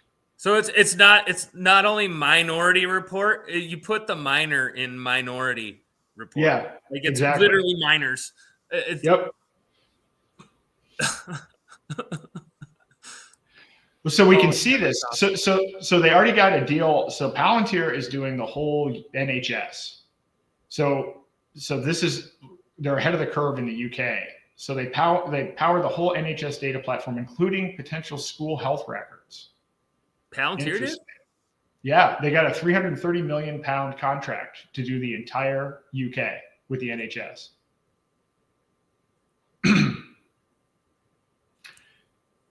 Wow, and apparently, I mean, this is the thing that's amazing about this. So people will try to make it out like, oh, well, we need to have Operation Stargate so that the U.S. can lead in AI, and it's like, dude, they're working in Germany, they're in the UK, like it's just wow, right? Ex-users note Palantir's facial recognition capabilities, scanning family photos on social media, could catalog kids' biometrics. Though no direct school rollout is confirmed, one post claims 2 children go missing every minute due to such systems. Oh, wow. Okay. Wow. This is,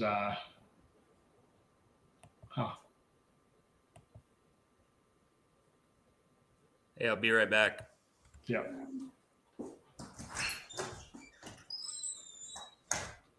Having fun? Oh, I'm having a blast, man. It's a party.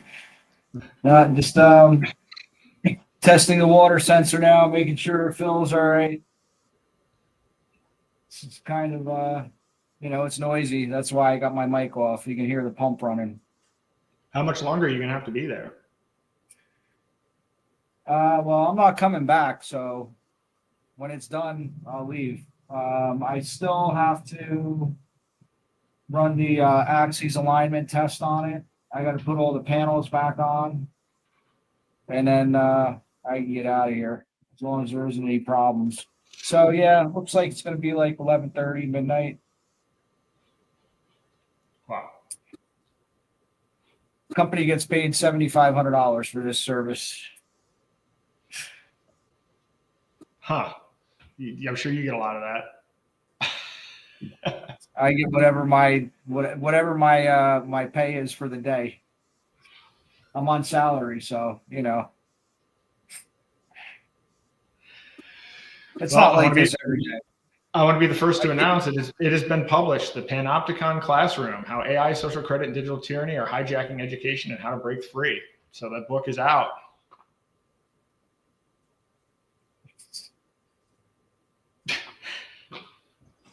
It's crazy, man.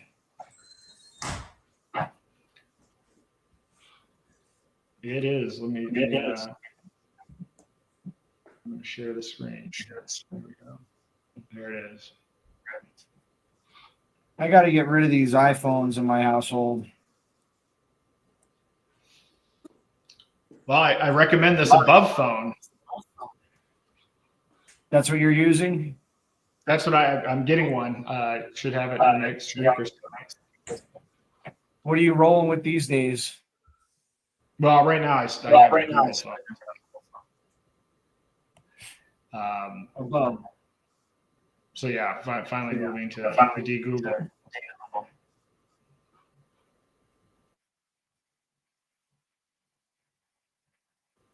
I'm going to mute because this is probably annoying to whoever's listening. Well, yeah, I'm getting an echo. Is that so? But I mean, it's fine. Actually, I don't hear any background noise. The only thing that I hear is actually an echo. So when you're talking, I can go on mute. All right, our book's published.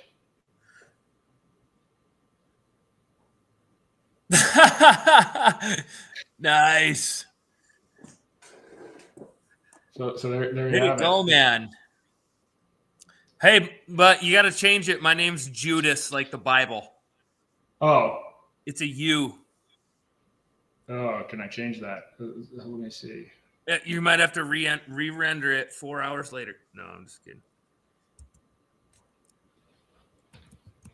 I'm going to type my email in the chat.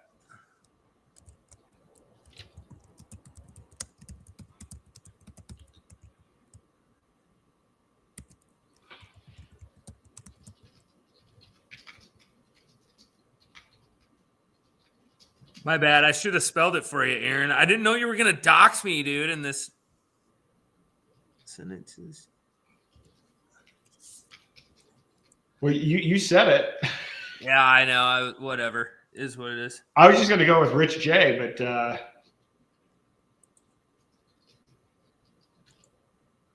there's tons. There's so many Rich Judases out there.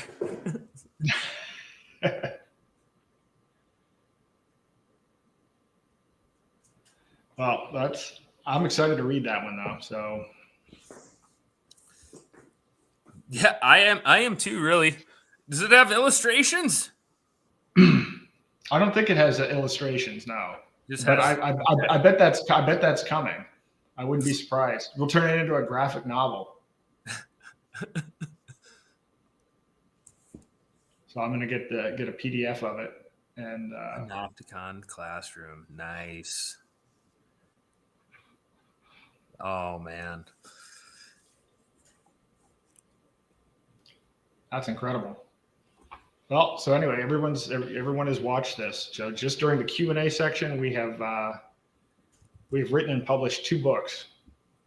So that's got to be a first. Oh yeah, has to be. It's pretty badass, Aaron. So, well, brother, hey, it's I'll come on later. When's your next streamer? What are you gonna do? Thursday, I'm gonna launch the OSR, the Medical Tourism Beta project. That's Thursday. Okay. 5 o'clock. 6 o'clock. Oh well, Eastern time. I don't know what time zone you are. Are you gonna have Courtney on or who? No, I don't know if I'm gonna have anyone on for that. But, possibly my wife, since we're both launching that. So cool. could be the 2 of us, but I don't think there are any other guests planned. But I mean, I might break it up because it's not, it's probably only going to take a half an hour or so to go through that. So there's still maybe time to bring on a guest. Sure. Okay. Well, hey, maybe next time we'll do a book on the younger Dryas. Them Graham Hancock. That shit sells. That Randall Carson. We'll be on on the Rogan podcast, like backdoor, and then we start talking about technocracy. That's it. That's the plan. We should do it. Plan. Younger Dryas is the main thing, and then it's like, do you know what they got your kids on? And then there you go. What does it go? Beckley Tepe or whatever it is, and then whatever, we'll backdoor them into school surveillance. I kind of got Ancient Aliens hair going on today. I got it. That guy. It's kind of crazy. It's been too snowy to get a haircut, but anyway, good to talk to you guys tonight. I'm gonna head out. All right, awesome. Have a good night. Yep, I'll be back around. See you, Aaron. Cool. See ya. Have a good one. All right, Steve. Well, unless you're going to pop on, I'm going to. I think I'm going to call it a night. And yeah, I'm pretty much just trying to get out of here, man. So. All right, awesome. Well, if I don't talk to you before then, we'll be back on Thursday. So I wish you luck with finishing up, and look forward to talking to you soon. Yeah, absolutely. Thanks for having me, Aaron. Take care now. Yeah, you too. Bye.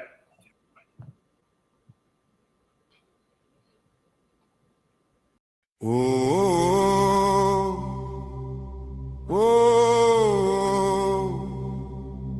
whoa, whoa. Live free or die, but that's not the worst. It's waking up empty, it's dying of thirst. Trading your days for insurance and pills, while the machine builds your cage and you're paying the bill.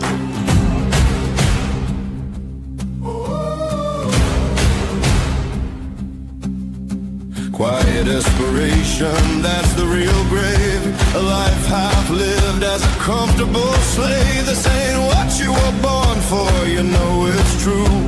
You feel it in your chest, breaking through. They're wiring the walls, closing in, tracking your dollars underneath your skin.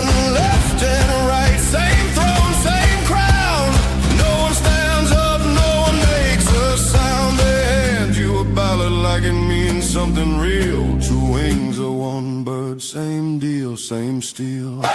We say no, no to the change, no to the dollar running through our veins, no to the white coats, no to the lies. This is the day that we rise.